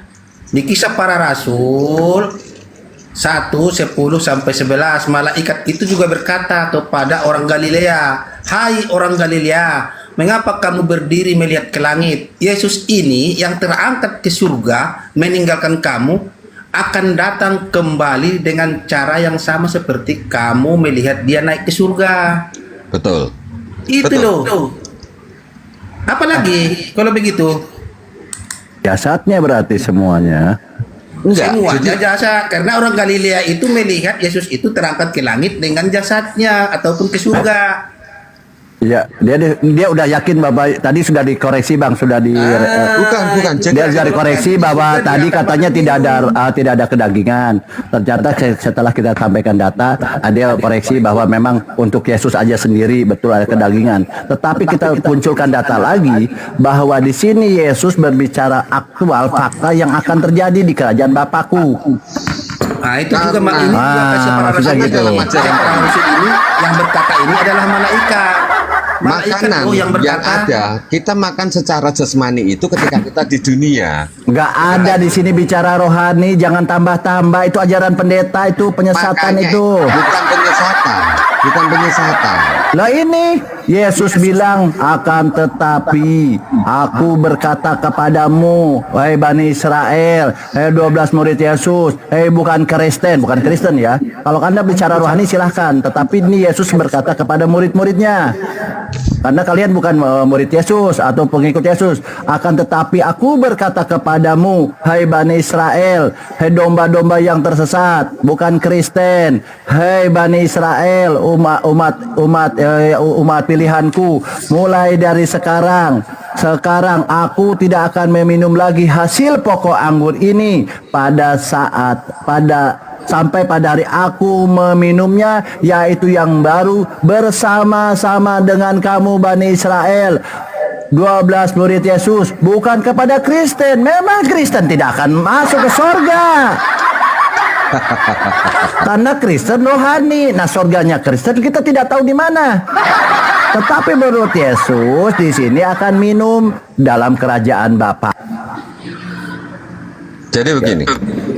Jadi gampang loh, sebenarnya gampang sekali, luar biasa ini. Itulah yang membedakan. Itulah yang membedakan antara Muslim sama Kristen. Iya, jadi betul. Di dalam Muslim itu tidak. Jadi beda betul ajaran Kristen dengan Yesus. Beda. Surganya Kristen dengan kerjanya Yesus beda. Sama. Loh, oke. Di surga aja Kristen ada kawin mengawin tidak? Kalau di surga yang Kristen nggak ada. Oke, di surganya Yesus ada. Itu makanya beda. Di kiasan. Itu kiasan. Aduh, kok berarti surgamu kiasan. Saya bilang kalau itu kiasan berarti surgamu kiasan. Mimpi halu. Bukan masalah. Kalau itu kiasan berarti surga kalian kiasan. Gampang kok. Dalam pengertian dari kita, surga itu sudah melalui secara rohani. Iya, itu Kristen. Betul kalau Kristen, tapi menurut Yesus tidak. Kalau memang mau diskusi, jangan nyolot kalau dikasih tahu. Nyolot gimana? Ya nyolot orang ini saya. data loh. Mulai menipis ini Jalankan perpuluhannya dipotong. ini pendeta satu ini. Pak. Iya, jadi saya bilang. Saya bukan pendeta. Ya oke, jadi gini, ajaran Kristen dengan ajaran Yesus beda. Ya, karena ajaran Yesus mengatakan bahwa di surganya Yesus ini ada jasad. Ada jasad karena Yesus juga bangkit itu dengan jasadnya.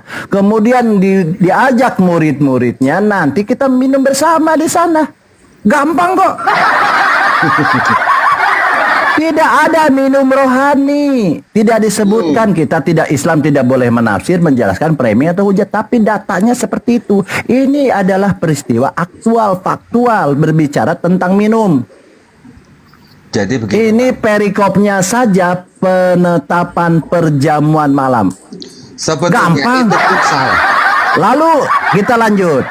Surganya Kristen ada kawin mengawin? Tidak. Oke, betul, nggak apa-apa. Kalau Kristen memang beda. Tetapi surganya Yesus ada kawin mengawin.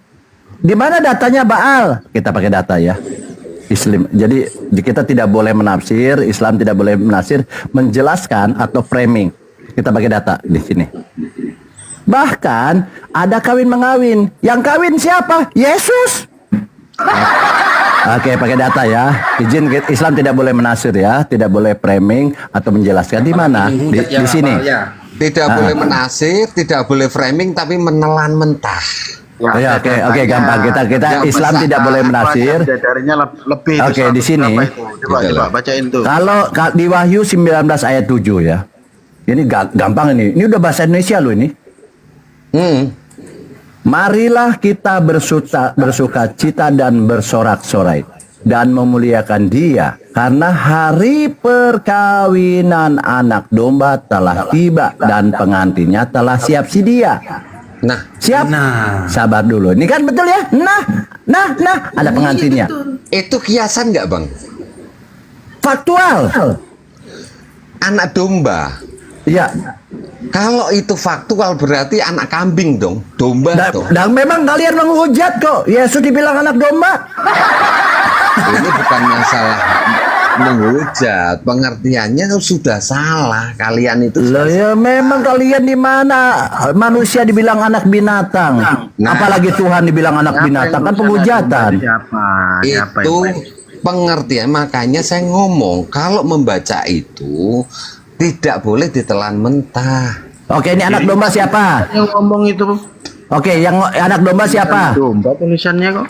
Iya, anak domba siapa di sini? Yesus. Iya, berarti perkawinan Yesus. Kejebak lagi kalian botol. Ini. Bukan. Loh kok bukan? Kamu bilang Yesus bukan. Enggak. Perkawinan yang dimaksudkan samalah kayak sekarang. Oke, saya agak Silakan. Orang yang membawa bom dalam teroris juga istilahnya pengantin, Bang. Ya, mulai kan? Terpojok kan? Inilah kualitas Kristen. Makanya Yesus ini kawin homo nantinya. Mulai nggak nyambung. Loh, saya pakai data ya, pakai data izin ya. Wahyu 19 ayat 7. Yesus nih homo juga nantinya. Oke ya, kita deh Wahyu 19 ayat 7.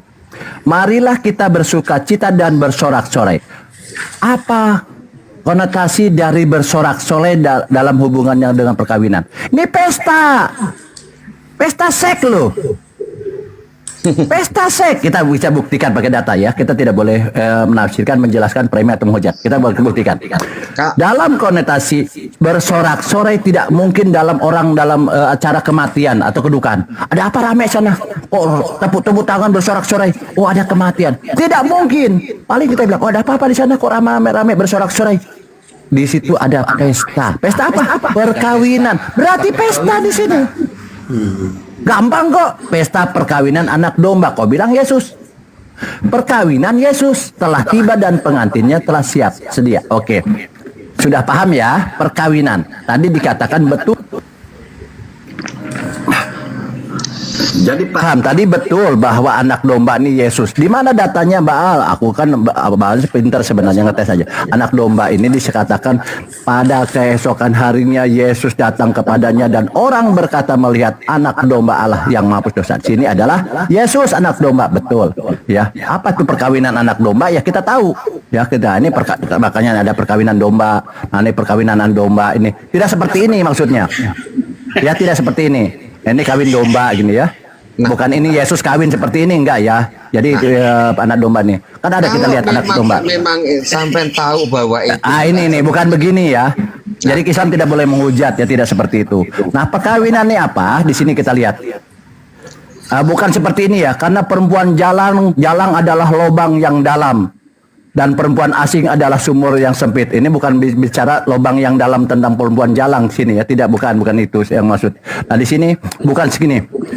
Di sini maksudnya bersuka cita dan bersorak-sorai ini dalam makna perkawinan anak domba. Yesus kawin, makanya rame di sana, pesta gitu nih maksudnya. Di sini dikatakan siapa yang dikawini Yesus, Islam tidak boleh menafsir, tidak boleh menjelaskan. Kita baca Bible. Di sini dikatakan di Wahyu 19 ayat 6. Lalu aku mendengar seperti suara himpunan besar orang banyak, seperti desau air bah dan seperti deru guruh yang hebat, katanya haleluya, karena Tuhan Allah kita yang maha kuasa telah menjadi raja. Ini penjelasannya, nanti dilanjut, gampang kok ini. Jadi Islam tidak benar. Jadi di sini kenapa Yesus mendahulukan perempuan sundal daripada bapak-bapak gereja? Kenapa? Saya tidak tahu. Apakah alasannya karena ini akan dikawini Yesus? Saya tidak tahu juga. Apakah perempuan sundal ini adalah berpengalaman sehingga Yesus harus cari pengantin yang berpengalaman? Saya juga tidak tahu. Karena Yesus mendahulukan perempuan-perempuan sundal dari bapak-bapak gereja. Makanya perempuan-perempuan Kristen bagusnya jadi pesundal supaya lebih dahulu masuk surga. Kata Yesus, siapakah di antara kedua orang yang melakukan kehendak ayahnya? Jawab mereka yang terakhir, lalu kata Yesus kepada mereka, aku berkata kepadamu, sesungguhnya pemungut-pemungut cukai dan perempuan-perempuan sundil akan mendahului kamu ke dalam kerajaan Allah. Buat apa perempuan sundil masuk?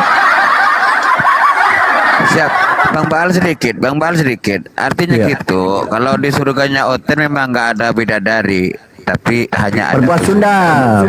Ya, itu Pak Heri. Jadi bedanya kalau bidadari itu nanti di sorga ini kan melayani kita. Kita perlu apa, tinggal bidadari udah siap gitu. Kayak raja lah kita nih kan. Nah, tapi kalau di Kristen ini personil yang ada. Tapi personil ini untuk siapa? Untuk Yesus. Katanya nggak boleh menghujat, tapi sampean sendiri. Nah ini ada tulisannya ini. Sampean nggak bisa memegang kata-kata sampean. Ya kan? Sampean menghujat dengan perkataan-perkataan itu juga menghujat. Ini ada tulisannya perempuan-perempuan sundil. Ini baca. Itu kitab Bapak yang bilang begitu. Kita hanya baca, Bapak. Ini saya baca doang. Islam tidak boleh menafsirkan bahwa menurut Yesus perempuan-perempuan sundil ini akan dahulu masuk kerajaan surga. Ini Yesus yang ngomong. Kok saya menafsirkan? Bukan. Gini loh Bang, kalau memang itu dijelaskan itu panjang. Pemungut cukai, kita tahu Matius itu salah satu murid Tuhan yang pertama. Jangan bicara Matius, langsung aja perempuan sundilnya Bang. Kenapa dia lebih dahulu masuk surga? Kata-kata pemungut cukai enggak? Saya tidak urus dengan pemungut cukai ini, saya ingin perempuan aja nih saya. Pengertian tidak boleh sesempit itu Bang. Enggak, saya senang ke perempuan sundil ini. Kenapa dahulu masuk surgi? Karena dia bertobat. Mana ada kata tobat? Tambah-tambah lagi kau. Jawab. Jangan nambah-nambah. Heran. Coba baca itu perikop itu satu full. Sudah saya baca, saya 14 tahun di Vatikan, 3 tahun di Yerusalem. Saya tidak menemukan dia bertobat. Ini adalah pertanyaan menjawab pertanyaan.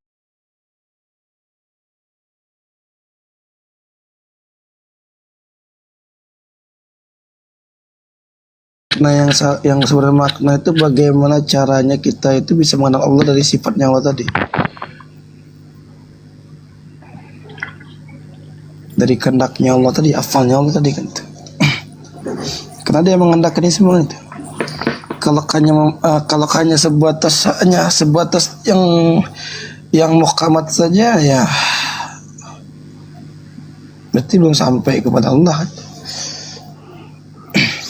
Bang Jibril ada lewat tuh. Bang Jibril nggak pernah naik dia, privat. Iya. Dia privat, dia moderator juga, dia moderator dia. Oh, moderator ini? Iya, dia moderator saya. Dia keliling-keliling. Nanti kok udah rame, ya, dia nanti di bawah tuh ngebisukan, nah tukang bisu-bisukan itu. Bang Jibril, tukang bisu-bisukan orang, oten-oten. Aku mah Pak Ji itu kalau lagi gini baru dua orang baru buka room naik. Ustaz diminta kalau kemarin cuma aku iya boleh naik, tapi nanti kalau udah ramai aku turun, ya turun kalau udah ramai.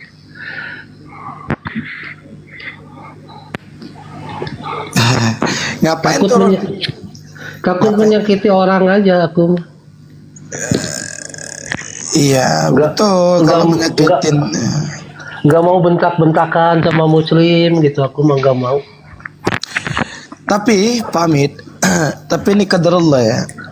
Setelah saya sampaikan kan, saya kan menyampaikan sesuatu yang tentang ilmu Allah ya dengan cara sabar. Jadi kalau kita dengan cara sabar, Allah akan membimbing langsung tuh. Lisan kita Allah jaga, dada kita Allah lapangkan. Tapi kalau misalnya kita menyampaikan dengan hawa nafsu, maka timbul egois, mau menang gak mau kalah. Maka ujung-ujungnya apa? Hujat menghujat. Nah ini pola saya dulu begitu Pak Pamit. Pola saya dulu kayak gitu kacau. Sehingga ilmu yang saya sampaikan tuh nggak bisa saya aplikasikan. Malah saya menjadi orang yang makin congkak, sombong, egois. Ya saya nggak mau terpuruk dengan hal itu. Makanya saya vakum 2024. Bulan 8 sampai akhirnya saya buka lagi di tahun 2025 karena saya banyak kesalahan juga dalam ilmu. Jadi ilmu yang saya sampaikan menjadi bumerang buat saya. Menjadi saya makin gak terkontrol, makin entah kemana-mana lah. Artinya ya saya vakum selama beberapa bulan. Saya coba lagi di bulan 2 dengan saya yang sama tapi berubah pola. Alhamdulillah dengan yang saya sampaikan gini kan Pak Amit, dia teman-teman bilang gini, Ji katanya, benar juga yang ente sampaikan. kalau kita menyampaikan kebenaran ini dengan sabar, maka yang kejang-kejang itu bukan kita. Makanya kejang-kejang itu yang lawan debat kita itu kan. Malah mereka yang tantrum. Aku bilang, kalau lah kita dihujat, kalau lah Rasulullah dihujat, Allah dihujat, kita bahas dengan hujatan. Beda kita sama mereka. Bukankah Islam itu menjadi penengah? Bukankah Rasulullah itu diutus untuk membawakan rahmat? Wa ma